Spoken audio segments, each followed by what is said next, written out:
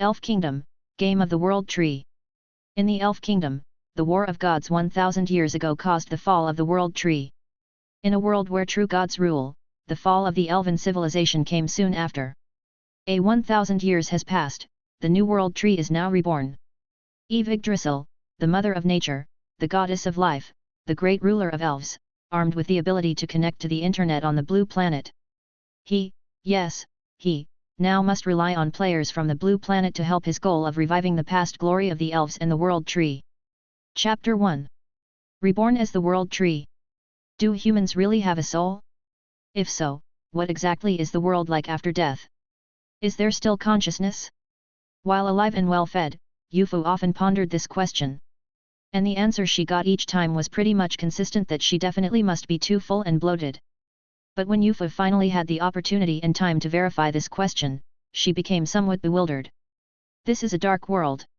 Looking at the boundless darkness before her, Yufu fell into contemplation. First of all, she could be sure that she was indeed dead, and then she came to this strange space. Although Yufu didn't know why she still retained consciousness, it was clear that she was trapped here. Loneliness, darkness. The only things visible were two swirling orbs of light, one blue and one green. Yufu tried to reach out a hand, then realized she didn't have a body, but seemed to be merely a bundle of consciousness. But fortunately, it seemed she could drift like a cloud. Could this be the soul?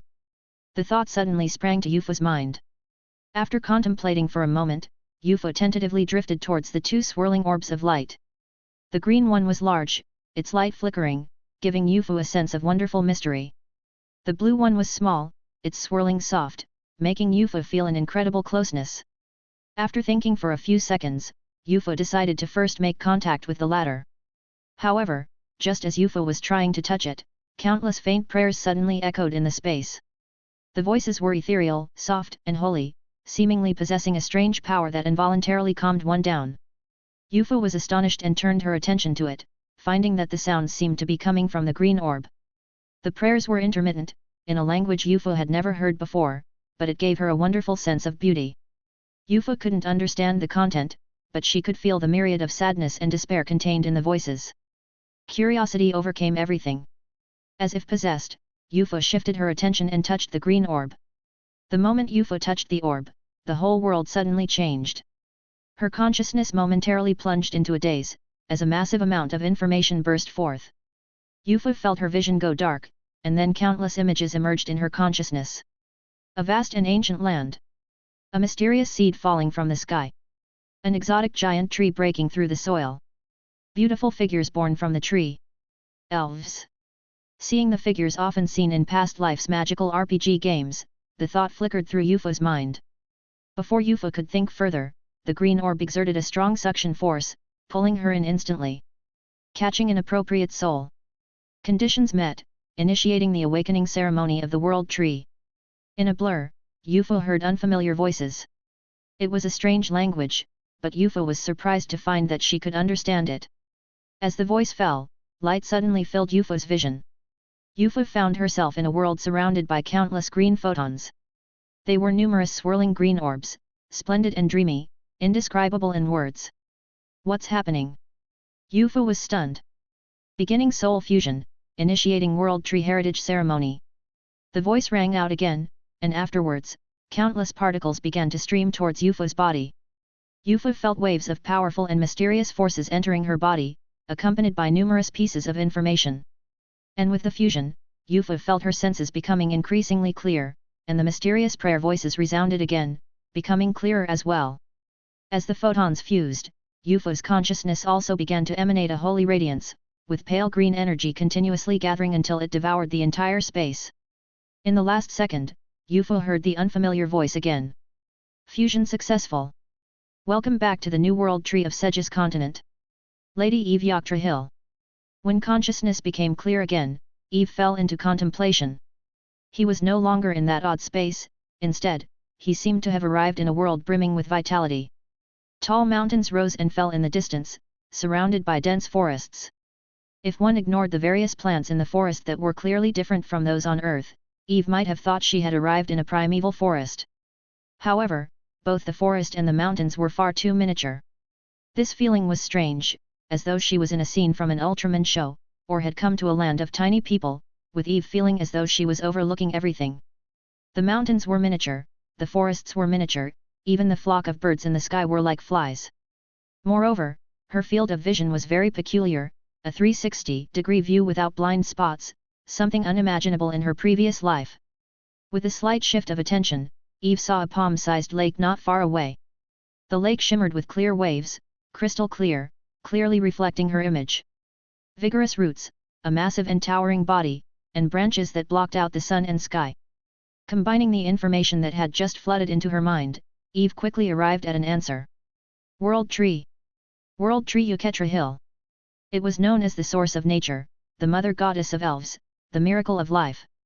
It was an entity on the Segis plane as ancient and mysterious as dragon history, a true mythical creature, with power rivaling that of the divines. It really is the World Tree. Looking at the wilted and withering leaves in the reflection, Eve did not know whether to feel melancholic or to sigh. Having sorted through the inherited information, Eve also roughly figured out her current situation. She, as a transmigrator, had arrived in a magic world called Segis. And as part of the transmigrator army, she seemed to have been chosen by the dying World Tree. Her soul merged with the Mother Tree's core and the remaining memories and inheritance, while retaining her own consciousness, becoming the new World Tree Eve Yggdrasil. A half-dead kind. The inheritance of the World Tree seemed to have some peculiar power to calm the mind. Eve did not feel any panic or helplessness, on the contrary, she was somewhat surprised to find that at this moment her mind was extremely calm, and even a bit delighted. Delighted, hey! Indeed, it was delight, the joy of surviving a calamity. Having merged with the inheritance of the World Tree, Eve knew she had struck incredibly good fortune. She was once a soul wandering in the void, and if not for an accident, destruction awaited her. However, this transmigration and fusion had given her a new life. No, a new tree life. Anyway, does this count as being alive again? Looking at her reflection in the lake, feeling the peculiar body she possessed now, Eve's heart was filled with curiosity. But at the same time, she also felt a sense of decay within this body. Without a doubt, her current state was far from good. Just from the reflection in the lake, the branches and leaves were withered, clearly on the verge of death. However, even so, Eve could still feel a certain powerful and ancient force deep inside her, brimming with vitality, stirring as though just awakened from slumber. Simultaneously, a strange feeling arose. It was a feeling of controlling heaven and earth. Eve felt as though she was the sovereign of this land, capable of dominating everything within a few kilometers as she wished. Once the thought emerged, it couldn't be stopped anymore. Eve looked towards a dead oak tree not far away, her mind slightly moved. With her thought, a peculiar event occurred. The withered wood suddenly regained its vitality, sprouting and unfurling its leaves, and in just a few seconds, it became lush again. Not only that, Eve also sensed a peculiar connection with the tree, as if she could control everything about it. However, at the same time, she noticed the covered power within her began to rapidly deplete, and a third of it vanished in the blink of an eye, which scared her enough to immediately stop reviving the dead tree. Now merged with the core of the World Tree, Eve knew that this power was the life energy, also the source of the World Tree's power, or rather, natural divine power. Once depleted, the World Tree would completely fall into slumber. That also meant the death of Eve. Feeling only 2/3 of the natural divine power left, Eve's heart slightly ached. She had been careless. She didn't expect that just trying out touching would consume so much. Focusing her attention on the withered wood she had just infused with natural divine power, Eve felt a bit odd. At this moment, the withered wood had completely changed its appearance, not only returning to its lush state but also growing nearly 3 times larger than before. Compared to the surrounding trees, Eve guessed this revitalized oak tree was probably at least 30 meters tall. Then the next surprising scene occurred. The lucky oak tree trembled slightly, and it struggled to pull its roots out from the soil. The vigorous roots twisted and coiled, transforming into 2 weird legs, while the branches turned into 2 strong arms, the canopy into fearsome hair, and at the top of the main trunk, a pair of bright eyes appeared. In a blink of an eye, it transformed into an imposing tree man. As Eve watched in amazement, this 30-meter-tall oak guardian shook the dirt off its legs and then, tremblingly turned towards the direction of the World Tree, knelt on one knee, and with a robust and sincere voice filled with excitement and devotion. "O Mother Nature! Oak Guardian thanks you for your care, please Mother Goddess, bestow a name." "Mother Goddess? Oak Guardian? Bestow a name? Looking at the miniature figurine-sized Oak Guardian in front of her, Eve twitched the corners of her mouth. At the same time, she felt as though she had formed some kind of connection with the other party, as if she could directly convey her commands. A bit of mischief rose in her heart. Eve's mind moved slightly, and in the heart of the Oak Guardian, a sacred, majestic, but ethereal and cold voice suddenly resounded. If so, you shall be called Berserker. Chapter 2. As the words fell, the massive figure of the Oak Guardian trembled slightly once more, and his half-kneeling posture became even more reverent. He performed a deep bow, his voice shaking with excitement, like a child praised by his mother. Berserker, praise the Mother Goddess. And at the same time, Eve felt a pure and warm power emanating from the Oak Guardian, seeming to cross the void and directly bestowed upon them, eventually gathering at the deepest part of their body, merging with the original natural divine power. Afterwards, to Eve's amazement, the natural divine power that had been depleted by a third had slightly recovered. Combining the information in her consciousness with some thought, Eve quickly came to an answer. Power of faith. Segis continent is a magic world where divine beings exist, with true gods presiding over the world. The power of divine beings originates from faith, with the power of faith from all beings converging upon the divine beings, then transformed by their divine nature into pure divine power. And the power that had just emanated from the Oak Guardian, was undoubtedly his power of faith. Having been personally enlightened by Eve using natural divine power, this tree man had undoubtedly become their loyal follower, naturally providing power of faith. Looking at the submissive berserker in front of her, Eve was increasingly satisfied, feeling that they were starting to grasp how to recover their power. With that thought, Eve once again reviewed the legacy information and indeed found relevant details. True gods exist on the Segis continent. And based on the sources of power for true gods, they can be divided into two factions, New God faction and Old God faction. The New God faction is also known as the Faith Divine Beings faction, mostly being later divine beings. They mainly rely on the power of faith provided by believers to convert divine power and strengthen their divinity, while also building their divine country to perfect their own world of faith. Meanwhile, the Old God faction is also known as the Mythical Creatures faction, belonging to the innate true gods. Their powers originate from the laws bestowed by heaven and earth, or they possess the ability to obtain divine power from void energy or other methods. Old gods don't need faith, but they can also grow stronger through faith. And the world tree belongs to this category. If the world tree were at its prime, it could draw energy directly from the void to gain divine power, or directly convert the life force of other beings into its own natural divine power. However, the world tree is currently dying and has lost its ability to derive natural divine power from the void. A dying world tree cannot operate on its own and can only indirectly influence the outside world through divine power, hence Eve can't actively absorb the life force from plants in the forest to recover their strength, because they themselves currently can't. And the method Eve could think of for increasing divine power was only through faith for the time being. However, the path of faith is not an easy one. From the inherited information, Eve knew that the struggle for believers among the divine beings on Segis continent was quite fierce, and the fall of the previous world tree seemed to be related to this. Thinking of this, Eve's gaze fell upon the loyal tree man follower they had created, and the more they looked, the more they saw their preciousness. A fanatic believer. The kind that's just one step away from being a saint. If only I could have a clearer understanding of Berserker's capabilities, something like an in-game ability display. They thought unconsciously. At the thought, Eve felt the natural divine power within their body decrease slightly again, and a profile of the Oak Guardian appeared in her consciousness, exactly like the game interface they had imagined. Name, Berserker. Race, Oak Guardian. Profession, Druid. Level, 51, Mid-Silver. True God of Faith, Eve Yggdrasil. Faith level, Zealous Believer. Titles, Nature's Favored, Guardian of the World Tree. Abilities, War Sacrifice, Oak Grip, Whisper of Nature. Eve was taken aback internally, their mouth agape in surprise. This, wish is coming true? No, this is the power of a true god. Although their mind was still filled with incredulity, having merged with the core of the world tree, Eve understood that in a sense, they were now considered a true god. True gods have touched upon the laws of the world. Although Eve hadn't yet completely harnessed their own power, they were already able to use natural divine power to perform some miracles. Materializing the other party's profile in one's mind was already a very normal operation.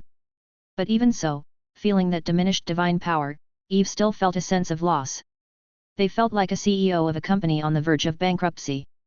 After reviewing Berserker's profile, Eve wasn't particularly satisfied. Mid-silver, a bit low. Having merged with the legacy of the World Tree, Eve had a clear understanding of the world's level system. The strength ranking on the Segis plane could be divided into 4 major ranks: professional level, legendary level, demigod level, and mythical level, with a vast difference between each. And the lowest professional level, also known as the mortal level, is divided into 3 tiers: iron, silver, and gold, with each tier divided into lower, middle, and upper ranks. Mid-silver, in the professional level, is considered mid-level at best, and it pales in comparison to the subsequent levels like legendary and beyond. I didn't expect that just to create a mid-silver level follower would cost so much, it feels like a loss. Eve muttered to herself internally. Materialize my own status. After some thought, they commanded in their heart again. As the thought passed, a similar information frame once again appeared in her consciousness. Name, Eve Yggdrasil. Race, World Tree, Ancient God. Level, 150, Mythical. Status, Weak Divine Power, on the brink of slumber. Control/Dominion, Nature, Life, Elves. Titles, Mother Nature, Goddess of Life, Sovereign of Elves. Divine Power Value, 10/500. Number of Believers, 3, Saints 0, Zealots 1, Devout Believers 1, Casual Believers 1. Abilities, Communication, Bestowal, Enlightenment, Healing, Summoning, Divine Descent. Who is Eve Yggdrasil? Well, she is the Mother Goddess. The World Tree is inherently the Mother Tree of Life and naturally a goddess. After playing various bizarre virtual games in a previous life, even becoming a goddess at this moment does not bother her anymore. Wait. So I still have a few believers? Seeing the number of believers, Eve was somewhat surprised, but thinking of the faint praying voices she heard before merging with the core of the World Tree, she then understood. If she guessed correctly, those voices probably came from her other believers. 10 points of divine power value, that's just too miserable. In that case, just now when she enlightened the Berserker, it took a whole 5 points of divine power value. And to acquire the ability to observe the target's status, it cost her another point of divine power value. I must empower myself. There's just not enough divine power value. Not to mention anything else, even just to have the ability to move freely, Eve urgently wanted to increase her divine power value. The World Tree on the verge of death is nothing but a log. Other than being consciously awake, there is no difference from being a vegetative person, truly the most miserable true god. At first, upon arriving here, she was very excited, but if she continues to stand here like a pole cosplaying as a backdrop, Eve feels she might eventually go mad. She must accumulate enough divine power value quickly, to recover from the brink of death, and at the same time, create her divine descent avatar. Once she has an avatar, Eve can move freely within a certain range. However, if she wants to use the ability of divine descent avatar, Eve checked and found that it would require 100 points of divine power value to be sustainable. From the current perspective, that's exorbitantly expensive. Thinking of this, Eve sighed in her heart. Too poor. Fortunately, the power of faith provided by believers can be transformed into divine power, but looking at that mere number of 3, Eve felt even more helpless. 3 believers, one of whom she had just created, which true god in the world is more pitiful than her? Although as the World Tree, an ancient true god belongs to the category of ancient gods and is not as dependent on faith as faith-based divinities, it seems faith is the only way Eve can replenish divine power at the moment. Right, where are the other believers? Suddenly, a flicker of interest arose in Eve's heart. Since she could contact the Oak Guardian, could she also reach out to the other few? She pondered for a moment, then dived back into her consciousness. In the vastness of her mind, Eve arrived once more at that mysterious green space. But now, she already understood what this space was. That was the divine core of the World Tree, as well as the embryonic form of her divine country. At this moment, the green space remains enveloped in a misty glow, chaotic. Eve sensed something in the midst of the haze. She was the sovereign of this place, she could manipulate and change everything within this space, but she did not attempt any transformation, because her current divine power was far too feeble to withstand such strain. Moreover, within the space, Eve found 3 bundles of green photons, twinkling like starlight. Those were the connecting pathways to her 3 believers. Besides those, she was surprised to discover the presence of a blue photon bundle she had seen before crossing over, which had felt somewhat familiar. Not only that, but the sense of closeness emanating from the blue photon bundle was growing stronger at the moment. After hesitating a moment, Eve temporarily gave up on directly contacting the other few believers and cautiously extended her consciousness into the blue photon bundle. As Eve made contact, a flood of information composed of numbers and symbols suddenly overwhelmed her. Virtual reality technology sparking a new technological revolution. Amazing, my country, expecting to achieve full coverage of the virtual network by the end of the year. Professional gamers staying up all night for a week, died suddenly in the gaming pod. Having held out for a few seconds, Eve quickly cut off the influx of information. She stared dumbfounded at the blue photon bundle before her, with tumultuous waves rising in her heart. This blue photon bundle was actually connected to the internet of the blue planet from her previous life. Chapter 3. Eve couldn't understand how she had connected to the online world of her previous life. Recalling her way of death in her past life, she made some guesses. She remembered that just before her death, she had been happily enjoying a virtual reality game inside a gaming pod, and her cause of death seemed to be several days of sleep deprivation. Yes, the last piece of information that had just emerged seemed to be about her. Virtual reality technology, a type of internet technology that has become increasingly popular on Blue Star in recent years, works by connecting human consciousness directly to the internet, creating a virtual world. Eve suspected that it was because she died while connected to the internet that she had established some sort of channel with the online world. Not only that, but by comparing the flow of time in both worlds, Eve discovered that the time in Segis continent was about 4 times faster than on Blue Star. What does this mean? Could she still be in touch with her old home after crossing over? At this thought, Eve didn't know whether to cry or laugh. She had already decided to embrace her new life, to forget everything about the past. But with this development, she somehow felt reluctant to let go. The nature of thoughts is strange, sometimes when completely cut off, they stay that way, but once connected, they give hope. Eve sighed in her heart. But now, she was the world tree of the Segis plain, her body from her past life had been cremated into ashes. Even if she could establish a connection with Blue Star's internet, what use would it be? She had tried already, her divine power seemed to only affect the online world, totally unable to affect reality on the other side. To Blue Star, even if she projected her consciousness there, it would only amount to an invisible clump of data. Moreover, to project her consciousness onto the network world there would be frighteningly draining. Eve had merely entertained the thought when she sensed that it would require at least 10,000 divine power units. She had transformed into a true god, her soul had already metamorphosed into a divine soul. Without enough divine power, the online world couldn't even carry a sliver of her consciousness. Merging with the world tree granted Eve a new life and incredible power, but it was also a prison. Maybe, once she became stronger, she could have a chance to return to Blue Star in her former life? This thought crossed Eve's mind. However, she quickly calmed down. That was far too ambitious. To squander tens of thousands of divine power units required at least a middle-level divine power, and right now, she was just a weak divine power being. Not to mention she was in a near-death state. Weak divine power, small divine power, medium divine power, strong divine power, great divine power. Her path ahead was long. And her current focus wasn't even on this. Glancing at her pitiful status bar, Eve sighed in her mind. First, stabilize my own condition. A dying true god is probably a walking gold mine. At least establish a firm footing in the Segis world and then consider the rest. At this moment, Eve also had a long-term and clear goal for the future. That is to strengthen herself and gain true freedom. With this in mind, Eve resolutely left the blue light cluster and returned to the 3 green photons. Ignoring the one from Berserker, she looked towards the remaining 2 photons. Suddenly, that ethereal, gentle, and sacred prayer sound came again. This time, Eve finally found the source of the sound, it was the brightest of the 2 photons. After hesitating for a moment, she ventured her consciousness into it.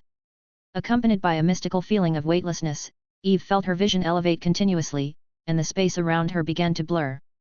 Soon, she exited the divine space, and her consciousness, as if being pulled, flew in a certain direction. After a momentary daze, Eve found herself in a majestic temple. The temple, made of vines and ancient woods, was adorned with exquisite and intricate patterns, giving off a natural yet sacred aura but appeared very dilapidated, an ancient and weathered feel hitting her directly. Where was this? Eve was slightly stunned. And when she spread her consciousness out, her heart suddenly felt strange. This temple. It was actually located on her own body. To be precise, on the main trunk of the world tree, only Eve hadn't noticed it before because she had been observing her surroundings. Was this a case of not seeing what's right under one's nose? After muttering a complaint to herself, Eve focused her attention on the front of the altar. In front of the altar, there were an elf man and an elf woman. The male elf looked extremely old, his hair and beard all white, leaning on a cane, wearing grey priestly robes, emanating a sense of twilight and decay. Deep in his eyes was an endless sorrow and despair. Eve's attention quickly shifted from him and focused on the female elf ahead. She was a beautiful elf girl. She appeared to be about 16 or 17, kneeling on the ground with her hands tightly clasping a leaf-shaped badge, her head slightly bowed, her eyes closed, muttering prayers. She possessed all the legendary beauty attributed to elves. Pointed ears, long slender neck, delicate and perfect features that appeared supremely pure and innocent. Her fair and delicate skin was like the first snow, and her golden silky long hair fell like a waterfall to the ground, adding a mature aspect to the girl. She was dressed in a beautiful priestly long dress adorned with greenery, golden patterns, and vine motifs making it sacred and solemn, along with an inherent elegant and noble temperament that made one feel unworthy by comparison. The prayers that Eve was hearing were coming from her.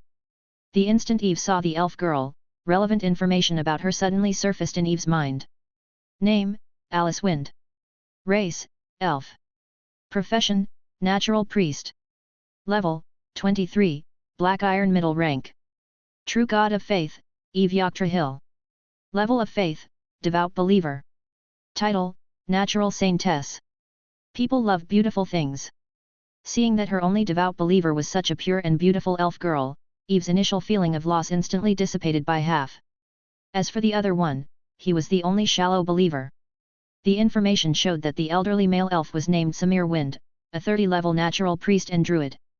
Both were black iron middle-ranked professionals, among whom the elderly elf was the highest, just one level away from black iron upper. Unexpectedly, these were her followers. Eve nodded to herself internally. Next, she planned to communicate with them and then find ways to strengthen her faith. Eve thought for a moment, prepared to use a bit of divine power to respond, but the elf girl suddenly stopped her prayer. She opened her emerald eyes, reached to wipe away a tear from the corner of her eye, sniffled slightly with her slightly reddened nose, and then struggled to stand up, supporting herself off the ground. Turning around, she gave a forced smile to her long-awaiting companion, Alice's clear voice somewhat hoarse and dejected. Grandpa Samir, the final prayer, has ended. She had been kneeling here for 3 days and nights, and all her hopes, ultimately turned into despair. Seeing the girl's lost expression, the elderly elf named Samir sighed. He masked the hint of grief in his eyes, and forcibly cheered up to comfort. Ah, there is nothing that can be done about it. No matter how much we persist, no matter how much we hope, we must accept this reality. He said, lifting his head to look at the fragmented statue above the altar, his muddy eyes slightly shimmering with tears. Under the divine crown of the Mother Goddess. She has truly fallen. In the hall, intermittent sobbing echoed. Moments later, the elderly elf sighed deeply. Let's go. Having held on for 1,000 years, there is no need for us to persist here anymore. With that, in the world tree divine space, the particles representing the two believers grew dimmer, almost extinguishing. Eve. Hey! Are you really going to abandon your faith right in front of your own true God? She was immensely frustrated. She had originally planned to perform a divine miracle to elevate the elf girl's affection to a fanatic believer and then turn the other shallow believer into a devout believer, but unexpectedly she was met with a severe setback just upon arrival. She assessed, unsurprisingly, that if she didn't act now, these last two indigenous believers would soon be saying their goodbyes to her.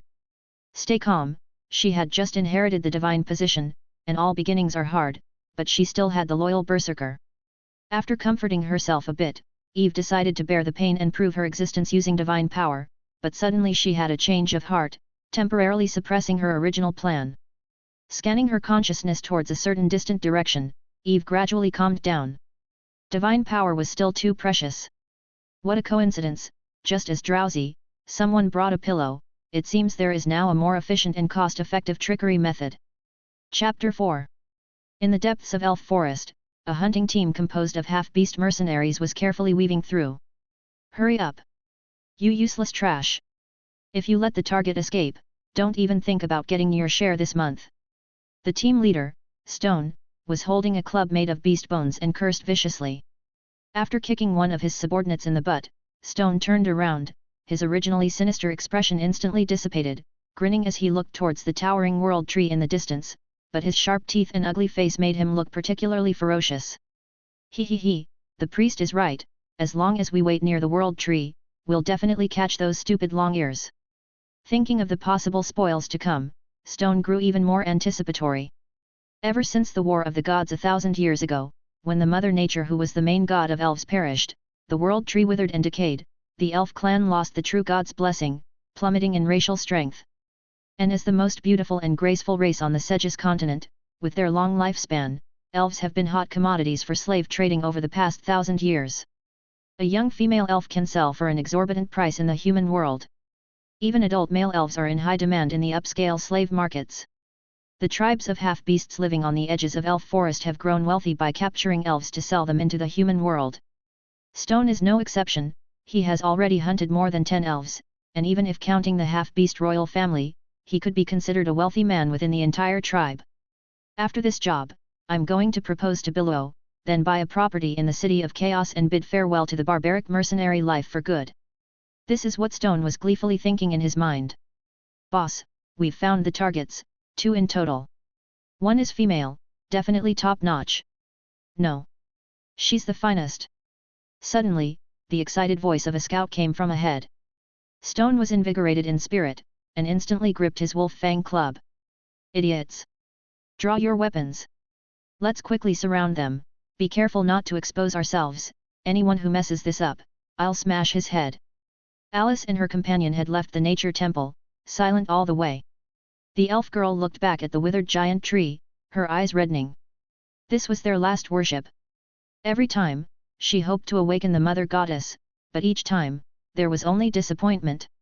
Now, even she, the holy daughter of the nature god sect, had to admit that the elf main god might have truly fallen completely. With the main god's fall, the royal family extinct, the elf kingdom shattered long ago, its people scattered and fleeing, their once dazzling silver civilization become history. Under the threat of the hunting team, the remaining clan members could only hide in secrecy. The future of the elves seemed devoid of hope. Thinking of those bastards who saw their clan members as goods, mercilessly hunting and violating them, Alice nearly ground her teeth to dust. But she felt powerless. Without the divine's blessing, the elves had long lost their once formidable power. I wonder how many of us will be left in 100 years. The girl sighed faintly. Old priest Samir remained silent. 100 years. Will there really be 100 years? The elf clan, they don't even have a complete group left. Even now, if they regained their strength, without the mother goddess blessing, without enough population, it would be very difficult to return to their former glory. The two quietly walked on, their moods heavy. Suddenly, Samir's expression changed slightly, and his pointed ears twitched. He abruptly straightened his body, plucked a branch and sniffed it at his nose, then his face turned pale. Damn! Half-beasts! Before his words fell, the surrounding bushes rustled loudly, and with excited howls, over a dozen ferocious and monstrous figures emerged from the ambush, surrounding the two completely. They were ambushed. Facing the sudden appearance of the half-beasts, both elves' complexions changed drastically, as they immediately leaned back to back, drawing their magic wands and weapons. The dozen or so half-beasts greedily gazed at the elf girl, their lecherous looks sending shivers down Alice's body. Seeing their familiar attire, endless rage surged in the elf girl's heart. They had encountered a half-beast hunting team. Old priest Samir's expression turned solemn, as he clenched his teeth and roared. I'll hold them off, you run. As soon as he finished speaking, he let out a high shout and chanted a fluctuating spell, transforming into a 4-meter-tall black-brown bear. This was his druid skill, which allowed him to temporarily transform into another natural creature and gain 70% of its strength. The bear he transformed into was a unique and powerful Tier 3 demon beast from the elf forest, possessing the strength of black iron upper rank. Sensing the bear's momentum, there was a slight disturbance amongst the half-beast mercenaries, and everyone's expression became serious. However, before the transformed Samir could attack, a massive wolf fang club suddenly flew over, striking hard against the bear's chest and belly. Along with a crack of breaking bone, the bear let out a pained howl, spitting out fresh blood before crashing to the ground, reverting to the old elf's form again. But at this moment, the old priest lay unconscious in a pool of blood, his body blurred from injuries. Just one strike, and their strongest fighter was disabled. Ha ha ha, so weak. The half-beasts let out cheers, then slowly parted, allowing a 3-meter-tall, mountain-like half-beast leader to walk through, none other than Boulder. Boulder picked up the wolf fang club from the ground, licked the dripping blood off the bone spikes with a mocking look in his eyes. Alice watched incredulously, her voice trembling. How? How is this possible? Old Priest Samir had the strength of level 30, already at the pinnacle of Black Iron middle rank. To defeat him in an instant, there was only one possibility. Black Iron upper rank. This leader was definitely Black Iron upper rank. And likely at the pinnacle of it level 40. A level difference of 10 was a crushing disparity. For a moment, she felt a limitless despair rising within her. She turned back to look at the withering world tree, her gaze filled with sorrow. Mother Goddess! Is this your punishment for us? Ha ha! Mother Goddess! Your mother tree had already been burned by the gods 1,000 years ago. Boulder glanced disdainfully at the distant great tree, licked the corner of his mouth, and shook his head. He was very pleased with his own strike. Just a few days ago, he had finally advanced to level 40, reaching the pinnacle of Black Iron upper rank, only one level away from the silver tier. Father God above! After this deal is done, I too will have the funds to prepare for the promotion to silver lower, becoming the most powerful person among the half-beasts. Rock thought gleefully. He sized up Alice from head to toe, a flash of amazement in his eyes, while his face couldn't hide the surprise. Indeed, she's good merchandise. Not bad, not bad, those humans will definitely like her. Having said that, he turned to look at the girl and threatened. Behave yourself, and you might suffer a bit less. He he he he he. The surrounding half-beasts also let out knowing chuckles. Alice's eyes were filled with anger, she took a deep breath, drew her magic wand, prepared to fight for her life. However, before she could act, Rock's figure flickered slightly, and with a snap, her weapon was sent flying. So weak, and you call yourself of the silver race? The voice of the half-beast was full of mockery. Silver race? Hearing these words, Alice's heart sunk even more. In the distant past, when the elf clan was still protected by the main god, each adult elf had at least the strength of a silver rank. And the race that matured into silvers was likewise known as the silver race. What splendor did the civilization of the elves hold back then? Legends, demigods, they were a common occurrence. And now, not even an individual of the Black Iron upper rank could be mustered. Moreover, to be insulted by the half-beasts, barely acknowledged as the Black Iron race. Alice clenched her fists tight, her heart filled with grief and rage. Hey hey hey, do you still think you have another choice at this point? Rock taunted. Alice gave him a resentful look, her heart despondent. Thinking of her kin, broken and destroyed in the plundering and killing, thinking of the tragic fate of her fellow slaves, Alice's heart grew colder and more desperate. Gradually, she calmed down. The elf girl closed her eyes, beginning to chant silently. Suppressive magical fluctuations spread out from the blonde elf at the center. Rock's face changed. Not good, she's trying to reverse the flow of magic power to seek death, stop her quickly. Hearing the leader's words, the half-beasts became agitated. Rock was even angrier in his heart. Alive elves were treasures, dead, they were just bodies. Alice pursed her lips, at this moment, her heart filled once again with memories. Those were the joyful times she lived with her mother 200 years ago. Those were the moments when the clan still existed, and everyone prayed devoutly to the mother goddess. Those were the scenes when her mother passed away, and she was chosen as the last natural saintess. A crystal tear rolled down, Alice uttered the final spell, instantly detonating her faith. A brilliant radiance blossomed from the girl's body, like a golden sun. Rock's facial features twisted, and he roared. Stop her! Before he could finish his command, the scene before him made him choke back his words. A subtle fluctuation passed by, and the light on the girl flickered, then deflated like a punctured balloon, returning to calmness in an instant. As if nothing had happened. The atmosphere turned somewhat eerie for a moment. Rock looked at the somewhat bewildered elf girl with a strange gaze, swallowed his heart back into his throat, and then chuckled with a waste. Alice looked blankly at her hands, muttering incessantly. Why didn't it work? I didn't chant the spell wrong. What just happened? Mother Goddess, can I not even control my own life?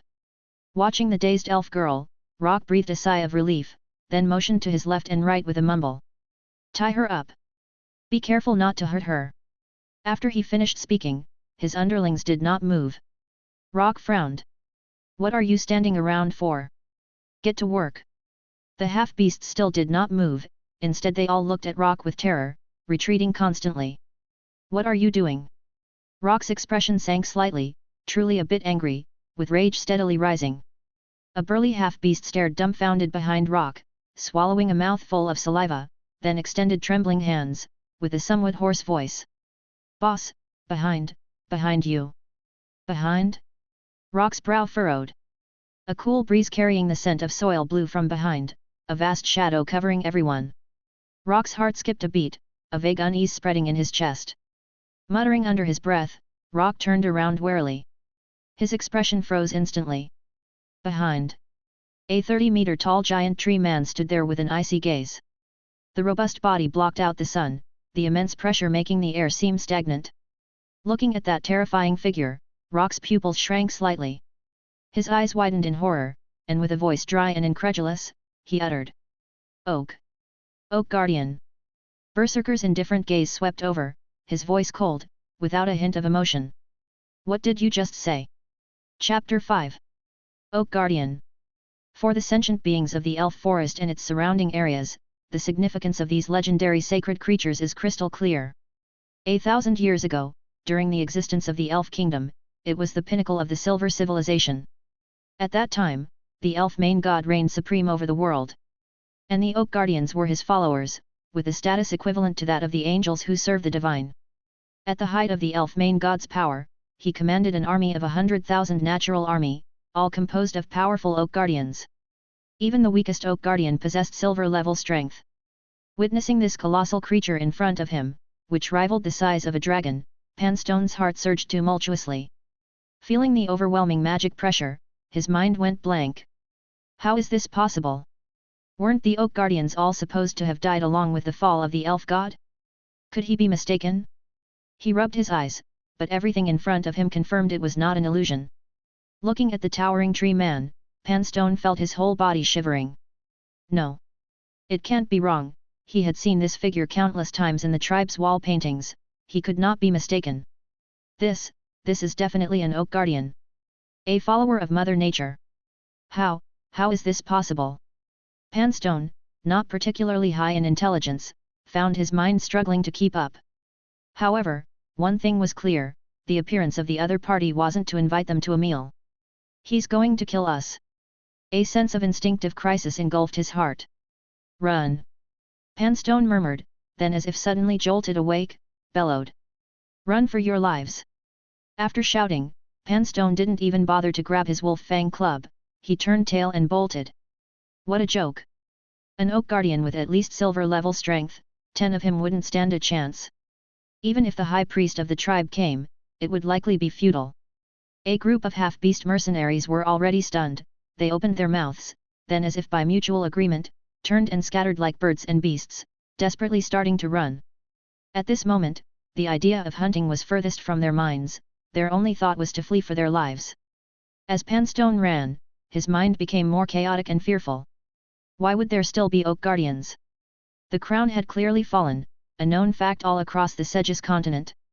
Without the patronage of a true god, how could there still be Oak Guardians? No. Could it be? Suddenly, an incredible thought popped into his mind, and somehow, the image of the majestic and ancient world tree surfaced in his thoughts. No, it can't be. At that moment, Panstone felt his throat dry and his body go cold. Run! Run fast! Back to the tribe! This must be reported to the priest. If it really is as he thought, then the half-beast tribe is in grave danger. Berserker was utterly furious. Moments ago, he had received the divine oracle from the great Mother Nature. Being able to dedicate his power to the great crown, Oak Guardian Berserker felt incredibly thrilled. However, when he arrived at the location designated by Mother Goddess, he found a group of ugly, evil half-beasts. What infuriated him even more was that these half-beasts were hunting the children of Mother Goddess. Not only that, hearing those evil half-beasts daring to blaspheme the great Mother Nature, Berserker's last shred of rationality completely collapsed. At the same time, the icy voice of Mother Goddess resounded again in Berserker's mind. Eliminate them. As if the last restraint had been released, the Oak Guardian became thoroughly enraged. Roar! A deafening roar shook the forest, startling countless birds. Blasphemers, die! The immense magic power mixed with a trace of divine aura spread out from the center of the Oak Guardian, and his already 30 meters tall body seemed to grow even more. Berserker, red-eyed, swung his branches-formed arms in an instant, bellowing. War sacrifice! A melodious chant began, and his arms immediately transformed into rapidly growing vines and tendrils, like dancing ropes, chasing after the numerous fleeing half-beasts. The vines moved incredibly fast, and several half-beasts had hardly taken a few steps before they were bound. What is this? Let me go! Let me go! Help! Lord Rock, save me! Monster! It's a monster! It's absorbing my life force! Ah! Ah! My legs! My legs! Hearing the countless tragic screams coming from behind, Rock's scalp tingled. Suddenly, a sense of crisis surged in his heart. Rock felt a thud in his heart and instinctively dodged to the side, only to see a thick vine shooting through the spot where he had just been, leaving him startled. However, before he could catch his breath, the vine charged at him again. He gritted his teeth and pulled out the curved knife from his waist, chopping fiercely at the vine. Accompanied by a clang sound, the knife in his hand broke into 2 pieces, while the vine remained unscathed. Under Rock's stunned gaze, the vine leaped up and bound him tightly. As he was bound, a terrifying force of attraction emerged on the vine, and before Rock's horrified eyes, he saw his robust body rapidly wither, his strength continuously weaken, and his life force quickly drained, aging him within seconds. War sacrifice! His voice was hoarse and aged, filled with boundless fear. War sacrifice, a mid-level ability of druids. The user can transform into vines, absorb the life force of the target for their own use, and sacrifice a portion of the gained power to Mother Nature. At the last moment of his consciousness, Rock finally remembered this horrifying skill unique to the furious druids. In a blink of an eye, the entire half-beast hunting team of over 20 people was annihilated. All these twists and turns happened in less than 10 seconds. Alice, sitting paralyzed on the ground, was stupefied. Oak Guardian! War sacrifice! Watching half-beasts turning into bones and ashes under the vines of the Oak Guardian in an instant, the elf girl muttered. Suddenly, as if realizing something, 2 lines of crystal-clear tears slowly flowed down her fair cheeks. Alice suddenly raised her head, with 7 parts surprise and 3 parts apprehension, her gaze somewhat bewildered, anticipatory, yet a bit fearful and ashamed towards the direction of the World Tree. Mother Goddess, is that you? A breeze swept by. Countless dazzling pale green lights descended from the sky, incredibly holy and solemn. The light carried a soft power, as if following some command, streaming eagerly into both Alice and Samir's bodies. The injuries caused by the forced detonation of her origin in the elf girl healed instantly, while the shattered body of the old elf Samir visibly recovered at a speed visible to the naked eye, with his consciousness slowly returning. Everything was like a divine miracle. The old priest tremblingly stood up, looking incredulously at the majestic Oak Guardian and then at his own injuries in disbelief. After realizing what had happened, he slumped back to the ground. His lips were sticky, his expression hopeful yet a bit uneasy, as if he wanted to believe in something, yet feared that what he had experienced was a mere illusion. Is this real? Can I believe it? Suddenly, a grand and holy voice echoed in their consciousness. My name is Yggdrasil. Both their bodies shook. They looked at each other, seeing the fear and disbelief in each other's eyes, but it quickly turned into boundless joy. It is the Mother Goddess. It really is the Mother Goddess. She has returned. In an instant, Alice felt all the strength in her body as if drained, her body trembled, and she couldn't help but fall to the ground, bursting into tears. As the voice entered, Samir's mouth slightly opened, his deep wrinkles uncontrollably trembled, and his cloudy tears fell like beads. Samir, once revered as an elder of the tribe, now wept like a child. Mother! Mother Goddess, is that you? Is it you? Mother Goddess, oh! Have you returned? Have you come back? The extinguished flame of faith reignited, soaring into the sky. Chapter 6. In the natural temple on the main trunk of the World Tree, natural Saintess Alice and old priest Samir knelt before the statue, somewhat uneasily. They bowed their heads, their faces brimming with boundless joy and deep shame. At this moment, Alice seemed to have undergone some inexplicable transformation, emanating a sense of sanctity and holiness. The old priest, having regained his composure, also seemed to have experienced a subtle change. Berserker Bossa stood to the side, his expression stern and fervent, like a statue. Did I perhaps overdo the persuasion? Inside the divine space, Eve swallowed nervously as she looked at the Believer Numbers section in her information frame. Believer Numbers, 3, Saint 1, Zealot 2, Devout Believer 0, Lay Believer 0. The operation carried out by Eve had a much greater effect than she had imagined. Initially, she had thought that providing timely help might better rekindle their faith, but she hadn't expected such an intense reaction. Previously a devout believer, Saintess Alice not only rediscovered her faith after this tumult but even surpassed the level of zealot to become a saint, a rare occurrence listed in the records. And the old priest, whose life was saved, has become a zealot just like the Oak Guardian. Eve would never forget the scene where the old priest, realizing what had happened, flung himself to the ground, slapping himself while weeping uncontrollably like a child. The infinite expectation followed by ultimate despair, and now the emergence of hope, brought about an extraordinary shock and effect. No wonder gods let their believers suffer hardships, offering a date after the bitterness makes the effect stronger. Could this be the so-called Stockholm Syndrome? That's not quite appropriate to say, but it does seem similar. Eve reflected for a moment and then checked her divine power value. Divine power value, 20/500. Increasing the number of believers could provide her with a steady stream of faith, which could then be converted into divine power values, something she had anticipated early on. Yet, the amount of faith brought by high-level believers still surprised her. She had only 10 points of divine power left, and the treatment of the two elves had cost another point, but when the two recovered their faith, they actually provided a full 6 points of divine power. This was too exaggerated. To think that awakening Berserker Bossa had cost only 5 points of divine power. However, Eve soon discovered that Alice and the others seemed to be endowed with some inexplicable force that burst forth as their faith was restored, resulting in the surge in divine power. This force was somewhat similar to the power of wishes. Besides, the Oak Guardian Berserker Bossa, having killed more than 20 half-beasts, had surprisingly provided her with 5 points of divine power. Eve felt quite odd in her heart. If the changes in Alice and Samir were surprising to her, then the situation with the Oak Guardian Bossa was downright shocking. Although Bossa had sacrificed all of the half-beast's life force to her, no matter how you looked at it, the life force of more than 20 half-beasts of average black iron middle rank couldn't possibly be worth 5 points of divine power. Let alone 5 points, even 1 point would be a stretch. However, the recent 5 points of divine power didn't seem to be all converted from the life force of the half-beasts. There appeared to be something else. This force was very similar to the one Alice and the others possessed. After reviewing the heritage records of the World Tree, Eve came to a certain conjecture.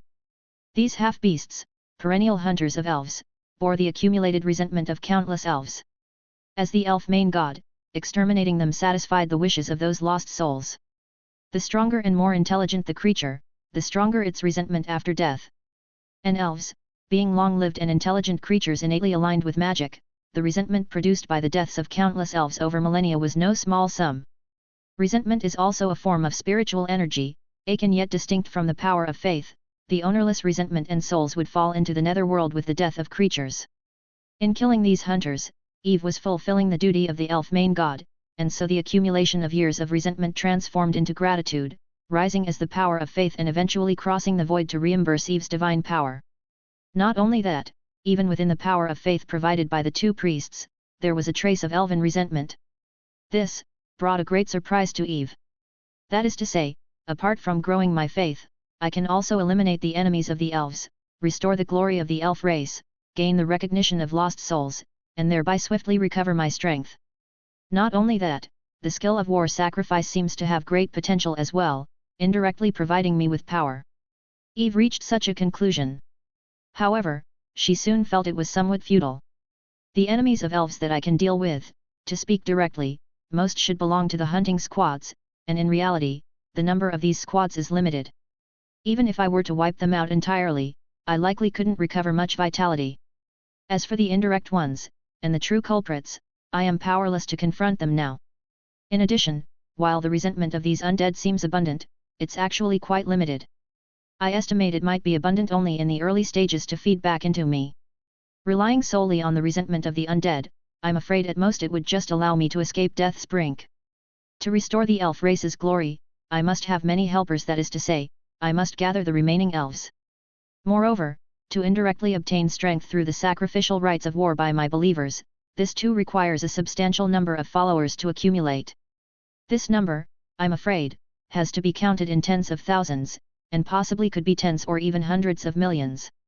But how many elves are there that currently exist? Having overheard the conversation between Alice and Samir, Eve has gained a considerable understanding of the current state of the elf clan. To sum it up, when the tree falls, the monkeys scatter, not even 1 in 10 survived, and the remaining elves are all hiding, with their once glorious civilization almost completely disrupted. If I really had enough time to gather my people, my divine belief would be nearly restored, so in this case, it doesn't seem to be a shortcut at all. And if I want to rebuild elf civilization, that's even more difficult, as the population base needed for a civilization is quite substantial. The more I think about it, the more disappointed I become. I'm still too weak.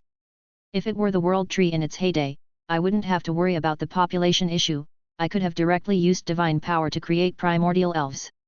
The primordial elves were the original generation of the elf race, the first group of elves to be born from the world tree. But on the other hand, if I really had the power to create primordial elves, I wouldn't need to rely on rebuilding elf civilization to restore my strength. This is essentially a dead end. Thinking of this, Eve feels utterly helpless. Creating primordial elves is too costly in terms of divine power for the current Eve. More precisely, to bring forth the souls that primordial elves possess is too great a drain on the ailing world tree. Eve has the divine domain of life and theoretically possesses the ability to create souls. But in the current state, her ability to birth souls is nearly lost, and the divine power consumption would be much greater when forced than under normal conditions. To put it in perspective, if the cost of creating a single soul in the prime era is 1, then the weakened state might require close to 10 times that. Forget about creating souls, even the enlightenment of Berserker's soul has consumed 5 points of her divine power. That's right, enlightenment of souls. Enlightening Berserker was an instance where Eve forced her abilities. And of the consumed 5 points of divine power, the majority was used on the soul. The energy spent on giving life to the Oak Guardian and the Silver Strength was actually very, very minimal. With Eve's current condition, the creation of a primordial elf soul from nothing would be even more costly. If she were just creating the body, the cost would not be so high. But if she doesn't bestow a soul, then the created beings are nothing more than empty vessels, utterly useless. Of course, as Eve's strength recovers, the cost of creating souls will gradually decrease, until finally returning to the normal state of birthing primordial elves.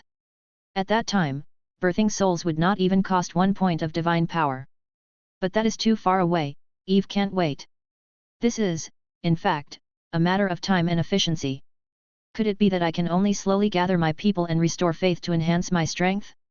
If so, it may take several decades or even centuries. Too long. And Eve doesn't lack for adversaries. Inheriting the world tree, Eve has also inherited the enemies of the previous world tree, and those old beings are true gods. The body of the previous world tree was secure for 1,000 years because the previous world tree, in the last moments of the divine war, exerted all of its strength to cast a cursing witchcraft on its own body. Under this divine arts, except for natural believers, no one beneath true god status can touch the body of the world tree. After the divine war, the magic power in Segis world became increasingly scarce, the channels between the heavenly realm and the secular plane closed, and true gods from the heavenly realm could no longer descend in their true form, while true gods of the secular world fell into slumber. In such circumstances, the world tree was able to be preserved. But when Eve inherited the legacy, this divine arts had already broken. If Eve doesn't have enough strength and is still on death's door, even the arrival of enemies with legendary power might not be something she could withstand. If there was a way to find a large quantity of souls, that'd be great. Come to think of it, if I had souls, I could just worry about the bodies, being able to create elves cunningly. With that solved, and by continuing to gather the remaining clan members and strengthen faith, with both aspects taken care of, I could gradually rise. But, where can I find souls? Due to the presence of belief, almost all the souls in this world are claimed. and Eve can't enter the netherworld. Moreover, even if she found usable souls, they must also be willing to be commanded by her.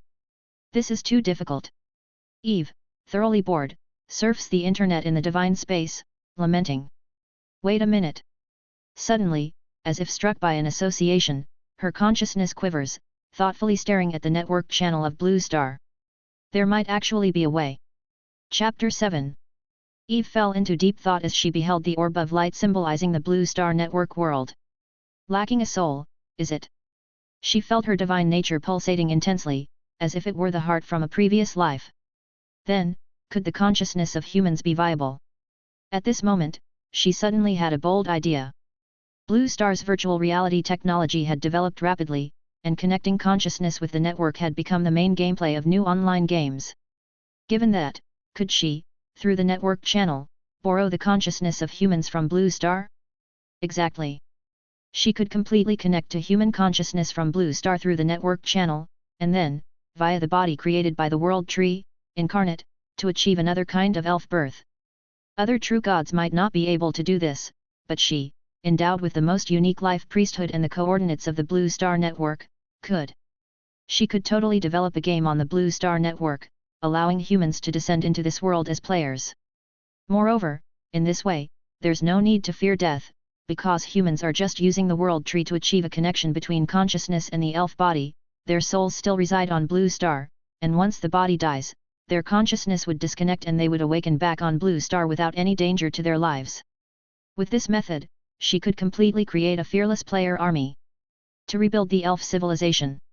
At the same time, players could also help her gather elves from all over the world and even aid her in spreading the faith.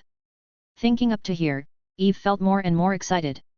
And not only that, she could also modify the rules of the birth bodies, integrating the slightly transformed war sacrifice skill into the body's instincts, so after the players descend, each of their level ups would also nourish her. As they level up, she also benefits. The small gains would accumulate and yield a considerable amount of divine power. Thinking of the group of frenzied hardcore players from her previous world's network, Eve thought the whole thing had great potential. As long as they could level up, as long as they could become stronger, they would do anything. What excellent leaks! When the time comes, she'd just manage operations, leave all the tasks to the players, and she'd have enough just lying down collecting divine power. I really am a genius. Thinking this, Eve could hardly restrain herself from taking action immediately. But soon, she held herself back. Sort out the matters here first. After making this decision, Eve exited the divine space. Her attention returned to the grand hall of the natural temple, where two elves were still kneeling devoutly. Saintess Alice bowed her head, praying and confessing. Alice is so silly, really. How could Mother Goddess truly abandon Alice? Alice's faith is still not devout enough. Mother Goddess, Alice is sinful. As a holy daughter, how could Alice have such blasphemous thoughts? Mother Goddess is omnipotent. If Alice's prayers are not answered, it means Alice is not devout enough. Even if Alice has abandoned Mother Goddess has not abandoned Alice. All of this is Mother Goddess's trial, yet Alice did not persevere. Alice is truly the least qualified holy daughter. Alice is so silly, really. And the old priest was prostrate on the other side, his devout voice trembling. Mother Nature above, I am sinful. I am sinful. Great Mother Goddess, it must have been demons that tempted my heart, how could I doubt your return? I am sinful. I am sinful. Listening to their incessant murmurs, feeling the immense regret and pain in their words, Eve felt a bit ashamed. However, the task of deceiving people still needed to be done, even if there's some shame involved. She lightly coughed to herself, slightly stirred her divine power, and began to show off. Ah! A profound and lingering sigh echoed through the hall. Majestic, holy, yet ethereal and pleasing to the ear, it seemed to carry with it the vicissitudes of ancient times, as if filled with endless sighs and sadness, instinctively evoking a feeling of utmost reverence. A faint green glow suddenly illuminated the entire hall, and two elf believers looked up with a mix of confusion and anticipation, only to see the altar's statue beginning to radiate a holy brilliance. The oak guardian stood as steadfast as a loyal guard, but the gleam in his bright eyes betrayed his inner excitement. Under the gaze of the three, an ethereal and sacred chant seemed to traverse through the ages, faintly echoing in the hall, while the once damaged elf statue began to repair itself autonomously. In a short while, a pure and beautiful elf goddess statue re-emerged on the altar. If those who had once seen the complete elf statue were here, they would certainly notice that although this statue resembled Mother Nature from ancient times to a great extent, it also possessed its own unique characteristics. The elaborate divine dress boasted the elegant and dazzling style of traditional elf civilization, yet also carried a hint of the charm of modern blue star art, and the face of the statue appeared younger, like that of a teenage girl, dignified, beautiful, and divinely noble. Eve observed the reshaped statue with a hint of surprise. This appearance wasn't deliberately crafted by her, instead, it naturally formed as she repaired herself. Is this my statue? Will this be the shape I take upon manifestation? It's quite pretty. Eve pondered thoughtfully. At this moment, she felt as though she had established a certain connection with the statue, and a sliver of enlightenment dawned upon her. This statue had become her symbolic token and representative, where any sentient beings could pray to the statue for her response, and at the same time, the statue could absorb the believer's faith, continuously channeling it back to her. Very good. Eve was quite satisfied. It's just that the consumption was a bit much. Eve thought with a twinge of pain. Unsurprisingly, Eve's divine power was diminished by 2 points, leaving only 18 points remaining. The three believers watched the restored statue with excitement, tears already blurring their vision. Nothing could better prove the return of the true God than the revival of a statue. This time, even the oak guardian berserker kneeled reverently on the ground, and their excited voices echoed throughout the hall. Praise the main God! Praise Mother Nature! Praise the great goddess of life! Your devout servant Alice /berserker /Samir, welcomes the return of the most exalted under the divine crown. It's kind of embarrassing. Eve shivered non-existent cold. She cleared her throat in her consciousness and then spoke. Arise! The majestic and sacred voice remained otherworldly and melodious. The three trembled, their expressions filled with fervor and emotion. They deeply bowed to the flickering statue, then slowly rose to their feet. After a moment of silence, the grand voice sounded again. I am aware of the matters concerning the elf clan. Having returned, I will naturally revive the silver civilization. Hearing these words, Alice and Samir's bodies trembled slightly anew. They looked up at the brilliant statue with joy, tears clouded their vision. Praise the elf main god! Their voices were slightly choked with emotion. How many years? How many years had the elf clan waited? At last, their mother had returned, their true god under the divine crown, returned. To revitalize civilization and faith, I need your strength. The powerful voice rose again, and the three believers shuddered, standing tall and impassioned. Praise the Mother Goddess! For your advancement. Alice /berserker /Samir is willing to offer up life and soul. In the year 1066 of the Eternal Era, the immortal world tree, the ancient deity Yggdrasil, awoke. The history of the elf clan turned a new page. Chapter 8. The incessant spring rain falls unceasingly. The lush forest displays more vitality after being washed by the rain, and a gentle breeze brings the fragrance of earth as everything revives. Standing in a side chapel of the natural temple, elf saintess Alice watches the small world outside the window in a trance, still feeling a trace of surrealism. The Mother Goddess has truly returned. Even though 3 days have passed, she still feels it all like a dream. At this moment, the elf girl appears even more sacred and noble. Having been promoted to a saint, her strength has undergone a remarkable transformation, skipping the black iron rank and directly entering the peak of silver lower rank, level 50. However, the girl does not rejoice in her increased power, her heart is filled only with endless joy for the return of the Mother Goddess and remorse and self-blame for almost abandoning her faith. I must practice diligently, live up to the entrustment of the Mother Goddess, and fight for the faith of the Mother Goddess and the future of the elf clan. Looking at the distant mountains, the girl tightens her pink lips and clenches her little fists. Alice! An elderly voice interrupts the girl's contemplation, and Alice's pointed ears twitch slightly. She turns her head and sees old priest Samir slowly walking toward her. Samir wears a grey-white priest robe and carries a prepared knapsack on his back, looking radiant as if he had rejuvenated hundreds of years. This image is hard to connect with the aged man who chose to abandon faith just 3 days ago. Having reinforced his faith and received the blessing of the goddess, Samir has also advanced in rank, becoming a silver lower, level 41, powerhouse himself. Grandpa Samir! Alice bows to the elder who has always looked after her. She glimpses the pack on the old man's body, her eyes brighten, and she asks joyfully. Are you ready?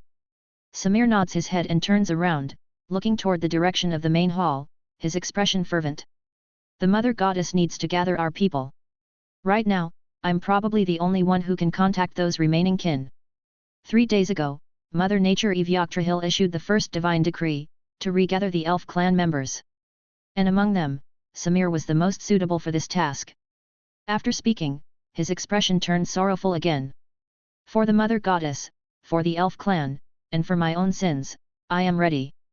Feeling the power granted by the Mother Goddess, Samir feels that his previous decision to abandon faith was utterly disgraceful. At the same time, his faith in Mother Nature has grown even stronger. Hearing old priest's words, Alice's emerald eyes slightly brighten. Gathering our kin, that's wonderful. Then, she adds with some worry. You are alone, you must be careful. Hearing the girl's words, a gentle look crosses Samir's face, and he gently pats Alice's head, saying. Don't worry. I am enough. Not to mention, under the care of the Mother Goddess, I have become a silver priest, and the Mother Goddess has even bestowed upon me a divine artifact which can detect our kin within a certain distance and defend against attacks of the gold level. He stretches out his hand, in his palm lies a leaf emitting a holy aura. It is a leaf from the World Tree, which Eve used 1 point of divine power to enhance, making it a crude sacred object. 3 days ago, Eve gave this leaf to Samir, ordering him to start searching for the remaining kin and guide them back. That's good. Alice nods slightly, then speaks somewhat regretfully. It's really nice. I wish I could join in searching for our kin. Samir laughs heartily, then seriously says. You have an even more important task. You must assist the Mother Goddess well and guide the chosen ones who are about to arrive. Guiding the chosen ones. Hearing this, Alice's eyes subtly light up, and she nods gently. Recalling the divine prophecy of the Mother Goddess, her heart swelled with admiration and zeal once again. Chosen one. 3 days ago, the second divine prophecy decreed by the Mother Goddess mentioned that soon, chosen ones from another world would arrive to help the elf clan revitalize their civilization as heroes. Furthermore, the Mother Goddess commanded Saintess Alice and the Oak Guardian Berserker to guide the chosen ones and assist them in adapting to this world. What would the chosen ones be like, I wonder? Are they elves too? Or perhaps divine envoys? A wistful look crossed Alice's face. After all, since they are chosen by the Mother Goddess, they must be like us elves, kind, just, honest, and selfless. She couldn't help but look forward with anticipation. Watching the eager young girl, old priest Samir's expression grew gentler. He looked up at the still dry canopy of the World Tree, his eyes gradually firming. The Mother Goddess has just revived, and her powers are still limited. We must strive to spread faith, to return the Mother Goddess to her peak soon, and lead us towards prosperity. Finishing, he and Alice exchanged glances, sharing a smile. Praise the Mother Nature! Praise the Mother Nature! Their voices were filled with vigor and passion. After delivering the task to several believers, Eve delved back into her divine space. She reconnected with the network world of Planet Blue and began constructing the game, preparatory for the arrival of players. In 3 days, she had already tested her ideas for feasibility, and now, what she needed was to perfect this game she named Elf Kingdom, and to make a name for it online. The level settings must be properly defined. In fact, taking the system of Sedge's continent as a template makes sense. For the initial phase, just having the Black Iron rank is fine, with a max level of 40. The job system could be directly copied too. Plus, add the attribute settings, these are the basics. For the early stages, I should make an appearance, just create a systemic interlude with a character model. Also give the players some little gifts, to pull on their affections. For the players' bodies, let's choose elves. Being born as elves is inherently a capability of the World Tree. To save divine power, their strength could be adjusted to the lowest level 1, anyway, those grinder players will definitely strive to level up. For their easier advancement, all potential talents of the body could be maximized. Yep, all of them are genius level. Transforming War Priest, integrating this skill into the body and combining it with advancement. This way, every time players advance, they also provide me with power. Based on this, one divine power can create about 100 bodies, early on, just 300 people as a prudent measure. Still need to leave some divine power for self-preservation, can't use it all up. When selecting candidates, attention must be paid, best to choose those who spend big time in virtual games, perhaps find some influential streamers online, this way can quickly establish a reputation, facilitating the increase in player numbers later. Also the system settings, this part can be managed by the divine power.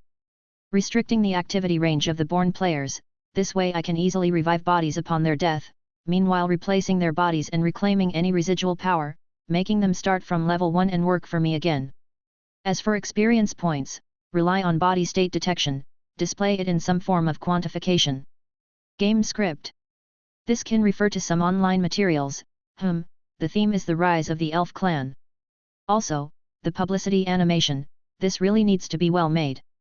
The World Tree heritage has some ancient divine battle scenes, yet, can directly use those, effects are stronger than anything.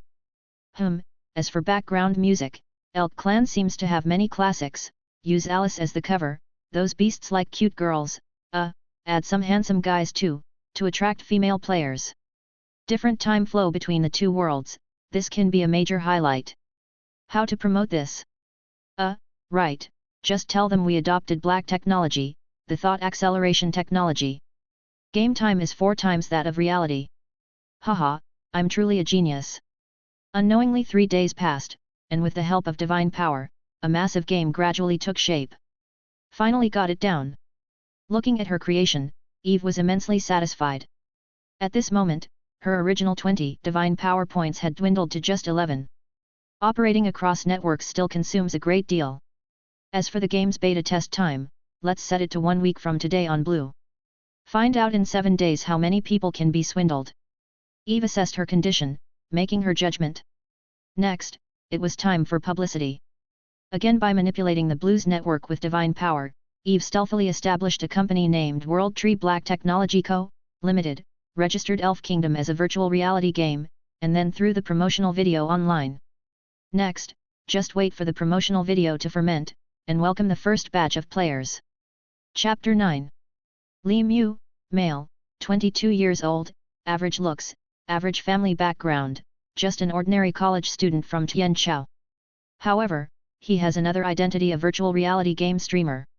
Ever since virtual reality games became a global sensation 2 years ago, he, who loved games and streaming, joined the army of streamers. With decent eloquence and wit, he also earned a modest income. But unlike many streamers who focus on a single game, he specializes in reviewing various virtual reality games. In his own words, although there is an increasing number of virtual games that are getting more and more elaborate, none have truly blown him away enough to make him want to keep playing. In the industry, he's also acquired a nickname Bug Picker King, for pinpointing issues in various virtual games. Actually, this is quite normal. Even though virtual reality networking has been fully developed in recent years and immersion pods have entered many households, the majority of virtual engines on the market still perform poorly, often resulting in all sorts of laughably tragic bugs during gameplay. And Li Mu, he earns his audience's laughs by finding exactly these kinds of bugs. Sitting in front of his computer, he brewed himself a cup of instant coffee and opened his streaming dashboard. Time to find a target for the new episode of Little Mu Reviews. Looking at the data on the dashboard, he sighed. Lately, the quality of newly released games has been so poor that even he doesn't feel like reviewing them. This is also because many have seen business opportunities in virtual reality, bringing all kinds of developers into the game-making fray. However, due to technical limitations, the quality of many of these games is simply unbearable. As a somewhat famous streamer, Li Mu wouldn't give those trash games the time of day, he only cared about those big-budget productions. After all, finding bugs in big productions is what gives a sense of achievement. I haven't been on for a week, let's see what new titles are on the platform. Humming a tune, Li Mu opened the virtual game recommendation platform. His eyes scanned over the advertisements, pausing for nothing. Another Xiangxia game? This genre has been done to death, right? Tisk, tisk, and the effects look like they cost 50 cents. Shooter?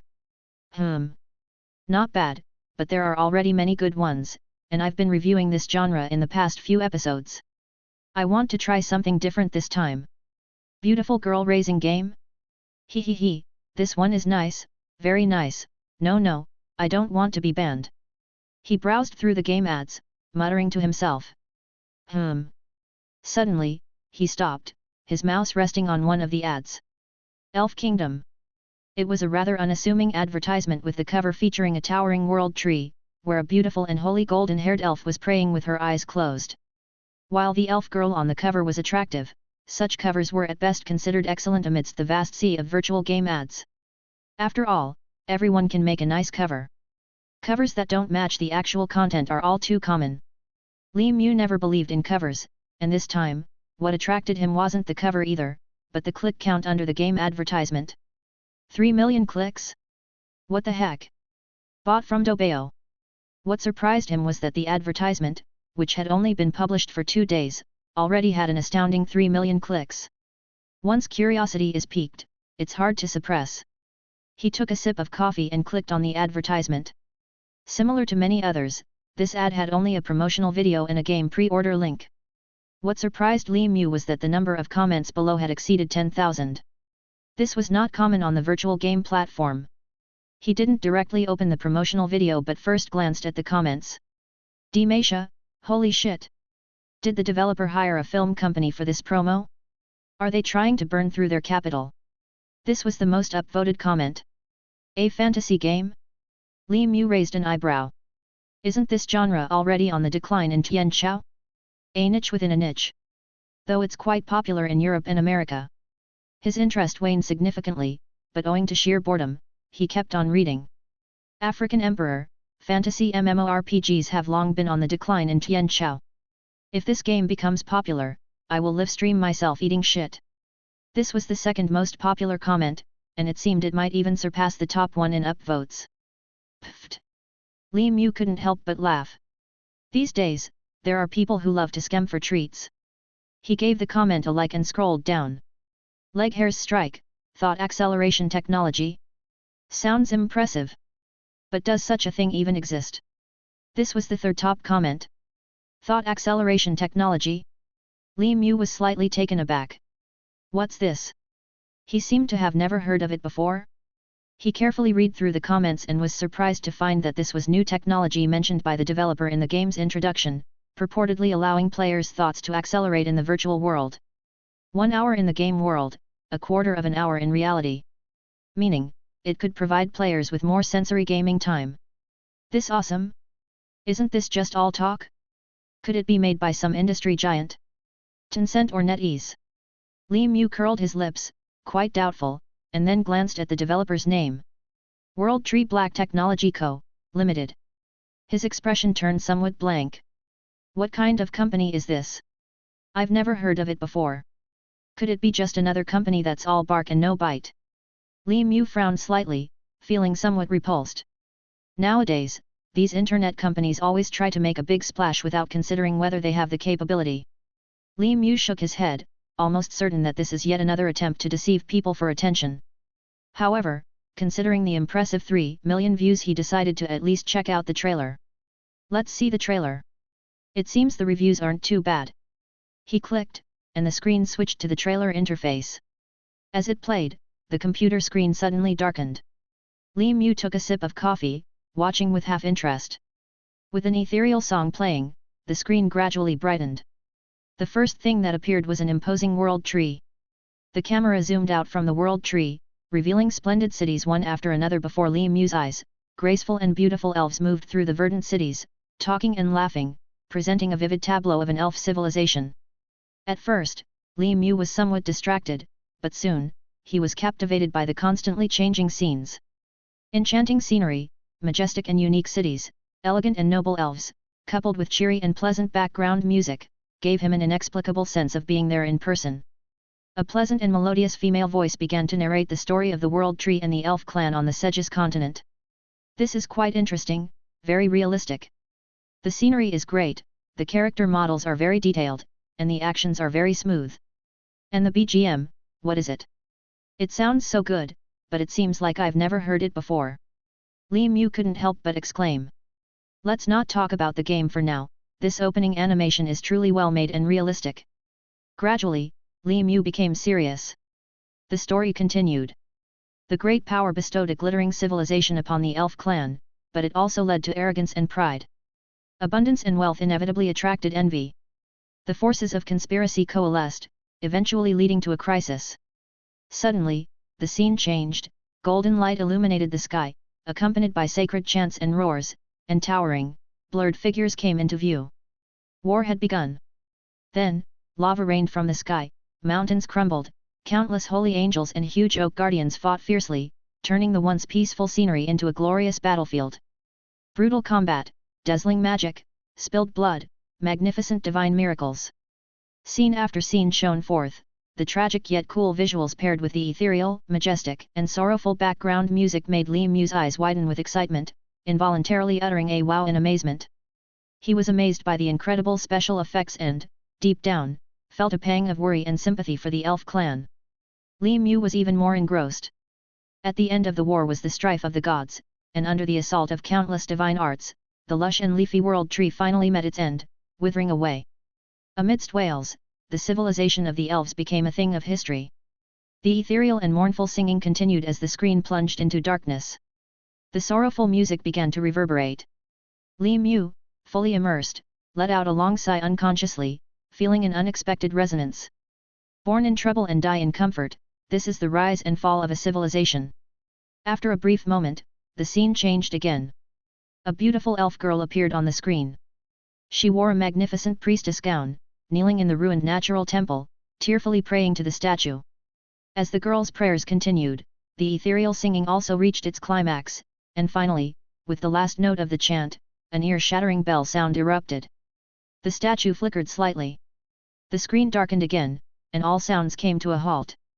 Seconds later, lines of majestic and indescribably artistic words appeared on the screen. Marvelous thought acceleration technology lets you enjoy the gaming world. Intelligent AI brings you an unparalleled gaming experience. Creating the most realistic, most profound, most immersive, highest freedom epic fantasy in history. On June 1st, the virtual reality Merpage Elf Kingdom officially starts its tests without deletion. We welcome you to sign up. Elf Kingdom waiting for your salvation. The trailer came to an end. Li Mu stared blankly, still unable to recover from the shock of the divine scenes just witnessed. After a moment, he pinched his thigh. Shit! How much money did they blow on storytelling and special effects? Chapter 10. The 10-minute-long promotional video seemed to Li Mu like every frame was burning RMB, and he wondered how much money had been spent to produce such an extravagant piece. If Li Mu were to rate this promotional video, out of a perfect score of 100, he would give it 99, deducting 1 point to keep them from becoming too proud. The visuals, characters, sound effects, special effects, every aspect was definitely top-notch in the industry and could even be watched as a movie. No, it's likely that most movies could not even compare. And the so-called thought acceleration technology also filled him with curiosity. However, Li Mu was not like other netizens who got all excited after watching the promotional video. On the contrary, he was very calm at this moment. The promotional video is great, but, can the game really be as good as the promotional video? Countless facts have proven that nowadays, as virtual reality is just starting to take off, there are many games that are all sizzle and no steak. Even though the promotional video for the Elf Kingdom was impressively spectacular, it does not necessarily represent the actual game. After shutting off the promotional video, Li Mu casually opened a search engine and unsurprisingly found that Elf Kingdom had already sparked widespread discussion on major social networks. Clearly, such a high-quality trailer, combined with mysterious new technology, had already whetted the netizens' appetites. Actually, Li Mu was also quite curious.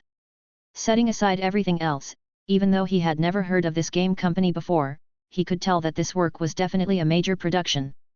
After all, it was clear that the promotional video had burned RMB like it was joss paper, and Li Mu guessed that the cost was probably higher than many of the virtual reality games that were currently on the market. Under such circumstances, he thought about it and felt that even if the game was lacking, it probably wouldn't be too bad. Moreover, he was very interested in that thought acceleration technology. Not only that, the Elf Kingdom promotional video had already exploded in public opinion and was also the best video material. Thinking of this, Li Mu nodded. This game is worth a shot. He then clicked on the game's registration link. The web page changed once more, bringing up the official site of Elf Kingdom. The official website was very crude, like it was haphazardly doodled by an amateur, which made Li Mu seriously doubt whether this was the same company that had made the special effects for the promotional video. But despite its crumbliness, it had everything a small sparrow would have: forums, comment sections, data columns, and so on. Li Mu glanced over it and clicked on the registration on the homepage. The screen flashed, jumping to the registration page. Welcome to the registration for Elf Kingdom June 1st non-wipe beta test. For your gaming experience, please fill in your identity information and related data. Thank you for your cooperation. Taking a look at the registration requirements, Li Mu was not surprised. Virtual reality games were highly addictive, so regulations that required real name verification had already been introduced a year ago. He filled in his information with ease and clicked on the register button. Registration successful. You are the 515,494th player to register for Elf Kingdom. Thank you for your participation. Seeing this number, Li Mu's mouth fell open slightly. Goodness! 500,000 registrants, that's too exaggerated.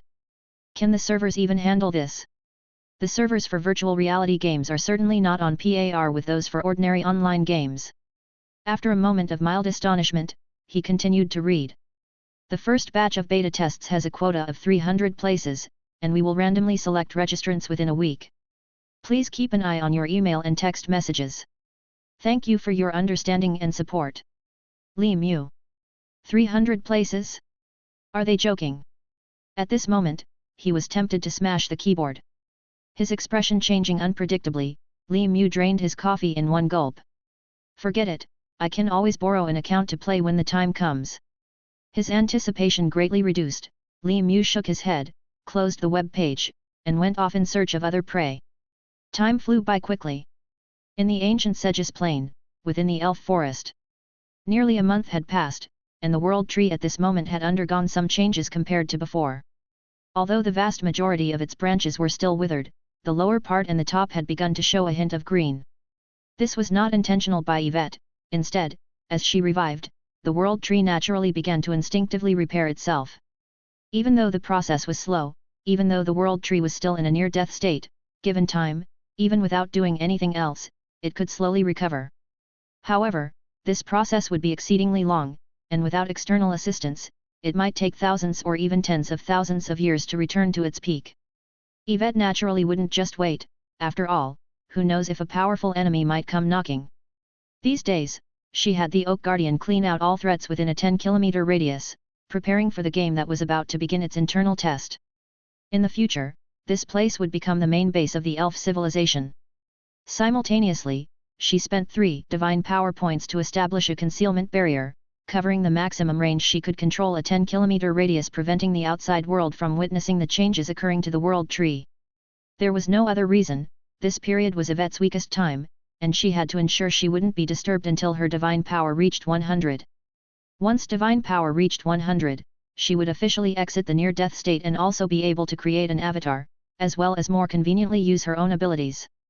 Glancing over her own status, Yvette sighed inwardly. There's still 11 divine power points left. I hope Elf Kingdom won't disappoint me.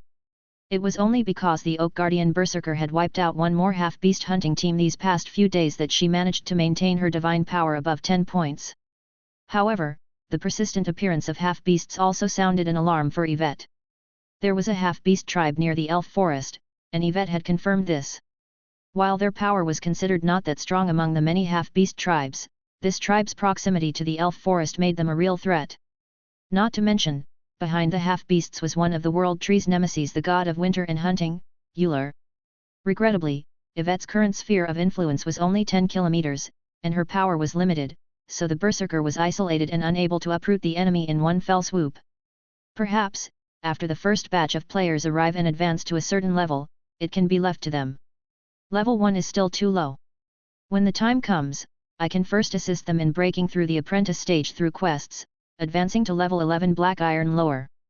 With Yvette's power, directly bestowing players with level 11 strength wouldn't consume much divine power, but in order to keep players from dying foolishly too easily, she decided to fix their strength at level 1 after their birth and resurrection. At least initially. This way, those folks should value their lives a bit more, right? And I can relax a little. Players would have a much larger range of activity than Yvette. Through testing, she discerned that the elven bodies she crafted in her connection could reach up to 100 kilometers, any further, and the link would be severed. Of course, if they were believers, the connection could be much further because there is a faith channel that exists between believers and the divine. However, being a Blue Star person, Yvette didn't expect her fellow Blue Star people to provide her with faith. After all, to them, it was just a game. And 100 kilometers was also the initial maximum range of activity planned for the players. To prevent players from getting lost, she had already set things up so when players stepped outside this boundary, they would automatically contact the mother tree and be forcibly teleported back. Furthermore, as Yvette's strength improves, the range of player activities can expand. If she becomes of significant divine power, she can even allow players to roam freely across the entire plane. Subsequently, Yvette once again immersed her consciousness into the divine space.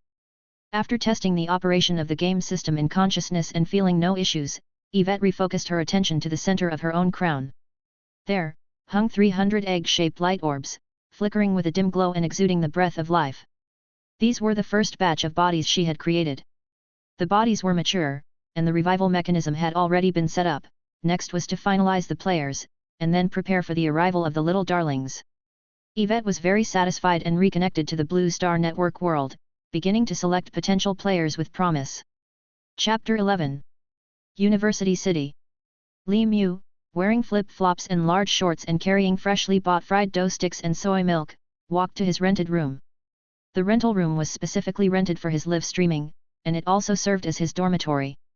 Suddenly, a pleasant ringtone came from his pocket. He paused slightly, wiped his greasy hands on his white tank top, and carelessly pulled out his phone. On the screen was a message. Congratulations! You have been selected as one of the first batch of beta testers for Elf Kingdom. Your invitation code is 233 123 124. June 1st, Elf Kingdom welcomes your arrival. Li Mu was stunned for a moment, seemingly still in disbelief. After confirming the message again, he slapped his thigh and grinned. Hey! I knew it! My luck is never bad. At this moment, all major gaming chat groups were exploding. Ah! I got selected! I got selected! What's got you so excited? Elf Kingdom! I've been selected as a beta tester. Damn! Impressive! Didn't the registration for the game's beta hit over 1 million?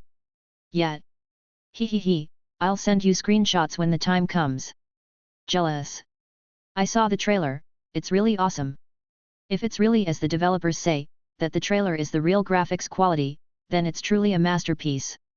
There are researchers saying the game team even specially designed the languages and music. That's freaking wild.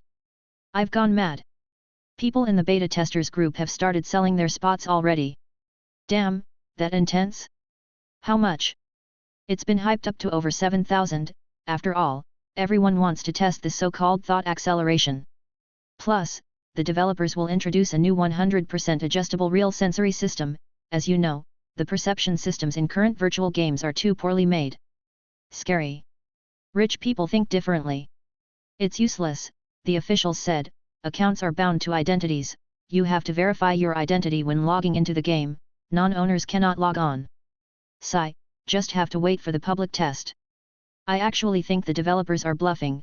Acceleration of thought and real perception, if that technology really existed, who would still develop games?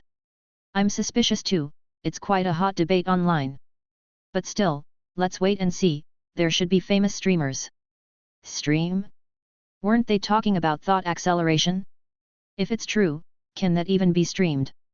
While peeking into the group chat and nibbling on fried dough sticks, Li Mu slightly smirked. Thinking for a bit, he typed. Got the clearance, on June 1st at noon, I will start streaming Elf Kingdom, welcome everyone to watch. Instantly, the gaming group exploded again. Holy shit! It's Mu! Mu got the spot! Mu is streaming! Front row seats! The game has been hyped so much online, I really want to see what it's like. Mu! Mu! I'm Demasha, I got the spot too, let's add each other as friends in advance. Carry me in the game, please. Watching the continuous stream of messages, Li Mu felt delighted. Time flew by, and soon, the beta test day of Elf Kingdom finally arrived. June 1st, noon sharp. Having finished lunch early, Li Mu entered the gaming pod and turned on the streaming function. Elf Kingdom had already been downloaded, and he expertly found the start key to launch the game. It loaded normally, first displaying the character creation screen. The only selectable race was elf, and there was also a face-pinching feature. To be honest, Li Mu seriously doubted whether this feature was even useful. Because even just looking at the system's default random faces, he already felt they were ridiculously handsome. The chat in the streaming room also took off. The character model is amazing. Is this a system default face? Did the developers just use the faces of young celebrities? So handsome. After all, it's an elf. Mude. Mude. I'm Demasha, add me as a friend. And please carry me through the game later. Why doesn't Mew choose a female character? Playing a game and still looking at a man's butt, what's the point? Glancing at the barrage of comments, Li Mu explained. It's not possible, this game binds gender to identity. After explaining, he set the color of his hair and pupils to black, changed the hairstyle to long hair, and slightly adjusted his figure to be more slender and androgynous in appearance. Pfft! Mew, you cross-dresser aficionado, are you cosplaying as Tongzi? Tongzi +1. Tongzi +2. Ignoring the teasing comments, Li Mu set his name as Li Mu. That's right, going hardcore. Then, he entered the game. His consciousness suddenly jolted, an indescribable feeling of weightlessness surged into Li Mu's heart, while his brain momentarily blanked out. As if traversing countless space-times, as if traversing through ancient times. When his consciousness became clear again, Li Mu found himself in a vast and magnificent world. Accompanied by melodious classical music, one breathtaking scene after another unfolded before Li Mu's eyes. The majestic world tree, the magnificent elf city, the brilliant silver civilization, the grand and tragic wars. Li Mu, as an observer, watched everything from a single perspective. Cutscene. It's a cutscene. The special effects are so realistic. Hey, you haven't seen the promo before, have you? The background music is really nice. Ah. I feel like it's affecting my emotions. In the live stream, the audience let out a sigh of amazement. Yes, it was indeed a cutscene. These were still scenes combined from Eve and the World Tree's lineage, designed to help players entering the game understand the history of elves and simultaneously instill the game's central theme in them. To assist the great ancient god Eve Yggdrasil in reviving civilization. The quality of the cutscenes was very high. Li Mu did not choose to skip but watched it with the audience in the live stream. 2 minutes later, the animation finally ended. Still left wanting more. Accompanied by the holy chanting, Li Mu's world changed once again. This time, he arrived in a vast white space, regaining control over his own body. Li Mu's spirit lifted, and then he stretched out his own hands. No longer the familiar greasy large hands, but now slender and fair, yet feeling an indescribable power. He touched his own body, the real tactile sense made him feel as though he had traveled through time. At this moment, all previous doubts vanished. A sense of wonderment at discovering a treasure emerged, making him exclaim. It really is a masterpiece. The character modeling is very lifelike. And it really restored sensory perceptions. The sense of gravity is just like reality. He pinched his face hard, feeling a slight pain. Hiss, the pain feels very realistic. If I didn't know this was a game, I would even suspect that I had traveled through time. However, this seems adjustable, pain perception can be reduced to 0%. He then pulled up his character card. Name, Li Mu. Race, Elf. Profession, None. Level, 1, Apprentice. Experience, 0/100. Health points, 50/50ths. Magic points, 50/50ths. Attributes, Constitution, 5, Strength, 5, Agility, 5, Magic Power, 5. While Li Mu was curiously exploring, a ethereal and elusive voice captured his attention. Welcome, chosen one from another world. The voice was melodious, ethereal, warm yet ethereal, but also endowed with an indescribable sense of sacredness, making one unconsciously feel the urge to worship. As the voice entered his ears, Li Mu felt as if his entire soul had been cleansed, extremely tranquil. He instinctively looked up, then opened his mouth in surprise. Chapter 12. In front of Li Mu, there appeared a holy goddess emitting a soft glow all over. She was wearing an elegant and splendid divine dress, her silver hair reaching her waist, and her purple eyes twinkling with mystery and wisdom, invoking an irresistible reverence in anyone who beheld her. She was so beautifully dignified that Li Mu almost couldn't find the right words to describe her, feeling that all the beauty in the world was insufficient to portray even a fraction of her. He stared so intensely that he momentarily forgot about live streaming comments. A gentle power radiated onto him, making Li Mu feel warm all over, and the solemn and holy voice of the goddess resounded again. I am the world tree controlling nature, life, and elves, the ancient god Yggdrasil. Brave chosen one, welcome to the world of sword and magic. That voice was so melodious, yet it instilled a sacredness that made one dare not profane. Li Mu unconsciously swallowed, his mind occupied with only one thought. Holy shit! This model and special effects are freaking awesome. He had seen good-looking NPC models before, but never one so outrageously beautiful, and moreover, with built-in beauty-enhancing and deifying effects. This was his first encounter. At this moment, the live streaming room was already flooded with barrage comments. Holy shit! Holy shit! Oslo! I'm in love, I'm in love! Don't stop me, I'm joining the religion. Goddess, may I touch your little skirt? Truly, in games with otherworldly themes, a goddess is a must-have. Wait, you group of fanatics. Did you hear clearly what they said? It feels like they spoke so fast. Of course, the last comment was soon drowned in the flood of "Way is dead" messages. Indeed, this goddess was the personified image that Eve could assume only after her transformation. To guide players and mark them with her own imprint, Eve specifically used her divine power to create a program guide featuring her humanoid image. Her original form was her divine statue. Every player entering the game would go through this process of blessing from the goddess, a part of the game system. Brave chosen one, to better adapt to this world, I will bestow upon you your own power. The ethereal and melodious voice of the goddess rose again, and she gently pointed toward Li Mu, causing a system window to appear in front of him. Please choose your class system. Strength type. Spellcasting type. Class selection. Li Mu stroked his chin.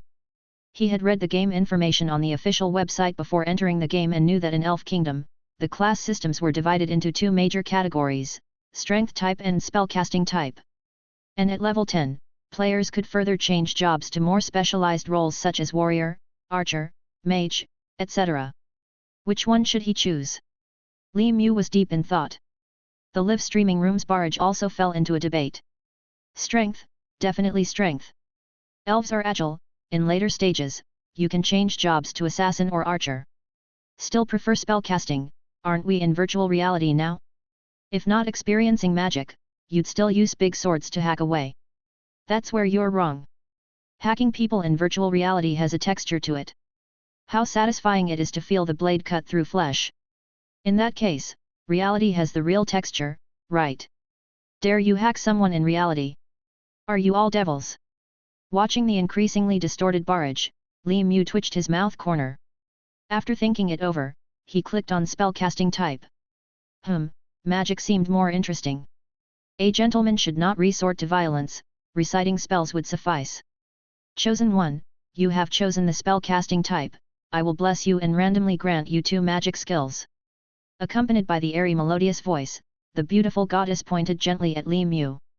Having embraced the heritage of the world tree, Eve's mind contained a set of skills that could be considered a complete system, and it was no trouble at all for her to pick a few lower-level skills to bestow upon players.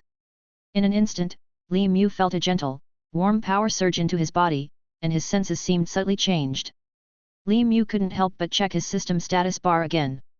Name, Li Mu. Race, Elf. Profession, Spellcasters. Level, 1, Apprentice. Experience, 0/100. Health, 50/50ths. Magic points, 100/100. Attributes, Constitution, 5, Strength, 5, Agility, 5, Magic Power, 10. Skills, Light Wound Healing, Entangling Vines. Attributes related to magic have been enhanced. Li Mu was thrilled. Chosen one, you have received my blessing.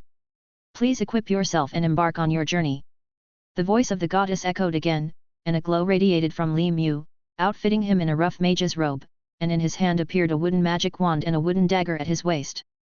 You have received an item, rough linen robe, white. You have received an item, rough wooden magic wand, white. You have received an item, rough black wood dagger, white. These are the initial equipment prepared by Eve for the players, made from the forest's trees and linen. These items are mass-produced, the standard gear for players on arrival, a small gift from Eve to the players. Of course, that's the limit of what she could do, any more and she would regret spending more divine power. Producing 300 sets of equipment took exactly 0.1 points of her divine power. With the blessing of the goddess, the scene before Li Mu's eyes changed again. A dazzling flash of light passed, and Li Mu instinctively closed his eyes. He felt as if he had broken through some barrier, born out of an eggshell, with his senses becoming sharper. Fresh air hit his face, and distant bird calls filled his ears. Li Mu slowly opened his eyes and found himself in a different world. Huge branches, the ancient and spectacular natural temple, the majestic mountains in the distance, and nearby, nearly 300 uniquely styled elves. Standing on the branch of the world tree, looking down at the tiny dense forest below, Li Mu fell silent. Holy cow! It's really 100% graphics quality. Love it. This game is going to be popular. The scenery is awesome. Pwahaha. I'm dying of laughter, these players are geniuses, why are their styles all so non-mainstream? What's with the red exploding hair? Wouldn't it be better to just stick to the system default face? So, spellcaster gear is robes and magic wands, and warrior gear is wooden armor and wooden swords, right? I love this scenery. Any scenic enthusiasts out there? Let's group up for a photo during public testing. Why isn't Mew speaking? Mew. Add me as a friend. I'm from Dalmatia. I entered the game too. The chat room, the comments became more numerous. After a long silence, Li Mu's voice trembled slightly, a gleam flickering in his eyes. Damn it! Seeing Li Mu with tearful eyes, the live chat was stunned. Holy shit, is Mew moved to tears? It must be the facial expression feature. Those tears look so real. Is the game experience really that strong? Watching the swiftly passing comments, Li Mu's face darkened. He carefully glanced down at his feet, then sharply inhaled, quickly raised his head, clutching his chest as he explained. No, it's not that. I'm just a bit afraid of heights. The chat room fell silent for a moment. What did Mew say just now? He spoke too quickly, I didn't catch it. Yeah, he spoke way too fast, right? It's like he hit the fast forward button. You guys only noticed now. Li Mu. Fast forward. Thought acceleration. It's thought acceleration. The reason Mew speaks so fast is due to thought acceleration. Definitely thought acceleration. Holy crap! Is it really thought acceleration? So does that mean 1 hour in the game is really 15 minutes in reality? Holy crap! This game is defying the heavens. With unbeatable graphics and groundbreaking technology, it'd be outrageous if it doesn't become a hit. Those haters better be ready to eat their words. Instantly, the comments exploded. Chapter 13. What's the most frustrating thing about playing games? That just when you've started and don't feel much time has passed, several hours have gone by and it's time to log off. Game time is always the enemy of players. And doesn't thought acceleration mean, in some sense, that players have more game time perceptually? Although it's just 1 hour in reality, with thought acceleration, it's 4 hours in the game. Elf Kingdom has drawn the attention of a massive number of players, not just because of its top-notch promotional video, but because of this technology. Of course, they don't know that it's actually just because the flow of time is different between the two worlds. But in reality, aside from the eye-catching thought acceleration, the quality of the Elf Kingdom game also greatly exceeds players' expectations. It's so realistic. Really so realistic. Completely different from those rough virtual online games on the market. Just as advertised, it truly makes one feel like they are in a real world. At this moment, all the lucky players participating in the beta test are filled with amazement and excitement. 300 uniquely styled elves, thrilled, explore and study this strange world in their own ways. Some stand in open areas, gazing at the distant scenery, exclaiming, "So tall! So beautiful!" Some swing their arms, feeling the gravity identical to reality, their expressions filled with astonishment. Some pinch their own faces, while sighing, "It feels so real." However, there are also some who aren't quite normal. An explosive-haired guy actually started stripping in public, causing a chorus of awe from the crowd. Surrounding players laughed and jeered. Even some blushing female players, while covering their faces, peeked through their fingers with big watery eyes curiously looking over. But, this guy is clearly going to be disappointed. After a few moments of stripping off his clothes, the most crucial parts were covered with golden holy light, blurring everything. Darn! It's actually an all-ages version. The stripping guy spat out in disappointment. Watching this scene in her mind, Eve felt her stomach churning. Thankfully, she had prepared the harmonizing holy light in advance, otherwise the game would have been reported by Blue Star as soon as it launched. She didn't want to be unilaterally blocked by Blue Star on claims of impure content. Glancing at the person who stripped, Eve silently made a note of it and urged Saintess Alice to quickly assign tasks to these beasts, to prevent any further antics. Most of those she had recruited this time were experienced online game veterans. Eve dared not bet on what kind of clever maneuvers this group of players would come up with. The Chosen One has arrived. Inside the natural temple. Sensing a tremendous wave of spatial power, Alice, who had been kneeling and praying in front of the statue, suddenly opened her eyes, her emerald pupils filled with excitement and anticipation. She picked up the hem of her sacrificial dress and stood up, ready to greet him. Meanwhile, Eve's solemn, serious voice echoed in her heart. Alice, assist the Chosen One in getting familiar with this world. For some reason, she felt that the Mother Goddess's voice sounded somewhat weary. It seems that summoning the Chosen Ones also took a lot of energy from the Mother Goddess.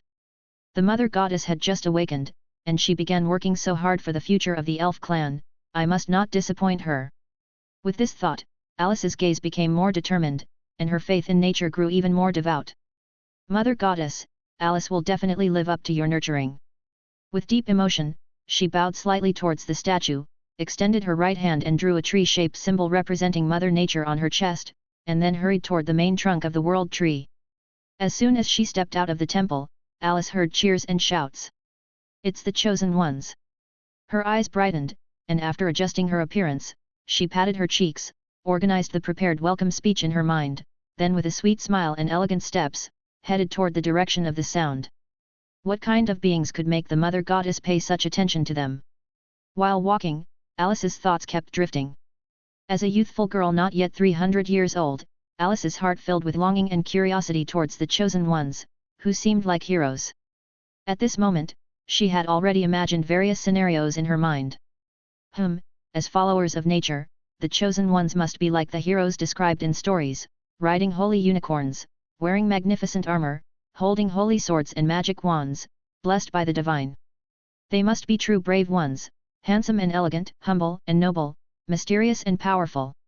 They must be like the legendary natural army, with iron discipline and conviction. Thinking this, Alice suddenly felt a strange nervousness. Tisk, what am I fantasizing about? You are the natural saintess. You must not disgrace the Mother Goddess. She shook her head vigorously, clearing her mind of these wild thoughts, but unconsciously quickened her pace. Pushing aside the obstructing branches, Alice finally saw the much-anticipated heroes. On the trunk, several hundred elves dressed in coarse robes and broken wooden armor as Chosen Ones jostled and made a racket. Some were fooling around, some were testing magic, others were picking at tree bark and pulling leaves, and still others were singing loudly towards the distance. More outrageously, there were a few naked male elves, their bodies shimmering with brilliant holy light, hopping from branch to branch, dazzling others. This tree bark is quite tough. Can't pry it off even with a knife. Where's my gear? Who stole my gear? Hey, can you guys not get so excited? Can we still properly read the newcomer's guide? What skills did everyone draw? I got strength-based, the goddess gave me cross-slash and spinning strike. Cross-slash looks cool. Who knows how to check the mini-map?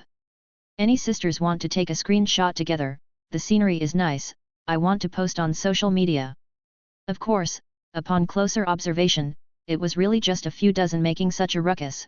Most of the players were normally studying the beginner's guide, but even a few dozen can skew the overall style of the players. From a player's perspective, it's actually not hard to understand, it can only be said that this game is just too realistic, making the players a bit too excitedly trying everything. But, for the native elves, it's different. Looking at the chaotic scene in front of her, Alice's smile froze on her face. Are these, the Chosen Ones? She rubbed her eyes, suspecting she was hallucinating. Taking a deep breath, Alice looked again. Hey! That's the gear I took off earlier. Don't just wear it randomly. Your name isn't on it, how do I know it's yours? Seriously, can you all just play the game properly? Didn't you say there would be a guide for new players? Where are they? It was still a complete mess. Crack. Alice felt like something in her heart had shattered. The combination of the elves' beautiful and noble appearance with such vulgar and nasty behavior was almost overturning the girl's worldview. She stared blankly, her eyes wide and mouth agape, her mind in total chaos. What is this situation? Aren't the chosen ones supposed to be the cherished of the divine? Aren't the cherished supposed to be noble and wise? Shouldn't those who arrive be heroes and warriors? This bunch of elves, undisciplined like goblins possessed, impolite like half-beasts, without a shred of shame, what on earth is going on? Suddenly, she noticed a few who were picking bark off trees with wooden swords. The girl's face changed, anger surged up, and she couldn't help but shout. Stop! What are you doing? Don't be disrespectful to the mother goddess! Her crisp voice suddenly emerged, attracting hundreds of players. In an instant, 300 pairs of eyes of various colors looked at the girl. The atmosphere fell into an eerie silence. Feeling hundreds of gazes staring at her, Alice felt her scalp tingle. She involuntarily stepped back, somewhat intimidated but trying to remain composed. She shouted. What are you looking at? Even if you are people chosen by the mother goddess, you can't be disrespectful to her substance. Her voice trembled slightly, revealing a facade of strength. The players looked at each other, and suddenly things got lively. Elf girl. So cute. She doesn't have a name above her head. She's an NPC. Nonsense. Look at her gear, so cool, she must be an NPC.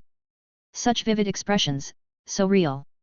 It doesn't have that stiff feeling from other virtual online games AI. Beautiful miss, are you a priest? Hey, calm down, you seem to have scared her. Looking at Alice, who was as alert and adorable as a small animal, some of the male gentleman players became curious and excited. Not good. Her expression is a bit too much, makes me want to tease her. Miss, what's your name? Are you a priest? Miss. Is there any quest available? Miss. Can I join your religion? Miss, may I touch your priest's dress? Because Eve had already made adjustments to language exchanges, the players' words were automatically translated into the language of Sege's world, and vice versa, so Alice could clearly understand what these chosen ones were saying. Hearing each of those frivolous remarks, the elf girl's face turned red with anger, shaking slightly. Blushing. She's blushing. Wow! Such a strong sense of interaction. This NPC is so realistic. I think she seems angry. Can you all stop? Even if it's an AI, can't you be more polite? Haven't seen such a vivid NPC before, just curious. Why isn't she talking? Hey, who has the identification spell? Can you identify her and try? I have it. Let me identify her. Mrs. Name is Alice Wind, profession is natural priest, level, can't see. Hey? Opening identification also unlocks the target's favorability. Fuck. Why is my favorability with her negative? Fuck. It dropped again. Ha ha ha. Is it because you made an ugly face? Ha ha ha, let me identify.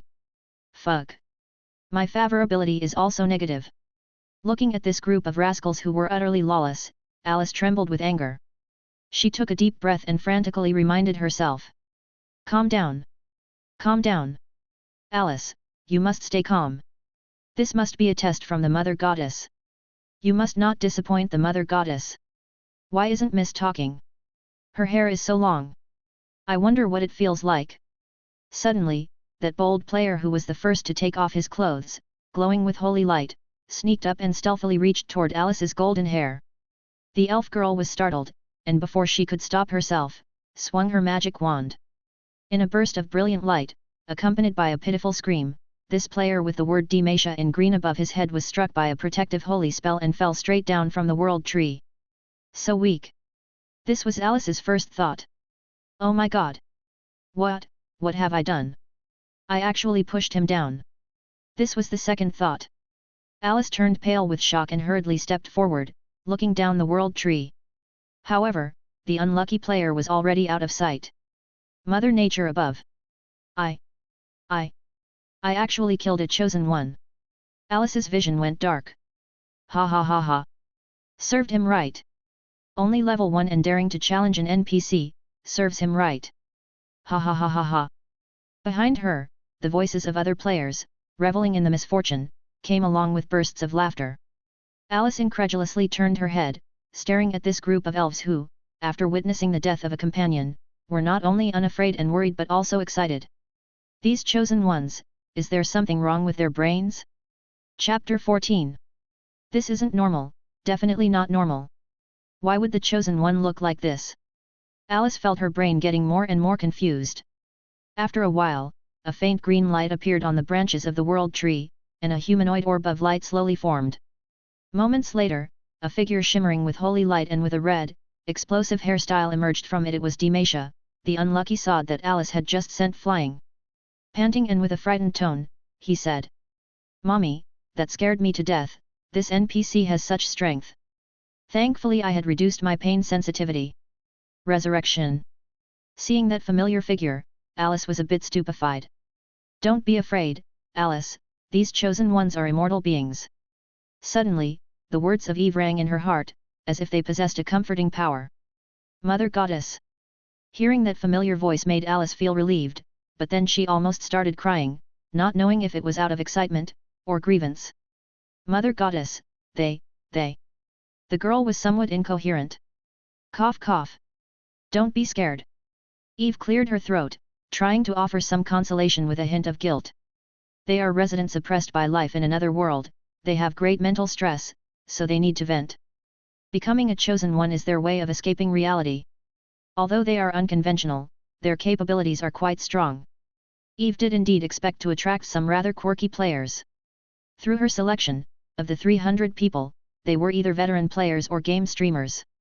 Long hours spent gaming or certain occupational diseases had led them to develop a lawless gaming personality, fearing that things might not be exciting enough if they're not big and dramatic. It's normal for them to do something out of the ordinary before fully understanding the game mechanics. But at the same time, their abilities in the game were definitely not weak. To sum it up in one sentence, the big shots are often goofballs. Of course, all this couldn't possibly be explained to Alice. After a moment of silence, Eve said to the girl, "Think of them as if they have a screw loose." Alice. But rest assured, they aren't bad at heart, and they're willing to work hard. You can give them tasks to do. And these 300 are just the first batch, the subsequent chosen ones will be much more normal. Subsequent ones? There are more to come. Alice was shocked. Sensing the girl's unease, Eve hastily added, "Don't worry, they won't always be like this." After saying that, she again manipulated divine power and transferred a list of information into the girl's mind. This is a list of daily tasks, which you can assign to them. It will greatly divert their attention. Eve didn't intend to get personally involved in everything. Since there were native believers, make the most out of the native believers by turning them into NPCs that offer some common in-game tasks, while she would only need to control the overall direction and key game plots. This was also Eve's method of promoting exchanges between players and native elves. In her conceptualization, what she sought to build was a new civilization that united players and native elves with strong cohesion. As for Alice, she was positioned as a rookie guide plus everyday task NPC, as well as the NPC to facilitate the player's career change to the priest class in the future. As for the short-term goals set by Eve, they were to have players grind out levels through tasks and to construct their camps. And so, the newborn elf civilization would have this as its starting point. After a burst of light, Alice found that something extra had appeared in her mind. Task list? Alice checked the contents and murmured. Repairing the temple. Gathering wood. Constructing houses. Alice. Isn't this just grunt work? Would the chosen ones be willing to do these tasks? Even when the elf clan was around, these kinds of chores were handed down to low-level servant demons. But these are chosen ones. Moreover, they don't seem to be the Mother Goddess's believers. And they are so indisciplined, lawless. In this situation, will they really obey? These tasks require teamwork. Alice was somewhat bewildered. No. I can't think like this. It seemed as if the guilt for doubting her own existence spurred the girl to vigorously shake her head. The words of the Mother Goddess must be right. I am the natural saintess, the closest devotee to the Mother Goddess, this must be a test from the Mother Goddess, and I must complete it perfectly. With this thought in mind, Alice silently prayed to the Mother Goddess above, and then stretched out her hand to draw the tree symbol of Mother Nature on her chest again. She took a deep breath and looked back at the players. The players were still in disarray, but no one was causing trouble anymore. Looking at the buzzing elves, the spirited Alice suddenly let out a sigh of relief, feeling an even bigger headache. How should I start speaking? And how can I make them willingly accept the task? If it's just like what the Mother Goddess said, then they are rather pitiable. Acting so radically, they must be under a lot of mental and spiritual pressure. They must be living a painful life in another world, surely suppressed. With these thoughts, Alice felt the group of rash fellows before her didn't seem so annoying.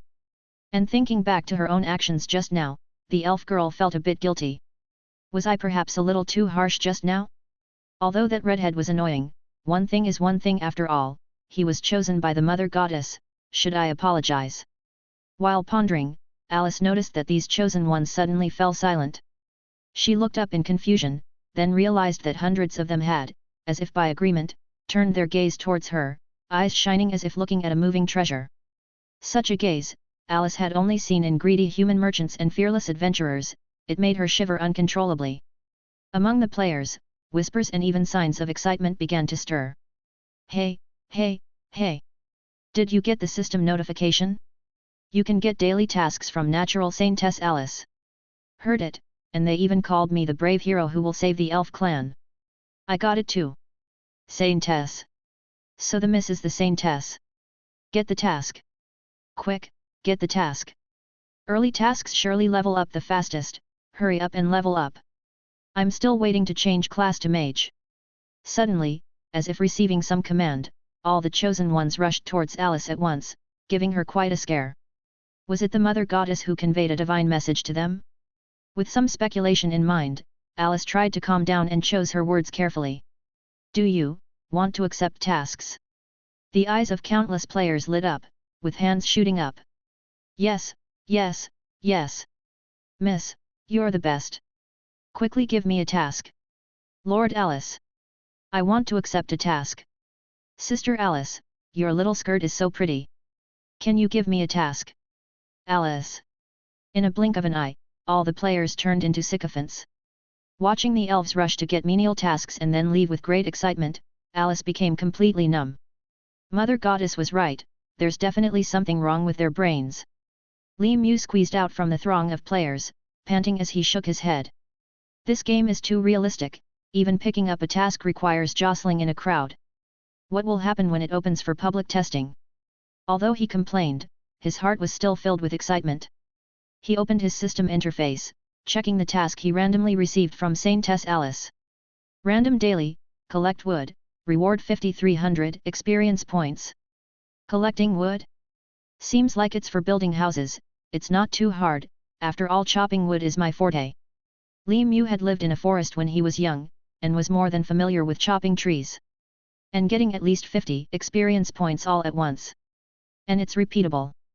Looks like I can use this for rapid experience accumulation and leveling up. But it seems every task is random. He curiously examined the specifics while heading towards the teleportation array of the natural temple mentioned in the task details. There, players could be directly teleported to the base of the world tree thousands of meters below. The other player elves also sprang into action. In an instant, hundreds of elves scattered, surging towards Elf Forest. High in the sky, Eve watched as the players gradually got on the right track, finally letting out a sigh of relief. Chapter 15. When Li Mu arrived in the forest, his sense of realism towards Elf Kingdom deepened. The ancient trees stood tall, branches interlocking, their grey-black bark covered in dark green moss. Vines wrapped around the trees as if draped in layers of a great net, with lush grasses as high as a person. The air was filled with the unique scent of plants and earth, incredibly fresh and pure. Occasionally, birds flew by, their chirping unusually clear, mysterious and ancient animal calls could be heard. Here, it was a perfect representation of a primeval forest. Further enhanced by the elf-themed background music that Eve paired with the game system resonating in the player's consciousness, a sense of fantasy far removed from the hustle and bustle of life couldn't help but rise in Li Mu's heart. He picked a branch, peeled a leaf, observing the clear outline of the leaf veins and the light green sap from the cut. Li Mu couldn't help but admire the game's creator's attention to detail. If it weren't for the fact I logged into the game myself and this amazing BGM, I might really think I've traveled to another world. He remarked to himself. He had turned off the live streaming feature and switched to recording. Actually, under the thought acceleration state, he couldn't really stream well anyway. After pondering for a moment, Li Mu opened up the game system to look at the beginner's information.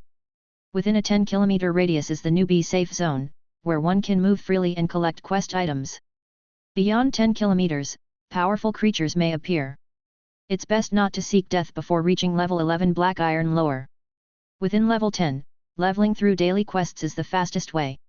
Upon reaching the experience points needed to advance to Black Iron, one can go to the Natural Temple for class change. After closing the beginner's info tab, Li Mu checked the map at the upper right corner of his field of view. The map was circular, with the world tree at the center, currently only showing a 10-kilometer radius, which was also the maximum range that Eve could effectively control. Beyond that was darkness, waiting for players to explore. What the forest was not short of, were trees. However, in searching for a suitable target, Li Mu became worried. Looking at the ancient trees whose tops could not be seen and breast height diameter was at least 1 meter, Li Mu felt his scalp tingle. These trees are too massive, aren't they? I should have formed a team. Every tree in sight towered into the clouds. After a long search, he finally found a passable one. It was a tree over 10 meters tall with unusual golden bark. Is this fir? Li Mu raised an eyebrow. As a college student who had taken forestry courses, Li Mu had a bit of research on trees. Although the tree in front of him was slightly different and the color of the bark was strange, it bore a great resemblance to the fir trees in his memory. Fir is an excellent building material. He was delighted and began to act. He grew up in the countryside, with both parents working in a forestry farm. He often worked alongside elders during his teenage years, and chopping trees was second nature to him. Picking up the stone axe he had just made with rocks, wood, and vines, Li Mu started cutting. Crack! Crack! The sensation of impact in his hands felt so real. With each chop, Li Mu felt as if he had returned to his youthful days. But unlike back then, the body he used now had greater agility and flexibility. He very much liked this feeling. Finally, with a crack sound, the fir tree swayed a few times and fell to the ground. At the moment the tree fell, Li Mu felt as if a certain force had entered his body, making him feel warm all over. This was the life force of the fir tree. When he cut down the tree, the modified war sacrifice within him started to operate, absorbing part of the tree's life force. The degree of life force absorption could be controlled in the game system, up to a maximum of 100% of the target. If uncontrolled, the default was that loot could not be completely destroyed, only about 20% would be absorbed, like in Li Mu's case. The energy he absorbed was split half for himself, the other half returned to Eve. Of course, Eve wouldn't care much for such a small amount of life force at the moment. This function was actually his long-term investment. The sensation of the energy flowing into his body was very peculiar. If Li Mu had to describe it in words, it would be refreshing. At the same time, he noticed that his experience points had increased a little, up by 10 points. Chopping trees can indeed help level up. Li Mu was internally pleased. At that moment, he felt the half hour of labor was worth it. He wiped the sweat off his forehead and shook his head. Doing it alone is too slow. For such tasks, it's best to cooperate with others. Using the entangling vines spell to wrap up the felled fir tree, Li Mu dragged it towards the direction of the world tree. The quest submission point was a clearing under the world tree, which was originally covered with shrubs and low meadows. Here, was the place Eve prepared for players to build their base and would also be the starting point for the newly born elf civilization. As Li Mu entered the camp, the formerly mystical and vast BGM in his game system changed to a cheerful style, making one's spirits rise. When he arrived, he found that many players were already there. They seemed to have received a clearing quest, busy removing weeds and shrubs. Some players seemed to have started the second round of quests and were beginning to try forming teams. Is there anyone on a wood collection quest? 4 short of 1. We need a spellcaster who can help stabilize the trees. Any constructors here? Took on a construction quest and need a commander. Any lumberjack teams need strength-based members? I got Berserk and Whirlwind Slash. A guaranteed one strike cut. After looking around, Li Mu quickly spotted the NPC girl surrounded by players. At this moment, Alice was busy, but she seemed in a good mood, her emerald eyes sparkling, pure and adorable. Li Mu swore, this NPC had the most lively, realistic and intelligent expression he had ever seen. However, whenever she saw the player's playful and smiling face, Alice's expression would slightly cool. After learning of Alice's identity, all players unlocked the NPC affection system. However, for the vast majority, the girl's affection for them was negative. Especially male players, it was said that the most exaggerated even reached -100. There was no helping it, the one who gave her the biggest shock was this group of shameless beasts. Whenever they met the girl, they would either flirt or play pranks, leaving the worst impression. Compared to them, female players were much more well-behaved and gentle, and Alice's attitude towards them was much better too. But even so, Li Mu could still feel a certain subtle barrier between Alice and the players. Watching the girl's changing expressions and noticing the players' facial expressions and movements when interacting with Alice, Li Mu became thoughtful. He thought for a moment, then suddenly had an idea. Taking a deep breath, Li Mu dragged the chopped fur over. After finalizing a quest with a female player, Alice noticed Li Mu's return. Seeing that the approaching chosen one was male, her expression faded slightly again. Is the task complete? Her sweet voice carried a hint of detachment. Li Mu nodded. He neither groveled nor acted arrogantly, looking at the girl with sincere eyes, yet his voice was full of respect, as if he were interacting with a senior in reality. Miss Alice, these are the materials I've collected. Please check them. Seeing the male elf before her with a proper attitude made Alice take another look at him. Today, he was the first male chosen one who could talk to her normally. The rest are either cynical, shameless, or brazenly audacious with unrestrained gazes. Although she didn't voice it, Alice could clearly sense that those guys seemed to have a peculiar sense of superiority when talking to her. They didn't look at her as a companion but as a tool, an item. She really disliked this feeling, reminding her of the humans who hunted elves. However, the slim male elf in front of her had eyes filled with sincerity. For a moment, the discomfort in the girl's heart lessened quite a bit, and her impression of Li Mu improved greatly. Her expression softened slightly, nodding to Li Mu. All right, let me see what you've gathered. Please. Li Mu pulled out the fur. Sun fur. Alice's eyes lit up. This is excellent wood. It has a strong affinity for light, not only is it building material for the temple, but it can also be used to craft wands. I didn't expect you could find this. The girl looked at Li Mu with a surprised expression. She didn't think there was anything wrong with cutting down trees. In fact, unlike many literary works and games on Blue Star, most elves from the Segis continent accept moderate logging.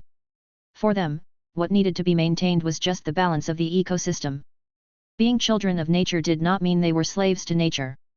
They respect life, but unless a tree gave birth to consciousness, developed a soul, it wouldn't be specially protected. Hearing Alice's words, Li Mu was slightly stunned, then smiled. It seems to be a cherished material. It looks like his luck wasn't too bad.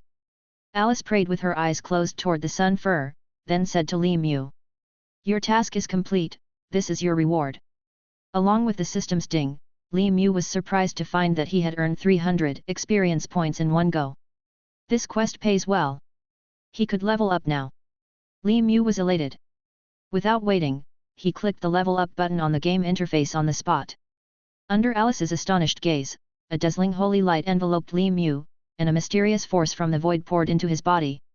It was the divine power of Eve, diluted countless times. Unlike other games, the level-up sensation in this game was so real and impactful. Li Mu felt warm all over, as if basking in the sun, while the strength within his body grew rapidly. In an instant, he felt his senses had been enhanced. The genuine sense of gain was unbeatable. 100 experience points were deducted, and his level was now 2. Looking at his character card, Li Mu was slightly pleased. All attributes increased by 1 point. Magic power even increased by 2 points. He tried to cast Entangling Vines and found that the casting speed had improved by nearly 1/4, and the spell's effect was much stronger. Previously he could only summon 1 vine, but now he could summon 2. If given a combat power evaluation, Li Mu felt he could easily defeat his pre-level up self now. Just one level up, and the effect was so significant, he couldn't help but wonder, what would level 11 be like? At this moment, Li Mu was even more excited about the future. Congratulations on your promotion. Alice's congratulatory words also followed. Li Mu looked up and realized that his affection with her had returned to a positive value. With a thought in his mind, he guessed a few things about the game's NPC system. After thanking the girl, Li Mu took up another quest. He planned to accelerate his leveling pace. However, for more efficient quest completion next time, he intended to team up with other players. Chapter 16. In the blink of an eye, dusk had arrived. In the elf forest, ancient trees of various shapes soared into the clouds, their branches crisscrossing, the lush leaves blocking out the sun. The golden sunset filtered through the shade of the leaves, shimmering like twinkling stars, with an elusive tranquility. A melody with ups and downs slowly began, as several sturdy vines suddenly burst from the soil and flew from all directions, wrapping around a tall ancient tree. Li Mu set down the magic wand in his hand, letting out a sigh of relief, and said to his companions behind. It's secured. Nice. The entanglement technique is so useful. Hey, now we don't have to worry about accidentally killing someone when a tree falls. Pfft. Demacia, that's purely bad luck, standing in the wrong spot. Why else do you think you're always the one getting hit? Get lost. Ha ha ha. A few elves in hemp armors chattered noisily as they rushed forward, wielding their wooden swords to start chopping at the base of the ancient tree. It feels weird. The goddess is the world tree, yet our task is to cut down trees. Maybe the goddess isn't feeling well, look at how the world tree is withering. But the forest here never runs out of wood, I guess the goddess wouldn't mind. Hardcore nature god sect. It's just a game, don't take it too seriously. If you hadn't mentioned it, I almost forgot this is a game. The players chatted while they worked. They were teammates of Li Mu. After submitting their first task, to improve efficiency in daily tasks, Li Mu formed a team with several players.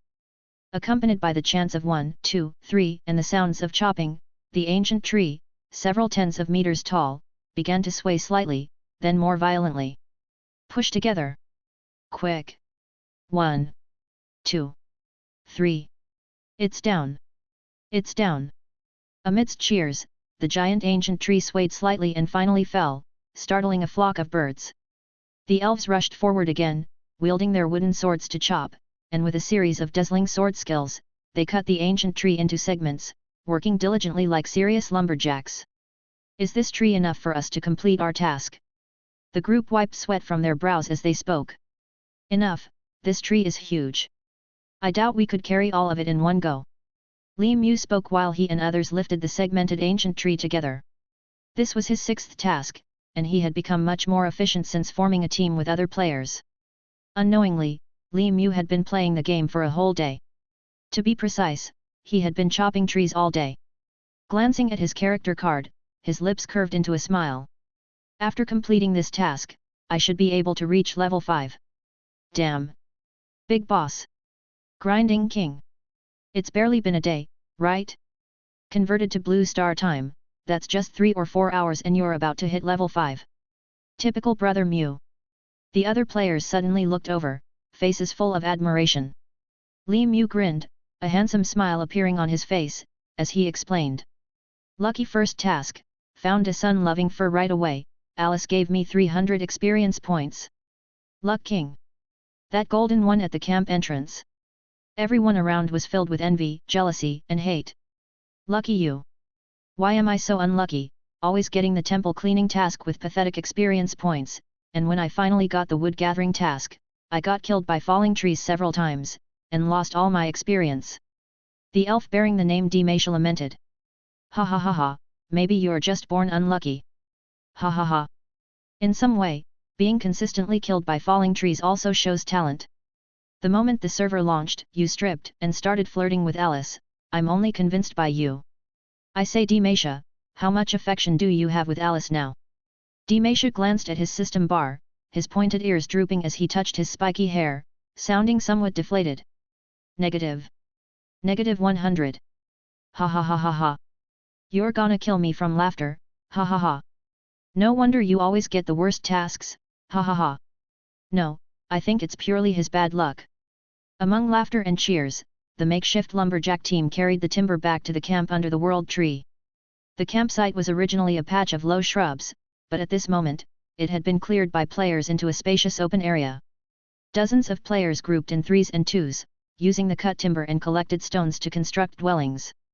Though the several distinct wooden houses were simple, they were already taking shape. The faster ones had even built a double-story wooden building. Looking at the sophisticated structure, Demasha couldn't help but exclaim. Talented! Such a short time to build houses. It's because of the skills. Not gonna lie, sometimes magic and sword skills are really useful, and the higher the level, the stronger one becomes, able to do more. Someone explained. Of course, design is also crucial. As he spoke, he pointed to the center of the construction site, where a tall pink-haired female elf in a robe stood, holding some kind of blueprints made from an unknown material, discussing with a few other players, with the name Gugu Bird in green letters overhead. See that? That Miss Gugu Bird over there is the real pro. Heard she studies civil engineering at Jinghua in real life. She designed several of these houses. Seems she's about to reach level 5 just from construction tasks. Li Mu looked over in surprise, quietly noting the name Gugu Bird. The other players were stirred. Oh my god! It hasn't even been a full day. Yes, I heard she's also planning to design an elf town with some other players who study city and garden rules, and she has already obtained the permission from the goddess. Oh my, what a talent! Real-life version of knowledge changes destiny. Isn't this too realistic? From what I can see now, the real purpose of this task seems to be to get us to build the town, doesn't it? Pfft, it really is about reviving the elf clan. The newbie village is even being built by us beta players. Are the officials that lazy? It's called engagement. I actually think tree holes match elves better, and chopping down trees, it just doesn't feel natural. Perhaps there's a deeper layer of meaning. Ivy has no deeper layer of meaning, he just purely wants to save his strength plus absorb some life force. After all, his life is crucial now, everything else can be postponed. Besides, he's not a deity of faith, but an ancient god who directly controls the power of nature, not strictly bound by the clergy's rules. Building the newbie village. Listening to the players' discussion, Li Mu pondered thoughtfully. He carried wood and came to the center of the camp with his teammates. A campfire had already been lit at the center of the camp. Several elf players surrounded the flames, nibbling on fruits from unknown sources, laughing and talking. And natural Saintess Alice stood aside, busy distributing and settling tasks with the players. For ease of movement, she tied her golden hair into a high ponytail, her expression focused. Her fair face was stained with a few smudges, beads of sweat under the firelight glistening enchantingly, looking very cute. The group approached the young girl to settle their task. Alice looked up, her eyes slightly brightened when she saw them, especially Li Mu. Task completed. She remembered this male elf well, this chosen one though frail, had worked very hard and even found a fine sun spruce. Besides, he was very polite, completely unlike some rough guys. Catching sight of a certain red-haired, explosive-haired guy in the team, Alice's smile faded slightly, she hummed softly, and Demasha shuddered slightly, sheepishly hiding behind Li Mu. It seems, streaking plus teasing, the girl has completely remembered him. Li Mu coughed and said respectfully. Miss Alice, we're here to submit the task. Alice's gaze returned, and her eyes lit up seeing the wood they were carrying. Quality pine wood. She nodded at them. Place it in the wood area, your task is complete. As soon as she finished speaking, all of them received the system's prompt sound, immediately letting out a cheer. Seeing the 150 points of experience credited, Li Mu's heart leapt. Upgrade time. Thanking Alice, Li Mu led his teammates away from the task area. Along the way, his teammates chattered. Brother Mu, impressive. Why do I feel Alice's attitude towards you is so good? Brother Mu, how much is your favorability with Alice actually? Li Mu hesitated, then said. Not much, just 20 points. Hearing this, the players exploded. Damn! That's already very high. I only have 2 points. 2 points? What about me who is negative, even though I've tried so hard? Forget it, several of us are negative too, we've done many tasks, the favorability should have risen, but Alice has never smiled at us. I heard female players do have some positive numbers. The favor system is too tough. Stop playing the victim, I haven't said a word with my -100. That's your own fault, who told you to touch her hair? Brother Mew, how did you achieve such favorability with Holy Miss? Why do I only get 1 point of favorability per task? Li Mew didn't answer immediately, he walked slowly to a wooden stump, clapped his buttocks, and sat down. It had fully darkened, the pristine night sky was immensely deep, the twinkling stars forming a magnificent Milky Way, resplendent and mysterious. The campfire blazed fiercely, crackling, the flames flickering. Many players who were constructing and gathering wood had stopped, they gathered around the flames, eating fruits collected from the forest, chatting and laughing. Some players grouped around the campfire and started a party, singing, dancing, and even someone used some material to make a bagpipe, playing music on the side. The whole camp was enveloped in a lively, joyful atmosphere, bustling with excitement, as festive as a holiday. Watching all this, Li Mew's gaze seemed a bit dazed. He picked up a purple blueberry he had plucked on the way, popped it into his mouth. With a gentle bite, milky juice spilled out, sweet yet slightly acidic. The evening breeze from the forest blew, making the campfire flicker, the laughter of the players ebbing and flowing, like a dreamlike illusion. Everything, as if a sanctuary away from the mortal world. He sat quietly on the wooden stump, intently watching everything in front of him. This feeling was quite marvelous, different from any virtual online game he had experienced before. Li Mew felt as if he was not playing a game, but participating in an interesting large-scale outdoor camping in reality. A group of strangers, away from the hustle and bustle and worldly affairs, away from the disappointments of reality, came here together, shared tasks, shared joy. All this, like an unreal dream. Yet this dream was so beautifully illusory. Taking a deep breath, at this moment, Li Mew felt an unprecedented calmness, all his troubles thrown to the back of his mind. After a moment of silence, he explained. Perhaps, it's the immersion.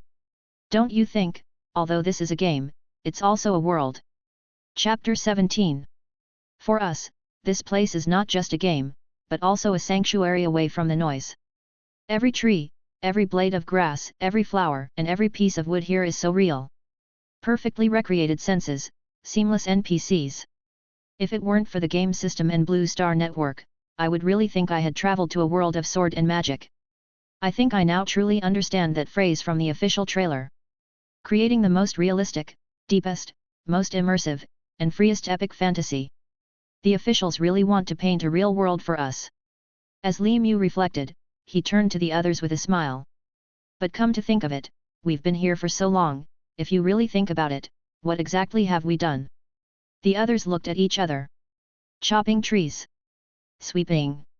Teasing NPCs. Li Mew.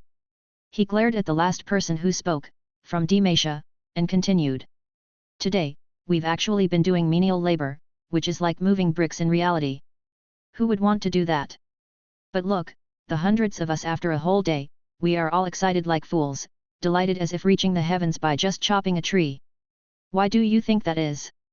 Demacia tugged at his explosive red hair, somewhat unsurely said. Is it because you can streak here, liberate oneself? Li Mew. He glared at this unreliable fellow again, and said. It's the immersion. Everything here is so real, it has made us unconsciously forget this is a game. Here, it's as if we've started another life, that's the essence of this game. After listening, everyone deeply agreed. Brother Mew, you are right. Now that you mention it, I feel that way too. Maybe it's because the forest scenery is too beautiful. In this game, I feel like I have forgotten all my worries.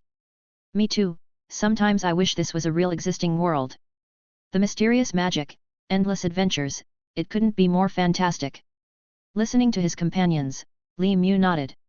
Exactly, this kind of real immersion, that's the essence of Elf Kingdom. The people who made this game are really geniuses. But Brother Mew, what does this have to do with Alice's affection? Demacia asked. Li Mew finished a berry, spitting out a few seeds to the side, and said. NPC's affection is the same. Since the core of this game is immersion, we can't just treat NPCs as NPCs. This isn't an ordinary game where completing an NPC's task can simply increase affection, you must communicate with NPCs on an equal footing. Saying this, Li Mew slowly stood up, facing the campfire, leaving a profound silhouette for the players, his voice becoming calmer and calm, like a wise elder. As long as you are in the game, you should treat this place as a real world, and similarly, you should respect NPCs, just like you respect humans. Only then can you truly enhance your affection with them. I believe this is the designer's true intention, as well as the core of the affection system. The reason I got 20 points of affection with Alice is because I never treated her as an NPC, but really treated her as a respected natural priestess to communicate with, and it was my respect that won her recognition. The players, upon hearing Li Mu, suddenly realized. So that's why. No wonder no matter how many tasks I complete, Miss Alice only ever improves her expression slightly, and her affection never really grows. I'm done for. Why did I impulsively want to touch an NPC? Stop talking, Demacia, you always mess things up. Listening to a few players mocking Demacia, Li Mu suddenly turned around, showing a brilliant smile on his face, his expression becoming somewhat mysterious. Actually, the sense of immersion is one aspect, but what really made me fall in love with this game is not just its realism. What is it? The players looked puzzled. Li Mu chuckled and said. Don't you think that in the game, as long as you put in effort, you get rewards? Just keep working, and you can see your experience points increase, though it's little, but once you complete a task, it jumps up a lot. This sense of achievement is the core of all games. The players nodded in agreement. That's right. That's right. I feel the same. While chopping trees is slow, the experience points are actually growing, even though it's very little. Although most games allow you to level up with effort, I always feel this game is more realistic, more thrilling. Exactly. It's the perfect combination of realism and the sense of achievement. That intense feeling of getting stronger is just awesome. Experiencing magic firsthand is fantastic. And the sword skills. I always thought that cross-slash is super cool. Right? Right. Seeing everyone agreeing, Li Mu showed a radiant smile. He swiped his system interface while speaking to the group.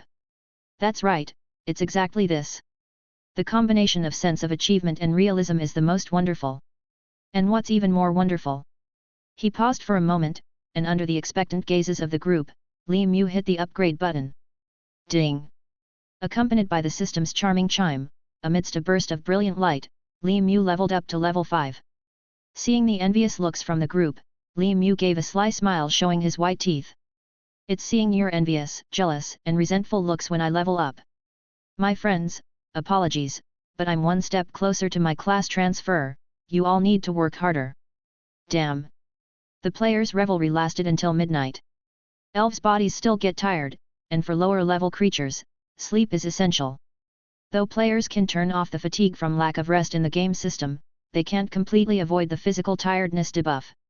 Under these circumstances, all physical capabilities decline, and in severe cases, it can even lead to death. Therefore, except a few hardcore players, most players after weighing the pros and cons chose to rest, planning to log off and play again after a few hours when their strength had recovered. By then, it'd also be daylight in the game, making activities more convenient. Countless players entered the built wooden houses, squeezed together, and deeply slept, their consciousness awakening in Blue Star Network. Li Mu also chose to log off. Exiting the game pod, he checked the time and found that only 4 hours had passed, as if the long entertainment was just a dream. Taking a deep breath, he felt exhilarated, experiencing the urge to continue playing a game like never before. This will be a game that goes down in history. After reflecting for a while, Li Mu opened his computer, planning to produce a speedy review based on his gaming experience. This time, he was going to rave about it. Chapter 18. Half a day after the beta test of Elf Kingdom, the first game review was published online in both text and video formats by the veteran host Little Mew, and it immediately received countless reposts. By the time Eve discovered this lengthy article, a day had already passed on Blue Star, and by then, the post's views had already exceeded 1 million, with comments breaking into the tens of thousands. Eve knew who Little Mew was. In her previous life, she had watched many of Little Mew's videos, but this time, to be the first, Little Mew had clearly abandoned his usual video commentary style. Without hesitation, Eve opened it with interest. Hello everyone, I'm the host Little Mew. Recently, everyone's social media must have been flooded with a new virtual reality game, and yes, it's the magical masterpiece that claims to use thought acceleration technology and perfectly mimics reality, the Elf Kingdom. Luckily, I was also selected by the game officials this time and became one of the 300 beta testers. This time, I won't talk about game strategies, as many strategy players were selected for the beta, and their strategies should also be coming out soon. I just want to talk about my gaming experience with this divine work. Yes, divine work. This really is a divine work. A cross-century masterpiece. I think most people must have been shocked by the promotional video of the game posted online and wondered if the game could really achieve that effect. Well, here, I want to say every word in the promotional video of the game is true. First of all, the thought acceleration technology that everyone is most curious about. Before playing the game, I was also skeptical about its authenticity, but when I entered the game, I found it to be true. Although it has been only half a day since the game launched its beta, in the game, our real experience has already been through a whole day. To prove it, I have uploaded a 12-hour recording from the game to the video website. Here is the link. Those planning to use this game for live streaming might be disappointed, because due to the thought acceleration, everything in the game looks 4 times faster in reality, which makes live streaming effect very poor. My live stream audience can attest to this. Here is a screenshot of the live chat from that time. I don't know what technology the officials used, but the fact is, they have indeed extended the game time in a certain sense. Just with this alone, other online games will not be able to surpass it. And about the graphics, after experiencing the game, I want to say that talking about graphics for this game is an insult. The game graphics of Elf Kingdom are beyond just high quality, just like the ads say, it indeed achieves the most realistic, the most substantial. It truly immerses you. Not only that, but the scenery in the game is also exceptionally magnificent. Every screenshot can outshine most wallpapers on the market. Friends who like scenery can take a look. I specifically recorded a video of the primeval forest scenery in the game. Everyone can experience it. Totally crushes Josegu and Chenung. Here is the link. Moreover, you should all know my nickname. During my time in the game, I've been looking for game bugs, but it turns out that even I couldn't pick out the slightest flaw. Not only that, everyone knows that although more and more virtual reality games are being made, and more attempts are made to incorporate gravity and sensation, the majority of games don't do it perfectly, or even can be described as rough, with poor realism. But Elf Kingdom is different. The game's gravity engine and the 5 senses experience is absolutely the most advanced in the industry, without any discomfort. If I didn't clearly know that I was logging into a game, I would really think I'd traveled to another world. As for the content of the game, at the current view, it seems to be about building towns for elves. After all, the main theme of the script is the revival of the elf clan.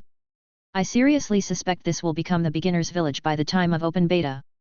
I have to say, the officials' approach of letting players participate in the game's construction is indeed clever. One can predict that as the story progresses, the sense of historical depth will become stronger and stronger. Because of the realistic senses, the experience of magic and sword techniques is also unbelievably real, and the sense of accomplishment from leveling up is unprecedentedly delightful. Personally, I'm not too keen on grinding levels, but this game has reignited my interest. Haha, although I've only been chopping trees for a day in the game. However, all of this is not the most surprising thing to me. What surprised me the most is the game's NPC system. As of now, I've only met 2 NPCs in the game. One of them is a goddess named Yggdrasil, and I must say she is the best and my favorite character model I've seen. Here's the picture. Isn't she beautiful? Isn't she cool? Kneel and lick, mortals. She is the embodiment of the world tree and only appears when creating characters, randomly giving players 2 initial skills, and the skills you get depend on luck. Other information is currently insufficient. But according to the main storyline given by the game, the player's task is to assist Goddess Eve in rebuilding the elf clan. The goddess is weak now, but it's said that she will have an avatar after regaining her strength, and players can look forward to interacting with the goddess in the future. And the other is the goddess's follower, natural saintess Alice Wind, a pure and cute elf lady, and the player's initial quests are mainly related to her. Here is the character screenshot. Besides these 2 NPCs, there is said to be an oak guardian, but I didn't find him. Some people said they saw him at the edge of the safe zone, seemingly exploring something, and he seemed very mighty. I suspect this NPC is very likely related to the storyline after level 11. Now, I want to talk about the NPC system in detail. If you lump together the NPCs of this game with those of other games, you would miss out on a lot of fun. The NPCs of Elf Kingdom are definitely the most intelligent AI I've ever seen. So much so that they can be mistaken for real. This is not only reflected in the NPC's facial expressions, actions, or language tones, but more so in their interactions with players. If green names were also given to them, you would even think they are players. Here's a video. This is the interaction video with the NPC when we first met. As you can see, the response of the NPC when teased by the players is quite vivid, even showing embarrassment, anger, and other states. In the beginning, many of us players used the same old mindset to communicate with NPCs, which basically meant making a mess and doing whatever we wanted, but as long as we completed tasks properly, we could latch onto the NPC's coattails. This is a common issue with NPCs in the major virtual games on the market. But in fact, those players who harbored such thoughts all had their favor reduced by the NPCs of Elf Kingdom. If my analysis is correct, the officials must have developed an independent emotional system and thinking system for the NPCs, and even a memory function. Every action you take towards an NPC will receive human-like feedback, and every player who has dealt with them will be remembered by the NPCs. For example, the player who teased NPCs never received a warm reception. And only if you truly immerse yourself in the game and communicate with NPCs on an equal footing will you gain their favor. I believe, this is also the intention of the officials. If there were only realistic visuals and perceptions, Elf Kingdom would at most be a masterpiece with incredible immersion and an excellent experience, but once you add in that lifelike NPC system, the whole game experience is elevated once again. It's no longer just a masterpiece, but a divine work. To me, it feels like this is not just a game, but a real world filled with magic and mystery. That's right, this is a game that achieves the ultimate pursuit of virtual games, which is to paint a world that truly exists for the players. The sense of immersion is unprecedented. Believe me, in this game, you will have experiences like never before in any other game, embarking on a new chapter in life. Not much more to say, it's dawn in the game, and I'm off to chop trees. After finishing this not particularly lengthy review, Eve had an epiphany. No wonder players have become much more serious about games lately, so that's why. Then, she looked at the comments that followed. Unsurprisingly, this review once again set off a surge of public opinion, drawing the eyes of countless players once more, and what was most talked about in the comments was when Elf Kingdom would open for public testing. Seeing this, Eve knew that one of her goals had been achieved. In the future, I won't be short of chives, players. But thinking about the consumption after the arrival of players recently, Eve couldn't help but sigh helplessly. I still underestimated the difficulty of connecting the two worlds. In less than a week's time, I have expended about 0.3 of my divine power value, while the output brought by invested players is far from enough. Sigh, I wonder when these folks can help me turn a loss into a profit. Thinking about her divine power value not yet reaching 11 points, Eve felt like her heart was bleeding. When will I be able to save up 100 points? And just as Eve was sighing, she suddenly heard a murmuring prayer, vague and distant. Eve identified it and realized it came from a middle-rank Silver Oak Guardian she had enlightened Berserker. At this moment, his emotions seemed to carry a hint of excitement. Berserker? Could it be he discovered something? A thought flashed through Eve's mind. These past few days, after Berserker had cleared any threats within a 10-kilometer radius, Eve had ordered him to start exploring beyond that area. Though Eve inherited the legacy and partial memories of the former World Tree, these memories were incomplete, and Eve's understanding of the elf forest was not thorough. Additionally, following a war of the gods, time had elapsed by 1,000 years, and the elf forest had long since changed beyond recognition, urgently needing further exploration. Eve's own weakened state prevented her from personally examining the surroundings. Therefore, with human players not yet grown, the Oak Guardian Berserker became the best candidate for exploration. With that in mind, Eve immediately connected to the faith channel of the other party, projecting her consciousness over. Chapter 19. The field of vision changed, and Eve quickly saw Berserker's situation. At this moment, this 30-meter-tall Oak Guardian was kneeling amidst ancient trees, eyes closed in prayer. His enormous figure concealed within the towering forest, was momentarily difficult to detect. This fellow seems to be hiding from something. Could it be that he has encountered other intelligent beings that he is incapable of contending with? A thought struck Eve's mind. Although Berserker is currently the only choice for exploring the map, sending Berserker to explore the unknown also carries certain risks. That is, the identity of the Oak Guardian may be uncovered by other intelligent beings. The Oak Guardian is truly too special, as a being enlightened by the World Tree, Oak Guardian's status is comparable to an angel. Once Berserker's existence is learned of by other divines believers and reported, the revival of the World Tree would no longer be a secret. And once Eve steps into the limelight, those enemies of Mother Nature from 1,000 years ago will definitely not let her go and will rise up again. If Eve were in good condition, it would be okay, but currently, the magic power in the Segis continent is weak, and the divine beings who have stayed in the heavenly realm can't descend in their true forms for the time being, which includes potential enemies of Eve. Hence, as long as Eve recovers a certain state, she could protect herself with the advantageous position. Unfortunately, she is still in a near-death state at present, and if other divines favored ones come, even just 3 to 5 legends, she might fall into danger. Fortunately, Berserker is originally a tree man and can hide well in the forest. Additionally, there are very few intelligent beings around the elf forest. According to Alice's feedback, it seems there is only one hostile half-beast tribe. Among the half-beasts, only the priest can communicate with their deity, the hunting god Uller. Half-beast priests seldom leave their tribe, so as long as Berserker is careful not to stumble into the half-beast tribe, and send those unlucky half-beasts who accidentally see him while exploring the forest back to the netherworld, he would not be exposed. But looking at the current situation, has he encountered a half-beast priest? Or has he found the half-beast tribe? Eve sensed Berserker's position and quickly negated this guess. At this moment, although Berserker has left the safe zone, he is merely 30 kilometers to the northeast. If there were a half-beast tribe within this range, it's highly likely they would have already been exposed. Therefore, Eve estimated that the half-beast tribe should be at least 60 kilometers away from her. But if it's not the half-beast tribe, what could it be? With this thought, Eve's gaze moved past Berserker, looking behind him. And with this glance, her gaze froze. Hundreds of meters behind Berserker, there was a pile of ruins covered with plants. Even if these ruins were covered with vines and weeds, it couldn't conceal the exquisite patterns on the marble relics, and the steels carved with ancient elf language revealed the true identity of these ruins.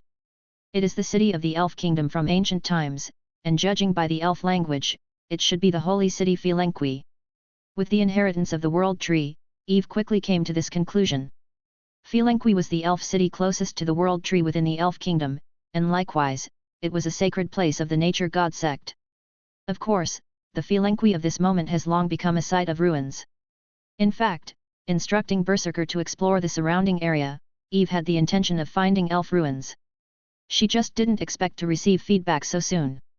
But why is Berserker hiding? Could there have been some change in the elf ruins?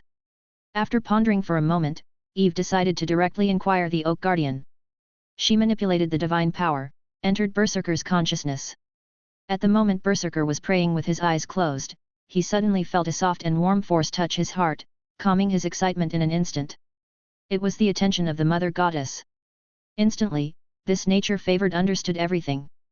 He lowered his massive head even further, and his demeanor became even more respectful. And at the same time, Eve's majestic and ethereal voice also echoed. What is it that makes you hesitate so much? With determination in his heart, Berserker stretched out his sturdy arms, made a tree-shaped sign across his chest, and replied with utmost reverence.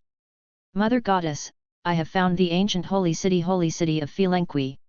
While exploring around the ruins of the holy city, I found this. Upon finishing his words, the trunk of the Oak Guardian split open on both sides, revealing a hollow within the tree, from which Berserker reached in and pulled out a glittering object. It was an irregular pale green crystal emanating a soft glow. It seemed to possess a mysterious and sacred power that made one unable to resist the urge to claim it for oneself. Divine Blood Crystal. Eve, bearing the World Tree heritage, recognized it immediately.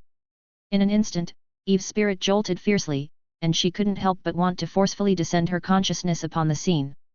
As the name suggests, a divine blood crystal is a crystal formed from the coagulation of a true god's blood. For ordinary creatures, the power of a divine blood crystal is too great for them to absorb and utilize, but it is the best material for crafting divine artifacts and holy artifacts or drawing forbidden array patterns. For legends and demigods, the divine blood crystal is incredibly precious. It can be analyzed and studied, serving as their key to approaching the divine, exploring myths. And for true gods, each divine blood crystal holds a part of the corresponding true god's divine power and knowledge of divinity, which can be completely absorbed and utilized, or even analyzed to decipher other divinities' knowledge. The crystal in Berserker's hands was indeed a divine blood crystal of the World Tree from ancient times. At that moment, Eve guessed the sequence of events. This divine blood crystal was probably left from the god war that happened 1,000 years ago. At that time, the world tree was besieged by various gods, nearly destroyed, and its golden divine blood scattered like rainfall. This pale green crystal was likely a product of that time. And over these 1,000 years, due to the presence of cursed divine arts, the divine blood crystals had all fallen into a state of self-sealing, undetectable to others, which is why they were fortuitously preserved until now. And now that Eve had awakened and the divine arts had vanished, the seals on the divine blood crystals also dissipated, and the crystals with divine power naturally began to be discovered by others. This, truly is luck. Judging by the size of this divine blood crystal, it could probably bring her at least 1 point of divine power. Joy blossomed in Eve's heart. However, she quickly regained her composure. If it was merely the discovery of a divine blood crystal, Berserker could have simply offered prayers and sacrifices, there would be no need for concealment. His words seemed incomplete. With that thought, Eve's sacred voice once again echoed in Berserker's mind. How did you discover it? Upon hearing Mother Goddess's inquiry, Berserker did not seem surprised, and he respectfully replied. Mother Goddess, I found it after eliminating a few goblins and searching their leader. Goblins? Eve was slightly startled. Goblins are a small humanoid species with green skin and long, pointed ears, capable of making and using simple weapons and tools. They are relatively weak, with the most powerful only reaching about the level of a 10th grade apprentice. Due to their low intelligence, unattractiveness, along with their vicious and indolent nature and feeble strength, goblins are not a popular species. Generally speaking, unless under special circumstances, even gods would not consider them as believers. But, how could there be goblins in the elf forest? Eve was somewhat puzzled. However, after contemplating the nature of these weak creatures as introduced in her heritage, she came to understand. Indeed, goblins generally live in underground caves or certain ruins, where they have their own social order and groups. It's likely they made their lair out of the ruins of holy city of Felenqui. Does that mean, they were collecting the world tree's divine blood crystals? But what use did they have for gathering these? Could it be, there was some force driving them from behind? Eve fell into thought. Not only that, but in the ruins of Felenqui, I also found traces of a goblin priest. Berserker continued. Chapter 20. Goblin Priest? Eve's heart sank. Normally, it is impossible for a goblin to become a priest because they have neither totems nor faith. But once a goblin priest is born, it means that this tribe is very likely to have developed a racial totem or to have sought refuge with a deity. If it's the former, it's not too bad, but if it's the latter. Considering the Berserker's deliberate concealment, Eve already had some speculations in her heart. Only by seeking the aid of a deity would the Oak Guardian be holding back in fear. Who? The grand voice echoed in the mind of the Berserker, but this time, it carried a hint of seriousness. The Berserker instantly understood what the Mother Goddess was implying. He took a deep breath and replied respectfully in his consciousness. Based on my observations, it should be the god of winter and hunting Uller. As expected. Eve felt somewhat heavy-hearted. This was exactly the being she had speculated about. She knew that the half-beast tribe had established a settlement near the elf forest. As the major source of believers for the god of winter and hunting, the half-beast tribe also meant the eyes of Uller. From the inheritance of the world tree, Eve already had a certain understanding of Uller. Uller was a relatively young deity of faith, said to be born from an original totem 2,000 years ago, possessing the peak strength of faint divine power. His divine office was of winter and hunting. Since the ancient times, he was at odds with the world tree, which controlled nature, life, and the elves. In the war among the gods, he was also an enemy of the world tree. After the fall of the world tree, this brutal deity did not give up on persecuting the elves, and he is currently the greatest enemy of the elf clan. Therefore, he is also on Eve's list of deities to slay, whether for seeking vengeance for her predecessor or for her own security and empowerment. And now, it seems that this deity is also collecting divine blood crystals of the world tree. To find his target, he even recruited goblins. Though goblins are creatures with low intelligence, providing only meager power of faith, they are fearful of the mightier and well suited for hard labor. Hence, it was not surprising to Eve that they were chosen by Uller. However, Uller's collection efforts probably hadn't started long ago, as the divine blood crystals were sealed before and quite difficult for creatures to discover. Thinking of this, she began to speculate. Could it be, that the god of winter and hunting, Uller, has discovered the change in the divine blood crystals and wants to decode the collected divine blood crystals to obtain the divine offices of nature and life. The divine offices of winter and hunting that Uller possessed were both secondary, a rank below primary divine offices like nature and life, and naturally, his power was somewhat weaker. And the very reason Uller has been lingering at the level of faint divine power for so many years is precisely because of his poor divine offices. Moreover, winter and hunting inherently relate to nature and life. Therefore, it was no surprise to Eve that Uller sought to analyze the divine blood of the world tree to gain the divine offices of nature and life. After all, for a true god, analyzing divine blood crystals is the most direct method to obtain information about other true gods' divine offices. However, Eve didn't think that Uller would immediately associate the change in the divine blood crystals with the revival of the world tree. He might at most think that the curse magic had faded. After all, 1,000 years had passed, and it would be normal for a masterless divine art to disappear. In addition, Eve wasn't worried that Uller's plan would succeed. She has now been resurrected as the world tree, regaining control over nature and life. And since divine offices and control are unique, even if Uller fought to his limits, he couldn't hope to decode the desired divine office. Uller's real intent was nullified the moment Eve was resurrected.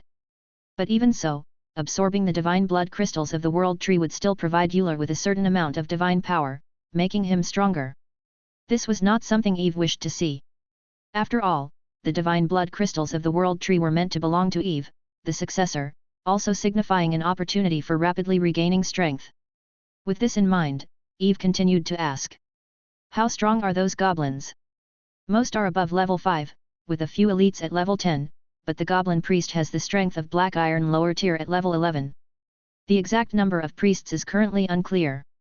Berserker replied. Their strength is not considered strong. Eve nodded to herself. If it weren't for the concern that they might be discovered by Uller, Berserker could wipe them out with a flick of his finger. The priest leader is at level 11, the elites at level 10, and the others range from level 5 to 9. This level is quite suitable for players to train and strengthen. Eve muttered to herself. After several days of quests, the strength of the 300 players had also changed dramatically, with the vast majority advancing to above level 7.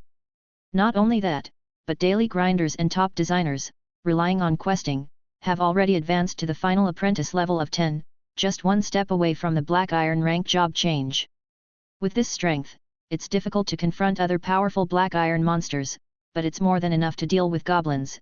Even the black iron lower tier priest at level 11 could be overcome if the players unite. In these days, although players have been diligently completing quests, similarly, the repetitive work over a long period has also caused some to grow weary. As of now, quite a few daring players have ignored the system's newbie tutorial and attempted to explore beyond the safe zone. Now, the best course of action is to find them some fun. Initially, Eve had planned to have Berserker drive some suitable monsters from outside the safe zone for players to entertain and level up, encouraging them to venture out after reaching level 11. But the appearance of the goblins presented Eve with an even better option. Berserker, after all, is a druid who reveres nature. Although he doesn't say it, if I really had him herd beasts, it would inevitably impact his faith. But goblins are different. Goblins belong to a hostile faction, and with their weaker strength, hunting them won't affect the view of native believers, and their threat to players isn't that significant either. Moreover, having players hunt goblins can also disrupt Uller's plans and indirectly gain favor with the elf souls. Besides, players can help me search for divine blood crystals, allowing me to recover more quickly from my near-death state. It seems I will soon receive my first return on investment from the players. With that thought, Eve already had a plan in mind. He prepared to devise a subplot, to develop the game's first instance quest on the ruins of the holy city of Felenqui to confront the goblins. Players are different from Berserker. Berserker is Eve's adherent and believer, striking at Uller's pawn priest would draw the latter's attention. But players are not. Although they bear the appearance of elves, they aren't believers. And not being believers means their souls don't bear the mark of divinity. In fact, even if the players were believers, it wouldn't matter, their souls are on Blue Star, and only their consciousness is here. If Uller wants to investigate the presence of the Mark of Faith, he'll have to visit Blue Star first. The God War of 1,000 years ago was witnessed by the gods themselves, the fall of the World Tree. And they were convinced without doubt. The player's intervention would at most make Uller suspect that some faithless elves have returned to the elf forest, and would not prompt him to question the revival of the World Tree. Moreover, the goblins living in the ruins of the holy city of Felenqui are an insult to the proud elf clan, so it's not unexpected for enraged elves to act. Under these circumstances, the absence of divine believers implies that even if some goblins were exterminated, it wouldn't attract too much of Euler's attention. Eve did not believe the goblins of Felenqui were all that Euler had recruited. Given their presence here, the ruins of other elf cities around the elf forest must have been infiltrated by Euler as well. Of course, Eve did not expect to keep things hidden for long.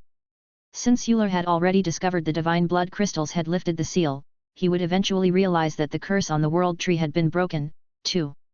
In that case, sending his adherents to investigate the world tree was only a matter of time. So, Eve's exposure was inevitable. Fortunately, the only true god who had noticed the divine blood crystal for the time being was Euler with his weak divine power. Eve must improve her own strength as quickly as possible. And for that, taking some risks is justified. With that decision made, Eve had her plan set. Berserker, I have a task for you. Chapter 21. It has been 3 Earth days since the internal test for Elf Kingdom started, and 12 days have passed in the Segis continent. As time went on, more and more players among the 300 advanced to level 10. The same was true for Demacia. He had already become a level 10 power-based player a day earlier. However, the experience required to advance from level 10 to 11 was much higher than the players had anticipated, a total of 10,000 points. While advancing from level 9 to level 10 only required 3,000 points. Over these days, players had almost figured out all the methods to gain experience in Elf Kingdom. Currently, there were essentially 2 summarized methods, either doing quests or killing monsters to level up, just like in other games. Unlike other games, the special effects after killing monsters in this game were incredibly realistic, and the degree of gore made one wonder how this game passed the review. At first, many players were not used to it, but over time, they became numb to it. After all, it is known as the most realistic virtual game. Anyway, if they couldn't stand it, they could choose to mosaic the gore from their field of vision in the game system. After advancing to level 9, the players split into 2 camps regarding the issue of leveling up. A relatively conservative group of players, such as the cooing birds, chose to stay at the camp, planning to continue leveling up by completing quests. While another group of more aggressive players eager for adventure chose to leave the 10-kilometer safety zone to try their luck outside.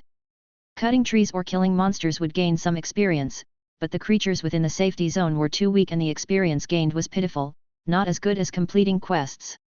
So, some players suggested trying their luck outside the safety zone when their strength was on par, perhaps they would find powerful monsters that could offer substantial amounts of experience. And some players chose to leave the safe zone after reaching level 9 to explore the dark zones and take a chance on finding those wild monsters that could provide experience.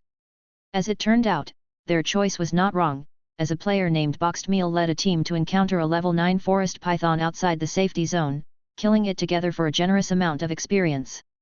This news caused quite a stir in the camp when it spread, enticing many players.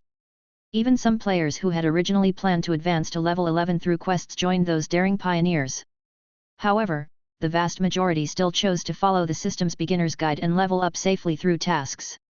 After all, as the levels get higher, the game's death penalty becomes more severe. No one wanted to risk falling back to 0 and starting over. In fact, this heavenly god's difficulty resurrection mechanism had already caused resentment among some players, who didn't know how many times they had complained about it on the official forums. Eve was also considering making improvements. Moreover, even with the gore mosaiced, the bloody scenes of monster slaying made some players uncomfortable. Therefore, those who ultimately chose to venture out were still a minority, and mostly male.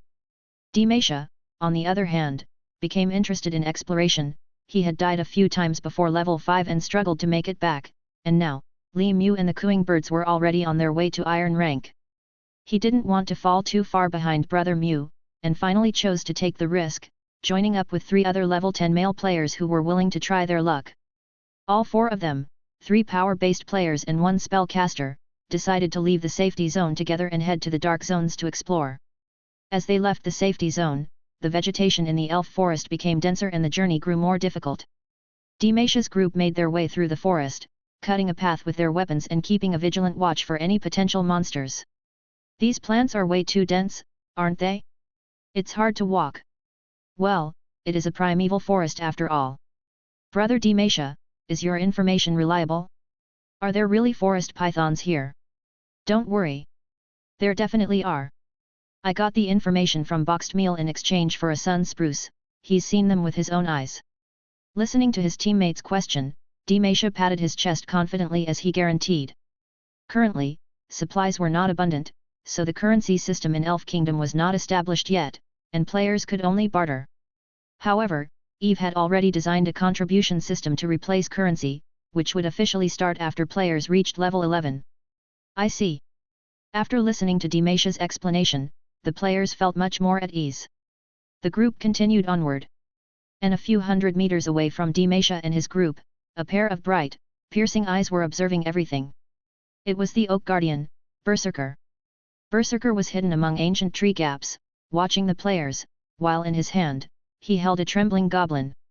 This goblin was caught by Berserker on the edge of the Felenqui ruins, a level 10 creature but beaten half to death by him.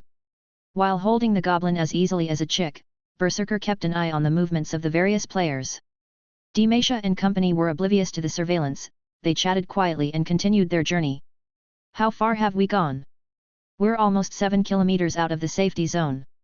SHH, keep it down. It's not the safety zone here, if we encounter a monster of black iron rank, we're done for. Suddenly, Dimasha, leading at the front, frowned, his pointed ears twitched. He held up a hand to signal silence, then whispered to his teammates. Quiet. I think I heard something. His tone was subdued with a hint of excitement. The team immediately silenced, and every one of them tensed up, crouched down, and held their breath, eyes wide as they observed their surroundings. Ya ya ya ya!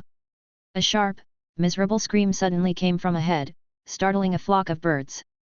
The players' hearts tightened, and they quickly drew their weapons. Ya ya ya! The screaming got closer and closer, bringing with it a tinge of madness. Everyone tensed up, ready in combat positions, their hearts pounding wildly. It's coming from ahead. Dimasha said gravely. As his voice fell, they saw the bushes in front of them suddenly rustle, and a scrawny green-skinned creature burst out. This creature, clad in ragged clothes with a ferocious expression and bloodshot eyes, charged at the group with a mad desperation. Gee! Goblin! They exclaimed almost in unison. The only spellcaster cast an identification spell, and his eyes lit up. Level 10. But it seems to be injured. It has no weapons. It's so fierce. Isn't it afraid of us? Excitement flashed in the eyes of Dimasha as he swung his greatsword, exclaiming with elation. Who cares? It's free experience. Let's do this. Take it down. Don't let it get away. The others shouted as well.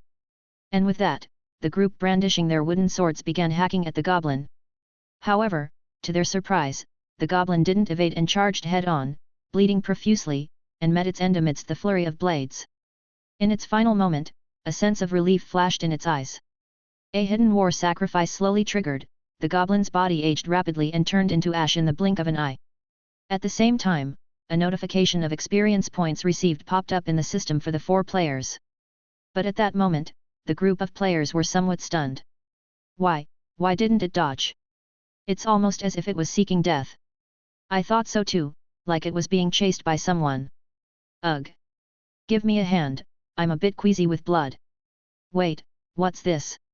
Suddenly, one of the players crouched down and rummaged out a shiny crystal from the ashes of the goblin. It was an irregular pale green gemstone that seemed to contain a mysterious power. Loot. Could it be some kind of gemstone? Let me identify it. Hey? It can't be identified. Could it be some kind of quest item? The players felt a mix of excitement and confusion. Just then, the bushes ahead rustled, and a giant figure cast its shadow over the group. Berserker emerged from the forest, approaching them. Seeing the sudden appearance of the 30-meter-tall Oak Guardian, the players gulped nervously. Holy shit! What's this? Tree man? So big. Dimasha thought for a moment, then his eyes shone with realization. It's the Oak Guardian. We've encountered the Oak Guardian. The Oak Guardian? The rare NPC that Brother Mew mentioned. That's right. It must be him. I've seen screenshots of him. With that, realization dawned upon Dimasha. No wonder the goblin was running for its life, it must have been chased by the Oak Guardian. As he spoke, he paused. Wait. Did our group just kill the Oak Guardian's prey? The other players also came to this realization. They looked at each other, and then cautiously looked up, ready to run at a moment's notice. They knew that NPCs in this game could not be judged by the standards of other games. These NPCs had their emotions, and although the Oak Guardian was also a natural ally, they had never interacted with it. What if it had a temper? Anyway, looking at the 30-meter-tall behemoth and its ferocious appearance, everyone felt a bit timid. This hulking figure didn't seem like one to be trifled with. However, what the Oak Guardian did next took them by surprise. The colossal 30-meter tree man halted, bowed slightly towards the players, drawing a symbol of nature on his chest with his hand, and spoke with the gravity of an old gentleman. Noble chosen ones, thank you for eliminating this vile thief for me. To express my gratitude, I am willing to fulfill one appropriate request for you. The players looked at each other in disbelief, still trying to grasp the Oak Guardian's words. Thief. Could it be referring to that gemstone? One request. Suddenly, Dimash's spirits lifted, as he seemed to understand something. He slapped his thigh and exclaimed. Are you guys dense? It must be a hidden quest. We've definitely stumbled upon a hidden storyline. Chapter 22. Hidden plot? The other three players were first taken aback upon hearing Dimash's words, then became joyful. Really? Bro, are you sure? Dimasha slapped his chest and boasted. Of course. I've been playing games for so many years, I've seen too many of these plot mechanisms. But didn't Brother Mew say Elf Kingdom can't be measured with common sense? Someone whispered. Dimasha paused. He coughed awkwardly and then waved his hand somewhat sheepishly. Well, well. How can we know without trying? After he finished speaking, he excitedly glanced at the Oak Guardian who was silently waiting for their answer and then instructed his teammates. I'll handle the negotiations. You guys just follow my lead, don't say a word. If there are any benefits, we'll split them evenly later. The other three players nodded and quieted down. They still trusted Dimasha quite a bit, although the guy was a joker, he was also very loyal. Have you all finished discussing? At this moment, Berserker's deep voice also came from above. Dimasha's eyes darted around, and then he chuckled gleefully. He tried to look innocuous and trustworthy in order to gain the Oak Guardian's favor, but for some reason, his ordinarily handsome elf appearance, combined with Dimasha's demeanor, just came across like a goofball. Cough, cough, hello. We have made our decision. May I ask, are you the Oak Guardian? Dimasha imitated the opponent by sketching a tree symbol across his chest. But the motion was quite awkward, making it look rather comical. Berserker fell silent for a moment, then answered. Yes, I am a Silver Oak Guardian, my name is Berserker. In the name of the Mother Goddess, I seek the divine artifact. Oh my! Silver? How high level is that? Berserker? B. Uncle B. Come to think of it, he does kind of look like. After hearing the Oak Guardian's answer, the other players couldn't help but mutter quietly to themselves. Dimasha turned around and glared at them, making a shush gesture, then turned back to face Berserker, rubbing his hands together and cheerfully saying. So you are Lord Berserker, cough cough, my apologies. About the divine object you mentioned, could it be this? Saying this, he took out a pale green crystal that they had just found in the goblin's ashes. The Oak Guardian's eyes flashed, and he nodded. That's correct. It really is it. A thought flashed through Dimasha's mind. He considered for a moment, then carefully confirmed again. You said, you could fulfill one appropriate request for us. Berserker glanced at him, nodded, and said meaningfully. Yes, appropriate. He emphasized the word appropriate. Having been looked at by the Oak Guardian, in an instant, Dimasha felt as if his thoughts were completely transparent. He shuddered, cleared his throat a few times, and quashed the big greedy thoughts that had just emerged. Then he hesitated for a moment and finally gritted his teeth and asked. Could you, tell us what this is? He was betting that this unknown crystal was the key to unlocking some sort of plotline. Seeing the attitude of the Oak Guardian, it seemed impossible for them to keep the divine object. In that case, if this really was a hidden plot, then it must be related to the information about this artifact. After hearing what Dimasha said, Berserker was silent for a moment, then asked. Is this your request? Hearing his words, Demacia was revitalized. There's a chance. The fact that the conversation could continue meant that he had chosen the right direction. His excitement grew. The other players also realized this, and they exchanged glances, seeing a glint of anticipation in each other's eyes. They all nodded together, and then in unison declared, "Yes. Please tell us the origin of this divine artifact." Upon hearing the players' response, the giant oak guardian extended his hand to Demacia. Demacia was initially stunned, then quickly figured it out. He took out the crystal and placed it in Berserker's massive hand. After retrieving the artifact, Berserker once more sketched a tree symbol across his chest, then fervently said, "This is a divine blood crystal left by the Mother Goddess 1,000 years after the Divine War. It helps her to recover strength more quickly. Is this for the goddess to regain her strength?" The players were shaken after hearing this. And then, they suddenly thought of the main storyline of Elf Kingdom. Assist the ancient god Yggdrasil to regain her strength and rejuvenate the elf clan. Could it be, they really stumbled upon a hidden quest? Their hearts raced with excitement, and they felt a flutter of anticipation. Having said that, Berserker glanced at a few players, a flicker of appreciation flashing through his profound eyes. "Chosen ones, thank you for your help. Your rectitude and bravery are commendable. I will head to the natural temple and report the retrieval of the divine object to Mother Goddess, and also convey your meritorious deeds to her. Would you be willing to accompany me?" As soon as his voice trailed off, Demacia and the others saw several system prompts suddenly appear in their field of view, accompanied by a delightful ding. "Ding, Berserker's favor towards you has increased by 20 points, your relationship with him has reached friendly. Berserker invites you to form a team, do you accept?" Form a team? The players' eyes lit up. In Elf Kingdom, there was a team system, where earned experience was distributed according to team contribution, and the mini-map was shared among team members. However, previously only players could form teams with one another. This was the first time an NPC had proposed it. At that moment, they were almost certain that they had encountered a hidden quest. Demacia and the others were nearly ecstatic, nodding their heads repeatedly as if afraid that the Oak Guardian might change his mind. "We accept. We accept. Very well." The giant Oak Guardian nodded. He bent down slightly, gesturing an invite. "Come on, the journey is long, I'll carry you back." Could it be like this? The players exchanged glances, more excited. To use the Oak Guardian as a mount, this opportunity was rare. Indeed, a hidden quest was a hidden quest. They hadn't even started, but they were already getting to experience a silver mount. Imagining the expressions of the other players when they would return to camp seated on the shoulders of the Oak Guardian, they almost laughed out loud. "Let's go! All aboard!" They cheered and then, nimble as monkeys, clambered up the tree man's branches onto his shoulders and excitedly took their seats. "This height is awesome! Uncle B rocks! Scoot over, I want to sit on the edge and enjoy the view." The players were wildly excited. "Hold tight, off we go!" Seeing the players seated, Berserker slowly got up and headed towards the World Tree.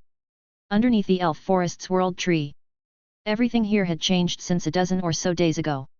With the enhancements from magic and swordsmanship, plus continuous effort, 300 players eventually pushed Tiancheo's infrastructure mania to the extreme. After several days of construction, the camp underneath the World Tree had undergone a complete transformation, and the elf town envisioned by a few player designers such as Gugu Bird was finally beginning to take shape.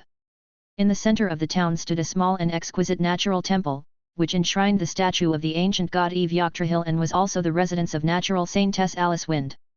In front of the temple was a spacious bonfire plaza that could accommodate up to 1,000 people.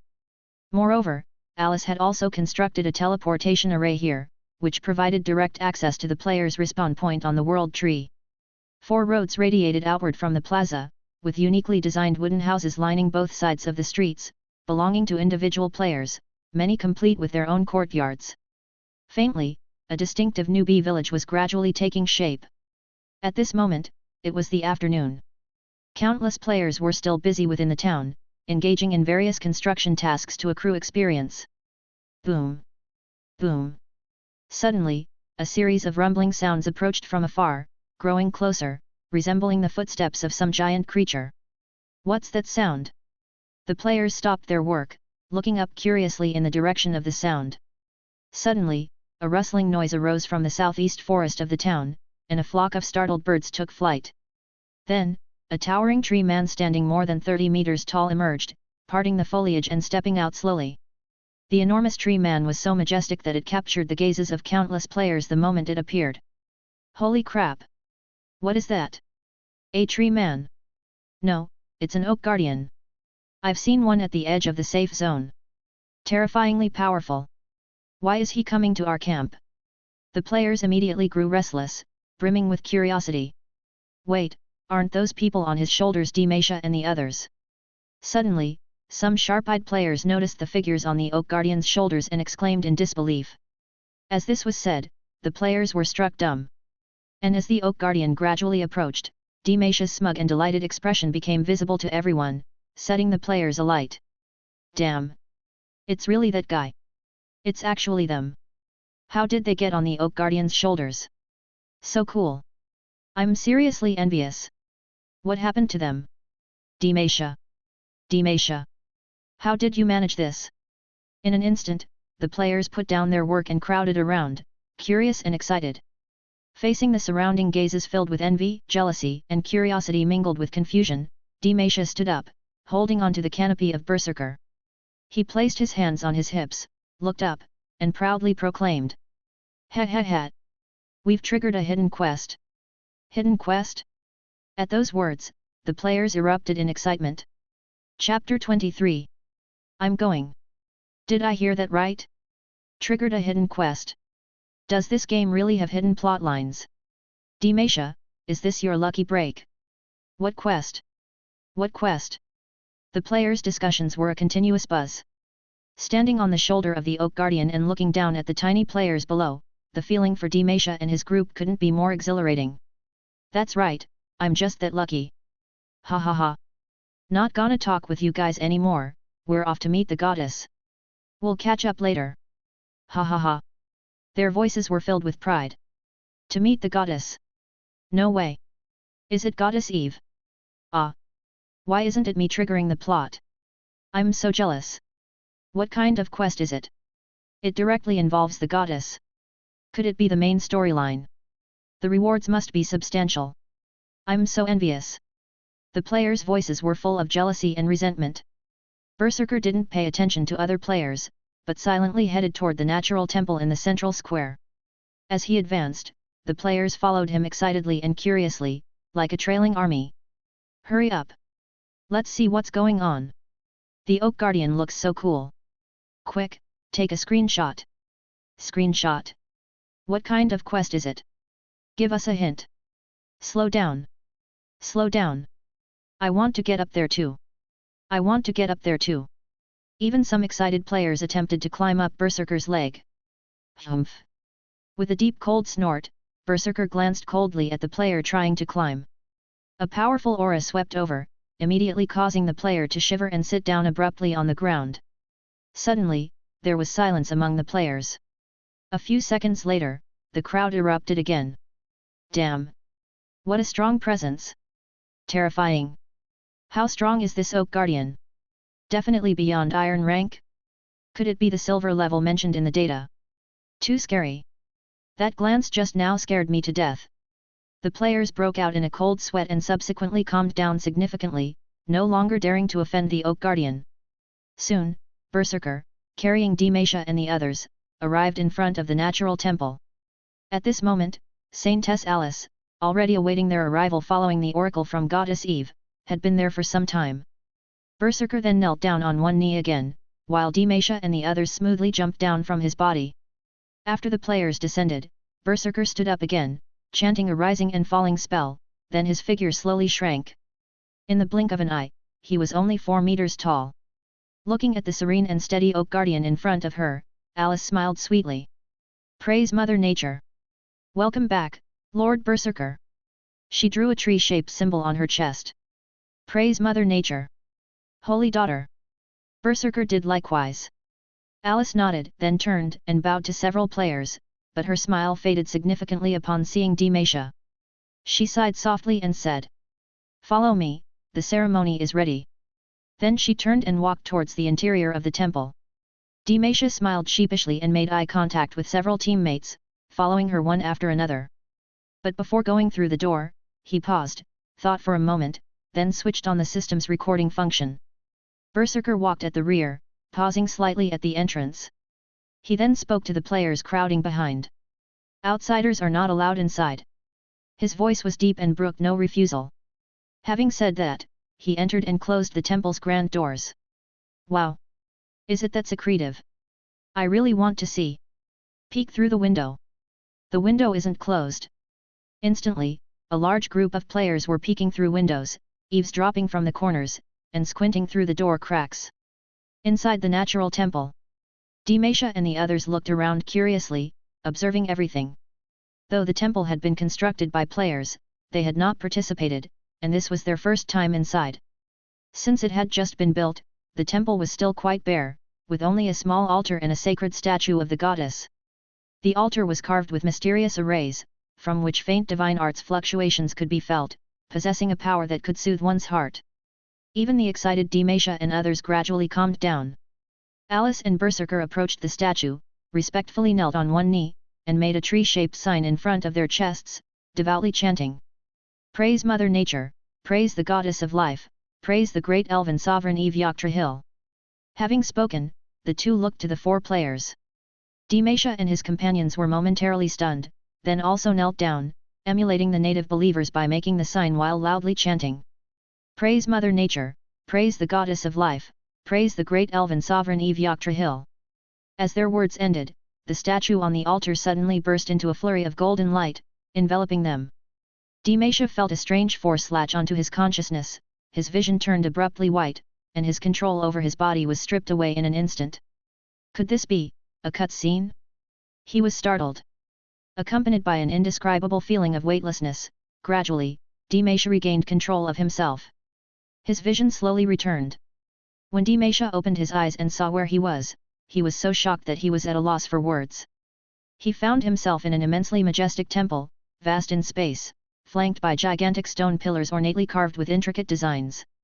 The temple seemed to be located in the starry sky, and through the sides, one could see a deep, magnificent galaxy, utterly mysterious and resplendent. Faint prayers and chants floated from the void, sacred and mystic, calming one's spirit while spontaneously inspiring genuine reverence and admiration. Before the temple was a high platform, decorated with ancient mysterious text and adorned with grandiose bas-reliefs which subtly incorporated themes of nature, life, and elves. Atop the platform was a grand throne constructed from goldstone, vines, flowers, and branches. A majestic figure radiating holy light was seated upon it. The ancient deity Yggdrasil. She wore a white divine dress embellished with floral patterns, adorned with an exquisitely luxurious floral crown, her silver hair reached her waist, her mysterious, magnificent purple eyes shone with the brilliance of divine power, her perfect delicate features dreamlike. Holy light accompanied her on either side, like the most devout servants. She sat there, one hand propping her radiant chin, the other slowly and rhythmically tapping on the armrest of the throne, her lips curled into a gentle smile, kind yet dignified. Her deep celestial eyes shone brilliantly, as if encompassing the entire galaxy. Chosen ones, we meet again. Ethereal and sacred. Chapter 24. Eve sat high on the divine throne conjured in the consciousness space, smiling at the few she had pulled in. Indeed, the consciousness space. Everything here was created by Eve, inspired by Mother Nature's heavenly realm temple from the ancient heritage of the World Tree. The players of Blue Star were consciousnesses drawn through the network by her, naturally allowing her to pull them into her consciousness space. Berserker and Alice, both being her followers, could also be summoned by her. Although Eve's current state was poor and she could not create an avatar, the consciousness space was different. Everything here depended on her imagination, whatever she wanted, she had, making it an ideal place to hoodwink others. The discovery of the divine blood crystal was crucial to Eve's further revival, a matter of great importance. If handled properly, it could potentially give Eve the chance to overturn the current unfavorable circumstances in one fell swoop, so she decided to intervene personally this time. Additionally, Eve intended to enhance her presence among players and develop a consciousness among players and followers to fight for, the Elf Kingdom, establishing her leadership in the game. After all, Eve did not see herself merely as the GM behind the scenes but also as an important NPC guiding the players. If she relied solely on the natives, she would be no different from a mere backdrop. Players don't care whether you're a divine or a tree unless you really engage in their game, truly benefit them, and earn their recognition of your role, then they will genuinely support you. And indeed, the effects of Eve's chosen method of appearance proved quite satisfactory. Not to mention Berserker and Alice, who were moved to tears and worshipped devoutly due to the Mother Goddess's summoning, the 4 Blue Star players were totally overwhelmed. Although they had seen her once when creating their characters, back then, Eve was just a crossing over procedure set in the game system, far less shocking than this time. The magnificent and splendid temple, the majestic and sweeping galaxy, the sacred and ethereal chanting, and the perfectly flawless, holy goddess who made one unable to foster even a hint of blasphemous thoughts. The true God. This is the true God. The pinnacle of the world in Elf Kingdom, the true ruler. At the very beginning upon entering the temple, Demacia still harbored the idea of sneakily casting an identification spell after seeing the true God, but as soon as he truly saw Eve, all those thoughts extinguished. It was the innate awe that ordinary people have when they see an existence beyond their understanding. At this moment, Demacia almost forgot he was in a game. Right now, in his heart, there was only one thought. Goddess, are you still accepting followers? Under the divine crown of the Mother Goddess. While Demacia was lost in his thoughts, the fervent voice of the Oak Guardian, Berserker, rang out. I have brought back the divine relic that belongs to you. After speaking, he knelt on one knee, respectfully bowed his head, but held the light green divine blood crystal aloft. Good. Eve on the divine throne nodded slightly, her majestic voice carrying 3 parts of affection and 7 parts satisfaction. She raised her right hand, which was resting on the throne, and with a gentle wave, the light green crystal in Berserker's hand flew up and merged into her body. And with the integration of the divine blood crystal, the grand temple trembled slightly, the holy light became brighter, the chanting more ethereal, and the few people in the temple felt as if the goddess's power had subtly strengthened. Feeling the divine power in her surge to 12 points in an instant, Eve was quite surprised. Congratulations to the Mother Goddess for moving one step closer to her former glory. Seemingly feeling the Mother Goddess's pleasure, Alice and Berserker joyfully congratulated, while Demacia and the others quickly followed suit, congratulating the goddess. After speaking, the Oak Guardian continued. Under the divine crown of the Mother Goddess, retrieving the divine relic was made possible thanks to the bravery and justice of several chosen ones. Thanks to them? Just him.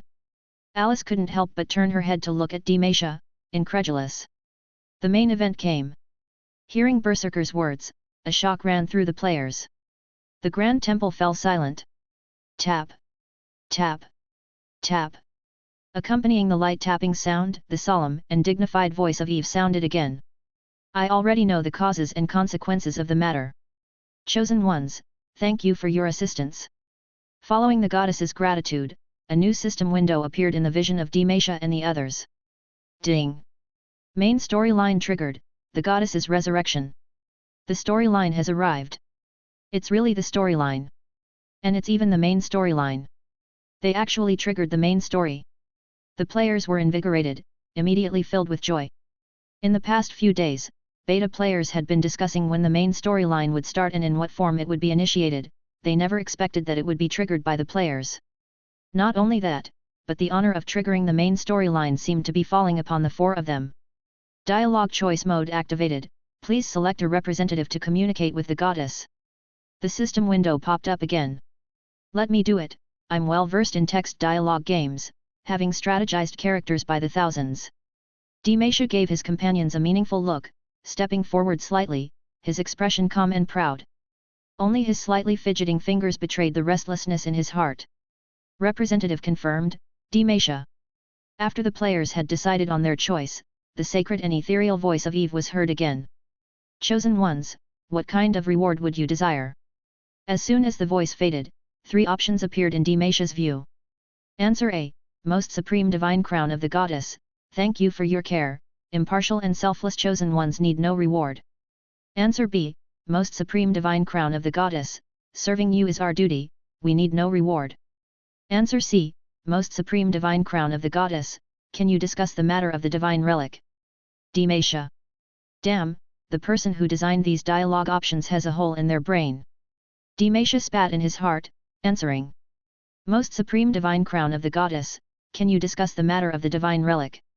Hearing his words, the goddess's expression seemed even softer. She nodded gently, saying. This is the divine blood crystal of the world tree, scattered throughout the elf forest after the divine war 1,000 years ago. Now, Euler is sending his minions the evil goblins to collect the divine blood crystals in order to seize the power that belongs to me. After speaking, she paused before continuing her explanation. Euler is the god of winter and hunting, and also my enemy. 1,000 years ago, he was also involved in the divine war that destroyed the elven civilization. The god of winter and hunting, Euler? Another deity? And one that the goddess explicitly considers an enemy. Several players felt a stir in their hearts, realizing that they were about to officially enter the main plotline. After the goddess finished speaking, new options appeared once again in Dimesha's field of vision. Option A, under the divine crown of the Supreme Goddess, what can we do for you? Option B, under the divine crown of the Supreme Goddess, do you need our assistance?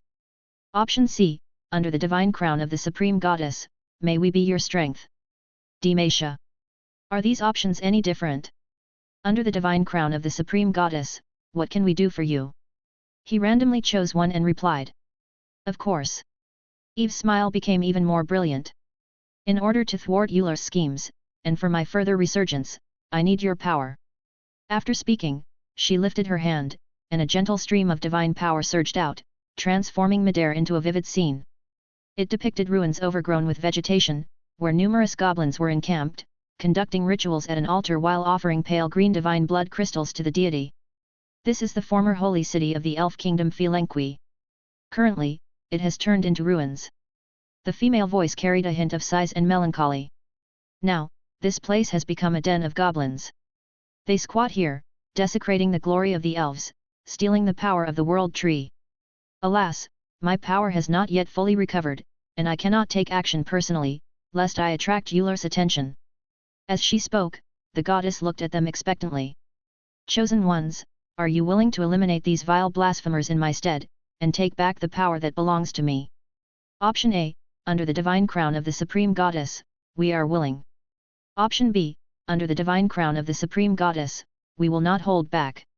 Option C, under the divine crown of the Supreme Goddess, we will do our utmost.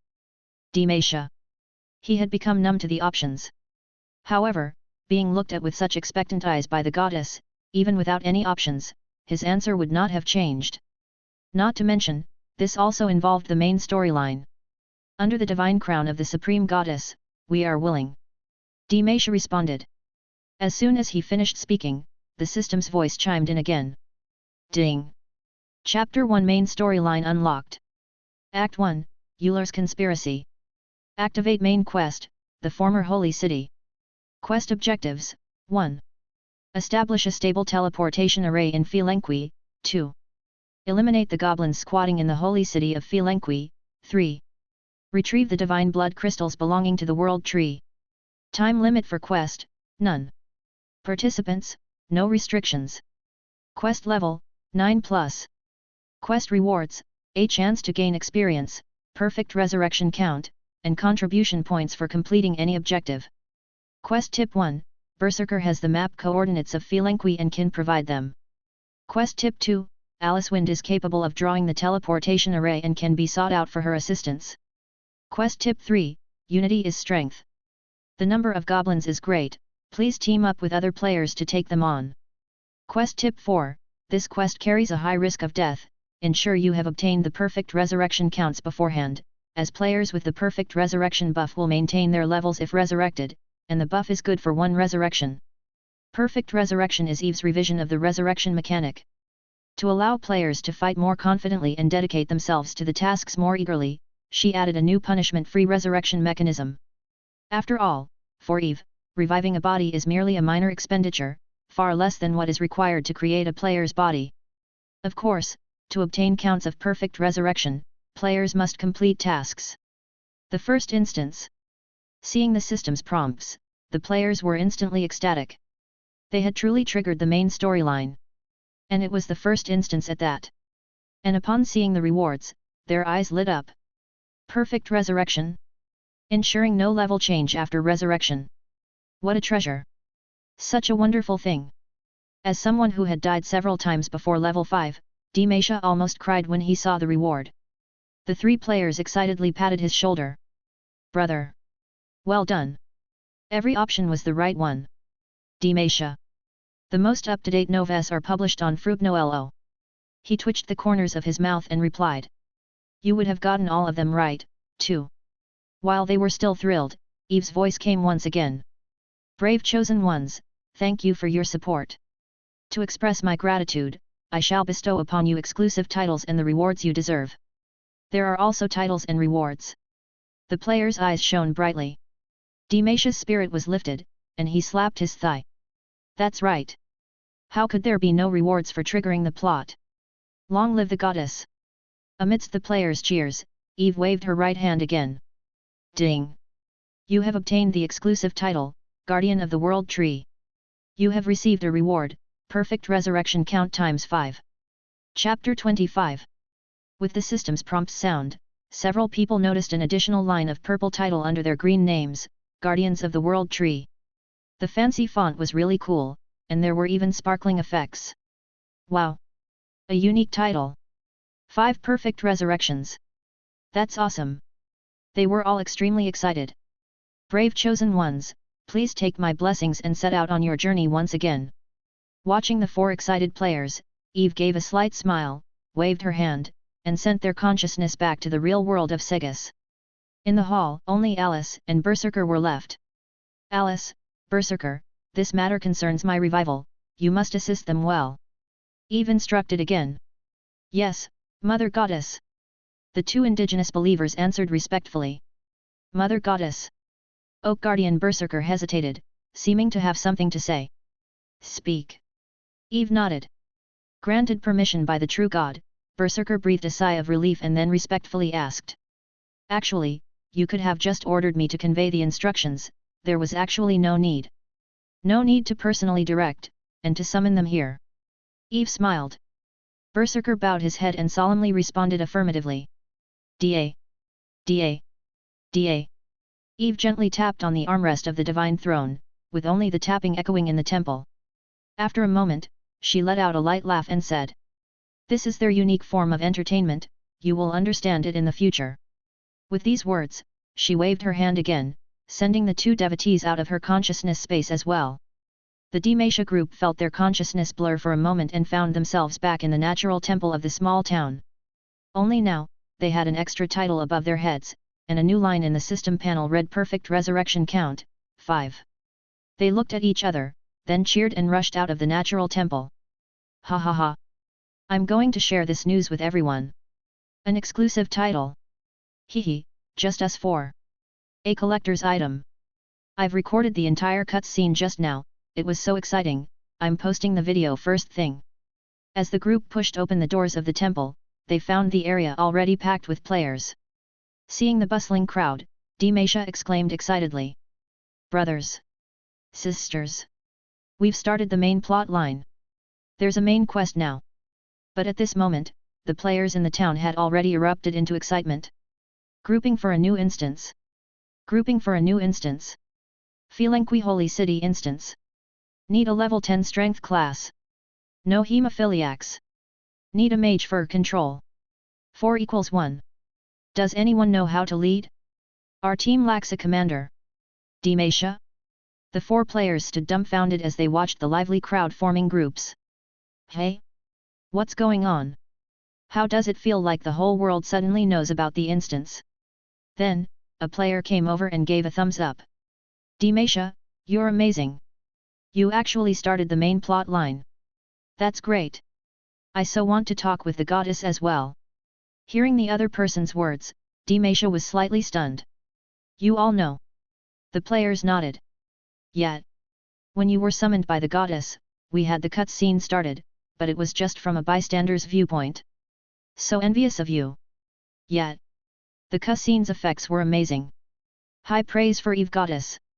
Haha, I even recorded it, I've uploaded the video online already, let those who didn't get the beta test slots be jealous, haha. Dimasha. That's right, the opening of an instance, such a big event, definitely needs to be announced server-wide. Dimasha smacked his forehead, feeling a little downcast. He had been planning to tell everyone the news himself. Wait a second, someone already recorded and uploaded it. At that moment, someone came over, looking enviously at his title. Wow, World Tree Guardian. Ah, who knows if we will ever get a chance to earn that. Upon hearing this, Dimasha couldn't help but smirk, his gloomy mood instantly dissipating. He proudly placed his hands on his hips, boasting. Hee, that's right, this is our exclusive title. Having said that, he added. Hey, right, the quest mentioned it's best to have perfect resurrection, be careful with your team formation. While speaking, he shifted to proudly show the other player his status bar that read perfect resurrection count, 5. Hearing Dimasha's words, the man chuckled and also showed his own status bar. Hee, don't worry about that, after the mainline quest started, all players who chose to participate in the first quest were granted 3 perfect resurrection opportunities by the goddess. Dimasha. Ahem, well, that's good. He laughed awkwardly, waving his hand. I'm not gonna chat with you anymore, I'm off to find Brother Mew. After speaking, Dimasha left a view of his back to the man, shaking his head and sighing. Ah, my title of World Tree Guardian is just too dazzling, far too dazzling. Elf Kingdom mainline storyline has begun. The first mainline quest Ancient Holy City has been released. Completing the quest will not only grant a large amount of experience points but also possibly perfect resurrection counts as well as contribution points, which are only available after reaching level 11. What's more, to improve players' gaming experience, the Great Mother Nature, Yggdrasil, has also gifted each participant player 3 additional chances of perfect resurrection. One after another, these announcements were made, and all players above level 9 were in a frenzy. Apart from a few players, the vast majority were eager to try and began registering for teams. Elf Kingdom does not limit the number of players in a team, but to maximize each individual's strength, most players almost instinctively formed 5-person teams, which is also a common team formation in VR MMOs. Moreover, in the latest strategy guide for Elf Kingdom, experts have analyzed that 5-member teams are the most efficient for monster hunting, exemplified by the Box Lunch Squad that defeated the powerful Forest Python by their combined efforts. In just 15 minutes, the beta players had formed 21 teams, comprising a total of 91 players, all of whom were level 9 and above, with 37 players reaching level 10. However, there was a dispute among the players regarding the construction of the teleportation array. What? Saintess Alice can only prepare one set of materials for the teleportation array. It's said there's not enough magic materials. So that means, only one team can complete Objective 1 of the quest. How is that going to work? The rewards can't be split like this. How should we decide? Maybe, draw lots. Drawing lots doesn't sound good, there's only one set of materials for the array, and there's only one opportunity to complete the quest, plus once the array is built we need to ensure it runs smoothly, after all, enemies will certainly attempt to disrupt it, so player protection is going to be crucial. I think it should be decided by strength, let the squads compete against each other. How are we going to compete? Are we going to have a fight? How will the rewards be divided? Can't it be fair? Suddenly, the players began to argue. Watching the clamorous chosen ones, Berserker, who had been waiting patiently on the side, frowned. Since when did elves become so disorganized and undisciplined? The quest hasn't even started, and they're fighting over an array? Don't they have the unity and humility typical of elves? These undisciplined fellows, can they really accomplish the Mother Goddess's quest? Goblins may be weak, but compared to this rabble of rookies, Berserker still felt the former had more combat potential. Although the chosen ones had impressed him with their town construction, what comes next involves real fighting. Berserker still vividly remembered spying on Dimasha and his comrades in the forest, their carefree demeanor. Obviously, these chosen ones had not encountered real combat, and some of them even get nauseous at the sight of blood. Furthermore, goblins have brought forth a priest, essentially obtaining a high intelligence commander. But these chosen ones are disorderly, noisy, and no one respects others, lacking even a leader. Not to mention that none among them have ascended to the rank of iron yet. Under these circumstances, can it really be successful? Mother Goddess, was your choice truly serious? Thinking this, Berserker's frown deepened. Watching the increasingly sullen Berserker, Saintess Alice cast an understanding glance at him. In a subtle way, she felt like she had found a kindred spirit. These creatures disguised as elves, don't possess a speck of the high nobility of the elf clan, instead, they're much like those humans driven by sheer profit. No, they lack even the discipline of humans. Utterly unorganized. Dang! Dang! Dang! Silence. While Berserker was deep in thought and frowning, a loud shout accompanied by the sound of knocking overpowered everything. In an instant, all eyes turned toward the source. They saw Demacia standing on top of some wooden planks, one hand hitting a rock with a wooden knife, the other holding a horn made from a large leaf. Stop arguing! Stop arguing! Brother Mew has something to say. Brother Mew? Li Mew? Upon Demacia's shout, the crowd gradually quieted down. Chapter 26. Humans are like this, when a group is headless, as long as someone with even a little strength steps forward, they can get everyone's response. Streamer Little Mew's name still has some fame in the gaming world, and since he was the first to publish a game review post, everyone is willing to give him some face. Seeing the players quiet down, Demacia was very pleased. He stepped aside slightly and handed the microphone to Li Mew, who walked onto the stage. Li Mew took the microphone, coughed a few times, and then said, "Everyone, calm down, the mission hasn't started yet, we can't disrupt our own formation. This game is different from the previous ones we've played, we must not act on our own before we are fully prepared." After hearing his words, the players caused a stir. "Brother Mew, what do you mean?" someone asked, puzzled. Li Mew continued. "That is to say, although we have received the mission, we do not know what the instance is like or what the situation with the goblins is. If we rush in scattered and uncoordinated, we might fail, especially since, aside from Demacia's team, each of us has only 3 perfect revival opportunities." After hearing his words, the expressions of the players gradually became serious. Seeing that everyone was taking in his words, Li Mew was satisfied, cleared his throat, and continued. "This isn't a regular pioneering expedition, we don't have unlimited revivals.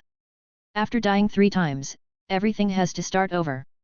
And, from the mission description, this is likely to be a prolonged battle. Therefore, before we set off, we must develop a detailed plan, rather than dividing ourselves into countless small teams and rushing headlong. Uncle B also told us that Felenqui is 30 kilometers away from us, a full 20 kilometers beyond the safe zone. If we rush there in a swarm, the variables are too great.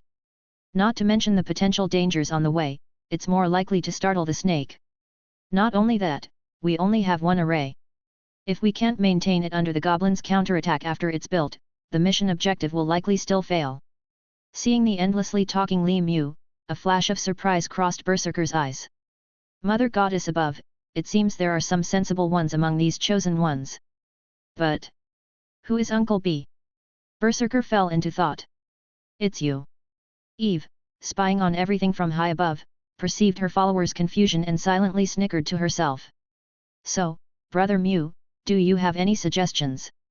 a player asked. Li Mew smiled and replied. "Of course, I suggest we form a special assault team with players skilled in stealth. They would take the array materials and head to Felenqui first, but not enter Felenqui itself. Instead, they would choose a safe place near Felenqui to build the array." At this point, he hooked the corner of his mouth. "The mission has no time limit, which doesn't mean we need to complete Objective 1 first. The array materials are fixed, all we need to do is place and activate them, so we can completely establish a hidden teleportation array outside the mission location first, as a base, and then everyone can be teleported there consecutively. After completing mission objectives 2 and 3, everyone can regroup, dismantle the array, and rebuild it in Felenqui. By doing so, by the time we build the array, the Holy City would have already been liberated by us, the teleportation array naturally won't be destroyed by the goblins, and it also ensures that everyone can share in the rewards for building the array." "That's possible?" The player's eyes lit up. He is indeed a veteran bug streamer. Eve, spying from afar, sighed slightly. "Not only that, after building the teleportation array outside the city for the first time, we can first lure some goblins out to test their strength. If they are weak, we'll take the initiative to attack.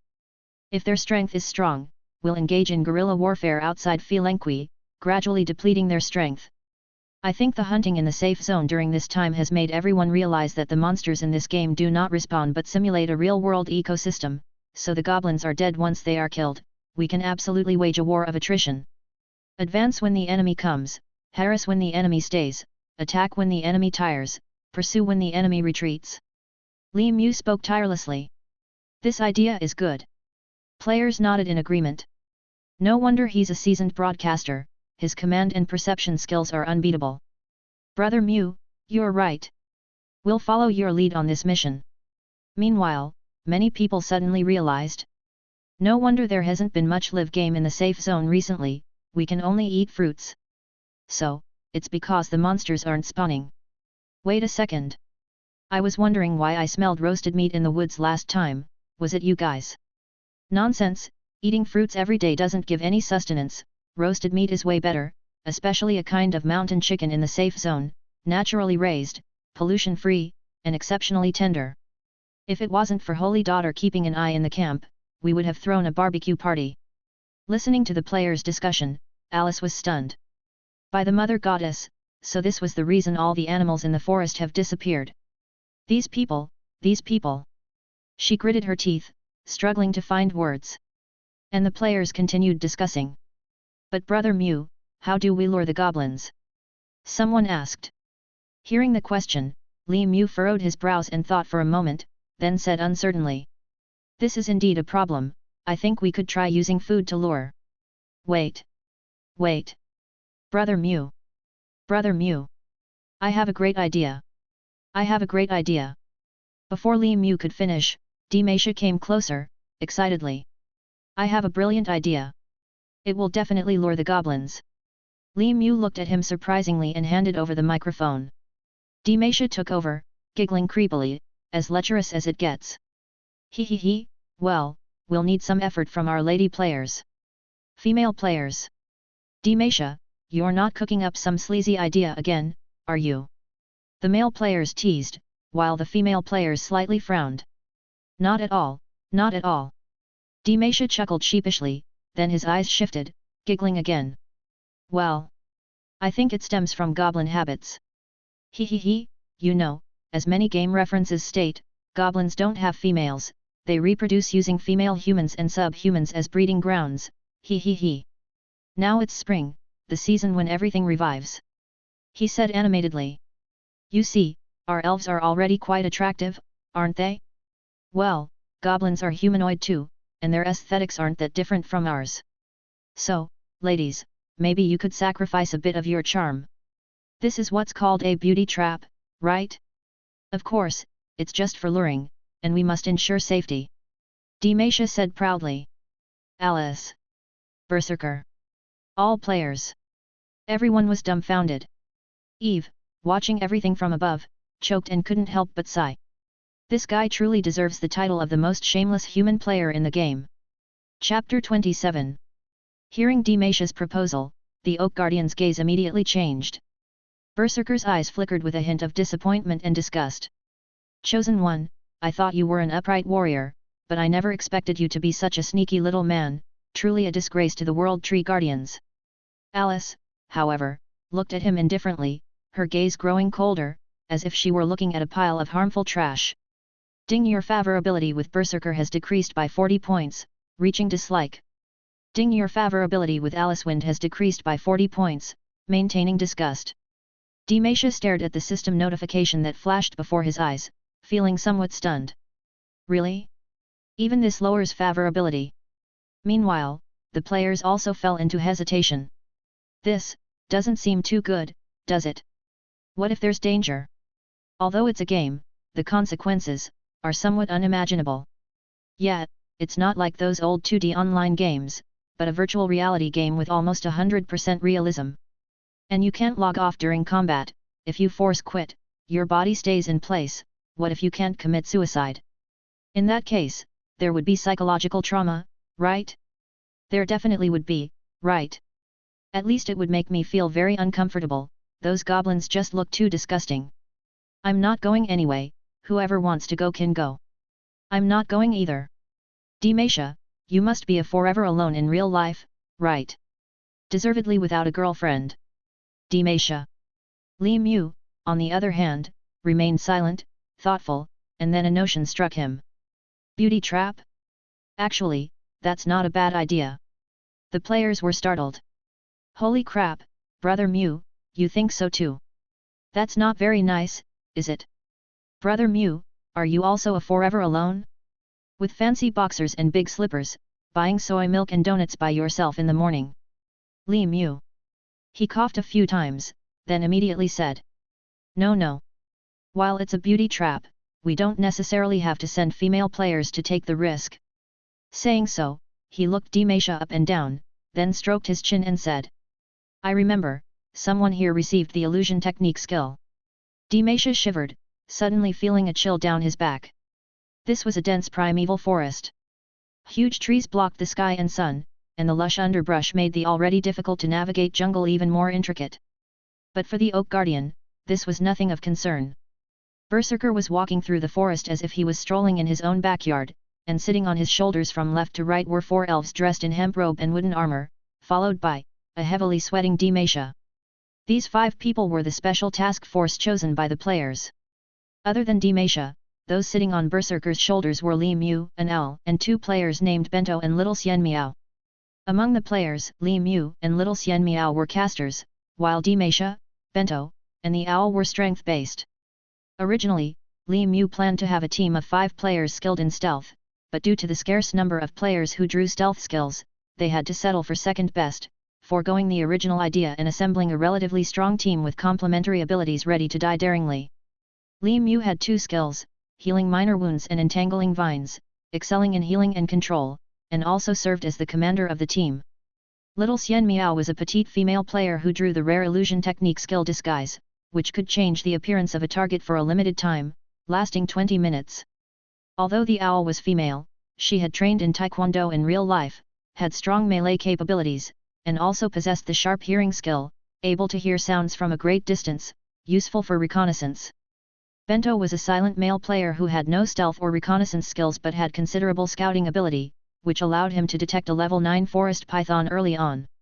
As for Demacia, with his whirlwind slash and unyielding skills, he was thoroughly a brute force damage dealer and tank role. After discussion, it was decided that he would also serve the important role of taunting. All 5 players were a neat and clean level 10. After discussing the plan, they set off riding on Berserker, although the Oak Guardian refused to carry Demacia, who could only scurry along behind. The other players watched their progress through a live broadcast and waited to be transported. Yes, live broadcast. Although Segis World and Blue Star have different time flow speeds, this did not affect the players logged into the game from accessing the internet through the game system network. And the players of the special task force who opened live broadcasts online could naturally be watched normally by other players through the system window. This was also a new gameplay method discovered by the players, similar to early years YY and QQ Voice, only it was a video version. Players had used this tactic for scouting when hunting monsters before. When Eve discovered this, she was also amazed at the players' cunning operations and likewise opened the live broadcast in the divine space, joining the audience. We've arrived. Suddenly, the massive Oak Guardian stopped. He knelt down halfway, setting the players down on the ground, and said. We are less than a kilometer away from Felenqui now. To prevent my identity from being discovered by the goblin priest, I will not approach any further. From here, you're on your own. After speaking, he turned around without a word and disappeared into the forest. Demacia finally caught up, gasping for breath leaning on a tree. He bent over to rub his sour knees, looked at Berserker's indifferent demeanor, and sighed. I mean, why? It was just a suggestion, and my favorability dropped by so much, you wouldn't even let me get on the ride. You also don't see what kind of stupid idea you came up with. The owl looked at him coldly. The chat room floated with players uniformly teasing comments. Running more not only improves physical fitness but also gains a point or 2 of experience. Why not? Haha, Demacia, did your favorability with Berserker also drop to a negative? Pfft. I remember this guy bragging before about reaching a friendly level with Uncle B, and then promptly making a fatal mistake. Ha ha ha. I just realized that goblins are the most despised intelligent creatures by NPCs in the game. Only you would think of using a beauty trap with a girl to lure monsters. You deserve to be hated by NPCs, ha ha ha. The Elf Clan and Oak Guardians are quite proud. Ha ha ha, and then the taunt ended up on yourself. Looking forward to the mob luring. Expectation +1. Expectation +2. Watching the rapidly passing comments, Demacia's face was turning green. The Goo bird didn't continue mocking. She turned her ear, listening quietly. Skill keen hearing. There are no other creatures nearby. She said after a moment. After scouting the area, Brother Mew also shook his head. Hearing this, everyone breathed a sigh of relief. Li Mew looked around and took out a set of array setting tools that Alice had given him, saying, "I think the terrain here is quite good. Let's clean up this area and set up the array. A distance of 1 kilometer is about right, getting any closer would increase the risk of exposure." After speaking, he glanced at Demacia with a hint of a smile. "You guys should also start preparing. After we set up the array, we'll go and lure a goblin to test their strength." Hearing Li Mew's words, Demacia instantly deflated like a punctured ball, creeping to one side with a forced laugh. He said, "Brother Mew. You guys, you can't be serious. Wasn't it Demacia who suggested this method?" Little Xian Miao said while gracefully pulling out a light green dress from behind her. "Hurry up and put it on. This is generously provided by Miss Alice." Seeing the dress, Demacia's face turned even greener. "You're serious? You really want me to cross-dress? I was talking about using a beauty trap. Not a handsome man's strategy. I'm a full-grown man." "No problem, Salted Cat's illusion technique was prepared just for this. I guarantee you'll be unrecognizable," Salted Cat said with a beaming smile. "Demacia. I recall your house isn't finished yet, right?" The player camp construction leader, Goo Bird, asked casually. "Demacia. Do you really intend to let female players take the risk?" Boxed Lunch frowned. "Demacia." Even the chat room's comments became much more cheerful. "Ha ha ha. Brave Demacia, quickly put on the dress and transform into a muscle girl. Quick, once you put it on you'll definitely become stronger. You came up with this great idea, ha ha ha. Hurry up and wear it, otherwise, your home will remain unfinished, ha ha." "Demacia." Li Mew coughed twice, patted Demacia's shoulder. "Demacia, you should do it. After all, you have plenty of lives. Counting the one granted by the quest, you have a total of 8.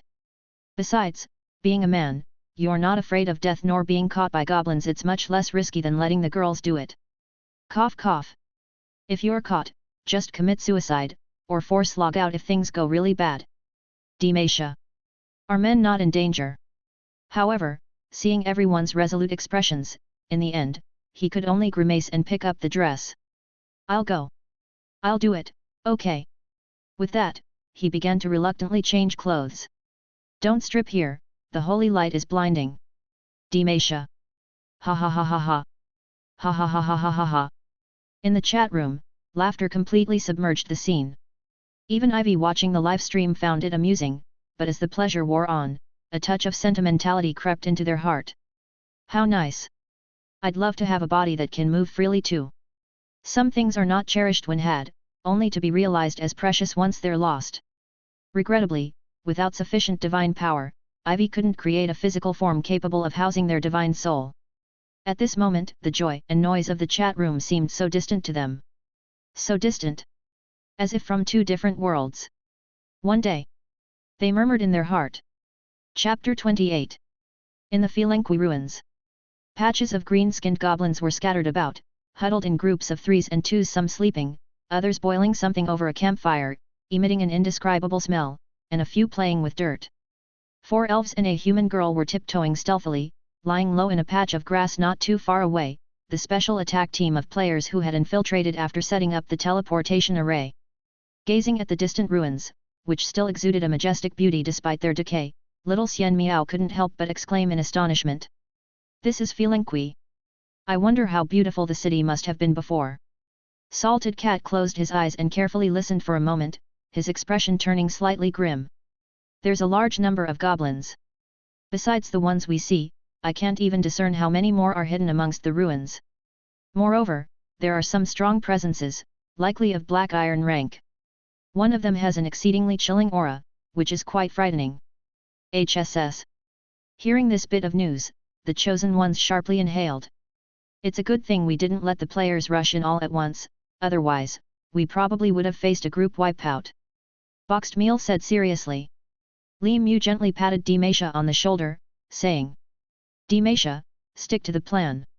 Aim for those 3 goblins playing with dirt over there, they seem weak and poorly equipped, probably not even level 10. Whether we can lure the creatures over depends on you." "Demacia." He forced a grim smile. Can I, not go? No. The four replied in unison. Demacia. Ah, never mind, the wind howls and the Yi River is bitterly cold. Demacia gave up struggling, flicked his long hair, now returned to its disguised form, and stood up from the grass. At the edge of the ruins, 3 goblins were sitting together, joyfully playing with clumps of dirt, occasionally letting out ga-ya-ya weird laughs. Suddenly, a stone flew from behind, striking precisely on the head of one of them. Thunk! Blood immediately began to flow. The hit goblin was bewildered in an instant. It stood up, looking around, and met eyes with a companion. Anger surged instantly, and with an outraged cry, it smack gave its companion a blow to the head, leaving the other just as dazed. Then the 2 goblins started brawling. Thunk! Thunk! 2 more stones came flying, hitting the embroiled goblins right on the head. The 3rd goblin stood up, eyes wide, pointing and yelling "ah" in the distance. Attracted by their companion's noise, the 2 brawling goblins stopped their scuffle and looked in the direction it was pointing. Several dozen meters away from the ruins, a seductive lady was leaning against an old tree, twirling a strand of hair around her finger while caressing her thigh. Seeing the 3 goblins gazing her way, she blinked at them, then licked her lips and blew a kiss their way. The eyes of the 3 goblins went straight at that moment. Right then, their simple brains started the most complex calculation they'd ever encountered. Head plus 2 legs and upright and good-looking clothes human. Human and XX woman. Woman offspring. Their eyes suddenly lit up. The goblins grabbed their weapons and charged at the maiden, shouting wildly.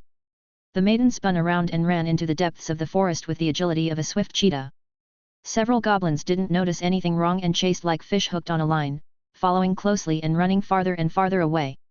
A few minutes later, 3 goblins felt something was amiss.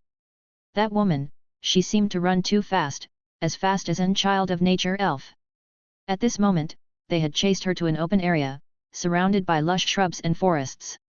The maiden in front stopped, turned around, and revealed a smug smile, her voice rough and mocking. "Dupe heads, you've been played." As soon as she finished speaking, a glow flashed over her body and she transformed into a red-haired, garishly dressed elf Demacia. The 3 goblins were stunned at this sight. Before they could react, several vines suddenly shot out from all around, striking at the 3 goblins. It was Li Mu's entangling vine skill. Afterward, Salted Cat and Lunchbox jumped out from the bushes, forming a triangle with Demacia, encircling the goblins. "Take them down!" Armed with a wooden sword she had hidden nearby, Demacia rushed forward excitedly. The goblins panicked for a moment, then let out an angry howl, drawing their weapons to strike at the vines. Crack! To Li Mu's surprise, the magic vines were cut by the goblins' curved blades, and the 3 players engaged in combat with the goblins. However, once combat started, the scene was somewhat comical. "Sister Salted Cat, you almost kicked me. Sorry, you were in my way. These goblins are so strong. Wait, I think I got slashed. Heal light wounds. Where's the magical support, Xiao Xian Miao's magical support? It's coming, it's coming. Damn, your fireball technique burned me. Can't you aim? Don't rush the fight, everyone. Conserve magic power and stamina, focus on self-defense. Seize the opportunity to attack. We outnumber them, they can't outlast us."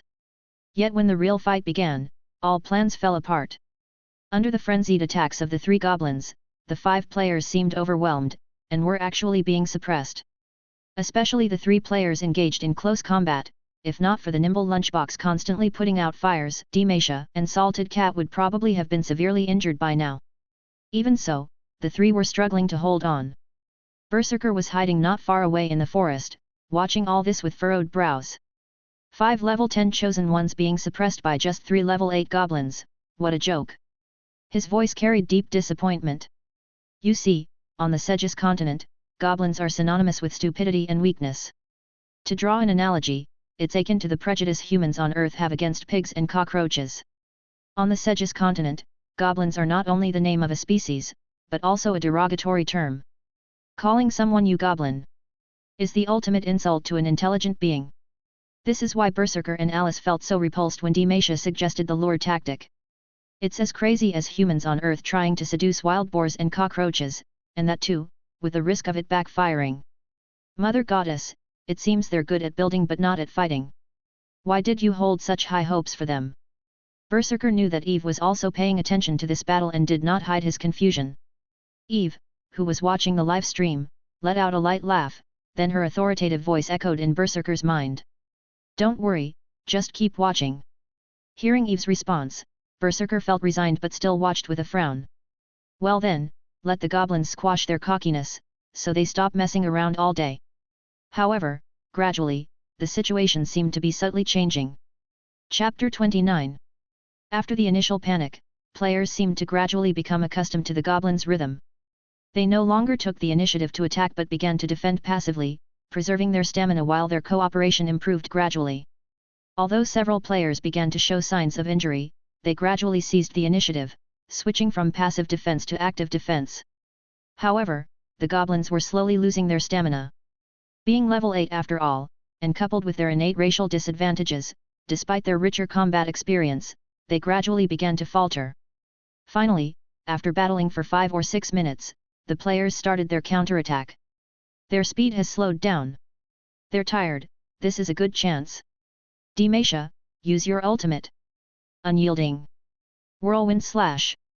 Demacia roared, first buffing himself with Unyielding to instantly boost his defense and attack, then he unleashed his powerful skill Whirlwind Slash, his green little skirt ferociously lifted by the whirlwind, revealing the faint holy light beneath the dress. Accompanied by 3 snap sounds, weapons in the hands of 3 goblins were instantly knocked away. Go! Following a roar, Boxed Meal and Goo Goo Bird surged forward, unleashing their skills and ruthlessly dispatching 2 goblins. Seeing the situation turn sour, the 3rd goblin turned tail and ran, only to be entangled by a vine from Li Mu, and turned to ash under a fireball from Little Xian Miao. The 3 goblins finally died, and their bodies turned to ashes under the operation of the war sacrifice, leaving behind tattered equipment. The 5 players received a system notification, earning a hefty sum of experience points each. A new task also appeared in their system tab: Eliminate Goblins, 3.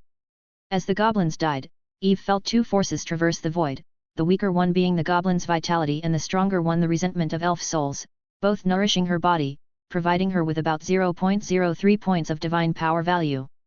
The player's set collapsed on the ground, panting heavily while receiving healing from Li Mu. Finally took them down. Didn't expect these goblins to be so tough. Boxed Meal, you were pretty skilled just now. Without you, I might have died once. Demacia slumped on the ground, exhaling as he spoke. Boxed Meal didn't make a sound, just nodded, silently gathering the weapons left by the goblins. Seeing those weapons, Goo Goo Bird's eyes lit up. These scimitars are nice, sharper than our wooden swords. Haha, our first share of the spoils. Ah, a pity no divine blood crystal dropped, a bit disappointing. The players chattered among themselves. Seeing the players in good spirits, Berserker was in a less favorable mood. Just to eliminate 3 goblins, we exhausted so much effort, what's there to be proud of? Don't worry, just keep watching. Eve replied with a slight smile in his heart. Berserker, helpless, continued to watch. After some healing, the players' injuries finally recovered. The 5 players gathered to hold a meeting. Li Mu's expression was somewhat serious, he sighed. Didn't expect that just 3 goblins would be so troublesome, it seems both our cooperation and actual combat abilities need improvement. Goo Goo Bird nodded. Agreed. The combat in this game is just too realistic, and all those techniques they had used before against unintelligent weak monsters were almost useless against the barely intelligent goblins. However, this experiment has proven that Demacia's tactics can be applied. Although there are risks, goblins have short legs, and they don't seem to run as fast as we elves. Not directly entering Felinqui was a wise choice. These are just the 3 weakest goblins, it's hard to imagine how strong the ones inside must be. A war of attrition is still viable. We can just pick on the weak ones, lure them out, and gradually improve our coordination and techniques through battle. Once we grow stronger, we can then confront those powerful goblins. Their stamina is poor, if we can withstand their initial frenzy, the latter part of the fight will be much easier. It seems they also have some issues with their eyesight. If we use high attack speed skills during battle, it might be surprisingly effective. Agree, I think we can also start including other players now, but remind them that it's best if the whole team is level 10. If not, it's better for 2 teams to move together. Those who can cast magic need to be careful not to cause friendly fire. Also, we need to keep quiet and grow in a low-key manner, don't startle the snake by the grass. If we end up attracting all the goblins, it's game over. We can do it this way, lure about a dozen at a time with one person coordinating the monster luring, then drag them far away. Each squad then selects their target to fight against. We definitely can't take them one-on-one, so we'll just mob them. In a mob fight, goblins are definitely no match, we'll attack back once we become stronger. Agree. Agree. The conversation among the 5 players was also overheard by Berserker, who felt slightly surprised at their analysis. Mother Goddess above, it seems they also possess unity and discipline. Not to say whether they have the noble character of elves, but they do have a measure of the cunning and intelligence typical of humans. Luring and mobbing goblins, they came up with that idea. Hearing Berserker's sighs, Eve shook her head. After all, they're just a bunch of humans disguised as elves. After some discussion, the special attack team's 5 players summarized their combat experience into a simple strategy guide and shared it with other players through the live stream. The rest of the players, who had been waiting at the camp, also began to teleport through the newly established teleportation array. Before long, dozens of players appeared in the forest. The battle starts now. I've been waiting for so long. Just watching the live stream got me so pumped. Dimash's movements are too stiff. If not for the heroics of Boss Boxed Lunch, I think he would have been kneeling by now. Watching the excited players, the 5 pioneers quickly reminded them. Don't get too excited, these goblins are not weak, don't let your guard down. The players were quite optimistic. Haha, don't worry, we'll just mob them, 5 against 1, we can surely win. Besides, we still have 3 perfect revives. The combat experience of this game looks so real. I wonder if I can apply it in real life after I get skilled. Is anyone going to lure the monsters? Dimasha, how about you go again? Dimasha. One person turned dark with an indignant refusal. You go if you want, I'm not doing it again. What a joke, he, a mighty man of 8 feet, dressing up as a woman was enough for once. If you lure the monsters, our squad can share some of the loot with you. Our squad can share too. Dimasha stayed silent for a few seconds, then turned his head to look at little Xian Miao, who was snickering on the side, and said woodenly. Do I still have magic power? Disguise spell, right? Come on, I'm ready. Chapter 30. 1 kilometer away from the Felenqui ruins, 21 instance teams consisting of more than 90 players quietly waited. Bought over by the lure of loot, Dimasha once again turned into his full warrior self, took on the glorious task of drawing in monsters. This time, he ventured even deeper than before, stirring up over a dozen goblins, including 3 that were level 10, elite goblins. More than 10 goblins, wielding scimitars and wooden clubs, excitedly chased after him. Not only that, some goblins carrying bows and arrows were about to shoot, but they were stopped by the elite goblins.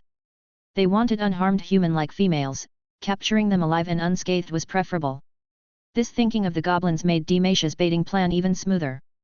He once again led the goblins to the same clearing he had used before and then stopped. Just as the dozen goblins thought the human they were pursuing was tired, suddenly, upon a command of attack, nearly 100 tall figures burst out from the surrounding bushes. Elves? The goblins were suddenly stunned. Goblins! Goblins are coming! 1, 2, 3, a total of 18. 1 team per goblin. 2 teams each for the 3 level 10 elite ones. Charge! Gang up on them! The elves, with red eyes and panting heavily, seemed to be in some excited state, brandishing wooden swords and charging forward, fearing the monsters would be snatched by others if they were a second late. The goblins were completely dumbfounded. Where did this group of mad elves come from? From which part of elf forest did so many elves emerge? Hadn't they all left already? Wait, are these guys really those high-standing, elegant, reserved long-eared ones? By the hunting god, have they gone mad? The goblins wanted to flee, but they were already surrounded by layers of players. Quick! Spellcasters, use your control skills to split them up. Attack magic is also good. Flank them! Flank them! One is trying to escape over there. Damn! Don't use area damage. Almost hurt our own. Amidst the interference of ranged magic spells, the goblins were gradually split up, beginning to face a series of beatings from the players.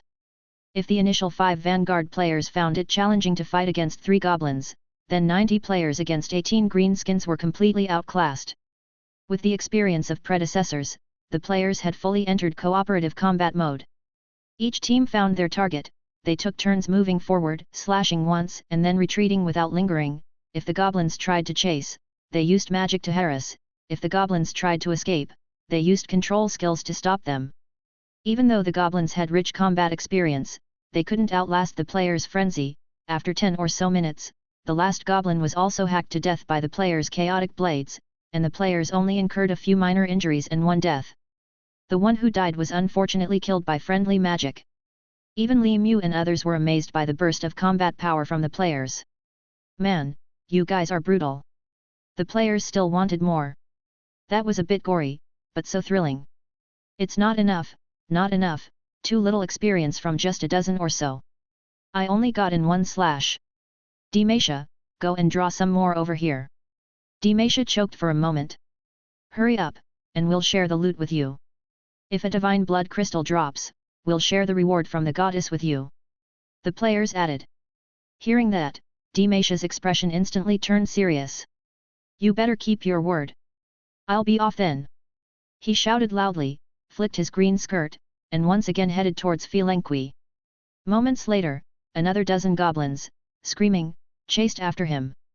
The battle began again. Thus, the players began their monster fighting quest near the Felenqui. As the battles continued, their cooperation improved steadily. Initially, each team handled 1 goblin, but later they could take on 2. Eventually, even 10th level elite goblins could be matched by a team of 10th level players, engaging in back and forth combat. Perhaps they were individually inferior to their adversaries, but the rhythm of the battle heightened. The players had clear roles, some distracted the targets while others ambushed, exchanging blows, swiftly and without lingering, they wore the goblins down. Not only that, but the players savored the sweetness of experience points and had upgraded to the relatively sharper scimitars from the goblins, making their battles smoother and more exhilarating. In fact, several 9th level players leveled up directly. And with the continued defeat of the goblins, a second divine blood crystal was discovered. Divine blood crystal. It's a divine blood crystal. Our team found it. A player, holding up a light green crystal, excitedly exclaimed. You luck king. Which monster dropped it? An elite goblin. The lucky player replied excitedly. It was an unfortunate creature that, having just collected a divine blood crystal from the forest and was about to return to its den to present it to the priest, was lured out by Dimasha halfway. Elite goblin? At this, all players' eyes lit up. So it's the elite goblins that drop these rare items. Such a low drop rate, damn. Over 90 of us, and after nearly 100 goblins and about 20 elites, only 1 crystal dropped. Damn, it's such an annoying drop rate. Blame the game designers. Just be satisfied. When I was farming Shen crystal in online games, that drop rate was really touching. More than 20 elite goblins for 1 divine blood crystal is actually very decent. Who cares, just lure some more elite goblins. I refuse to believe we can't get another divine blood crystal today. Where's the taunting tank? Who is the taunting tank here? Hey Dimasha, go and lure some more. Lure over more elites. The players shouted. Dimasha. Observing quietly from the shadows, Berserker was finally moved. The unity and drive displayed by these chosen ones against the goblins far exceeded his expectations. Moreover, their rapid improvement and passionate fervor about combat were unbelievable. But what moved him most, was that these players, though not believers of the Mother Goddess, were willing to fearlessly battle for the goddess. At this moment, Berserker felt a newfound respect for the players. Mother Goddess above, your wisdom fills Berserker with awe. I finally understand why you summoned them. These chosen ones may not be natural fighters, but they have the potential to become a formidable army. They may not be your believers but are more passionate than ordinary believers. However, they seem to lack any sort of knightly spirit, and they are a bit greedy, even at times disgracefully so. Watching the players nearly fight over the scimitars dropped by the goblins, Berserker shook his head helplessly. Eve could quite understand this. The wooden swords she had provided for the players were crudely made, whereas the metal scimitars stolen from human caravans, although inferior in quality, were still sharper. To the players, this represented better equipment. Sensing the feedback from the players killing the goblins, Eve felt increasingly delighted. Accumulated 1.2 points of divine power. She thought contentedly. Perhaps due to the long-time occupation of the elves' sacred land, the resentment of the elf souls from the slain goblins was considerable, and in just less than half a day, Eve's investment in creating players' bodies almost broke even. With the discovery of additional divine blood crystals by the players, she was already starting to profit. Although still far away, I am one step closer to obtaining an incarnation. Looking at her nearly 13 points of divine power and contemplating her goal of 100 points, Eve consoled herself. She was becoming somewhat weary of playing the inactive backdrop. The players' battles continued, and with the significant reduction of goblins in Felenqui, the goblin priests within the ruins finally realized something was amiss.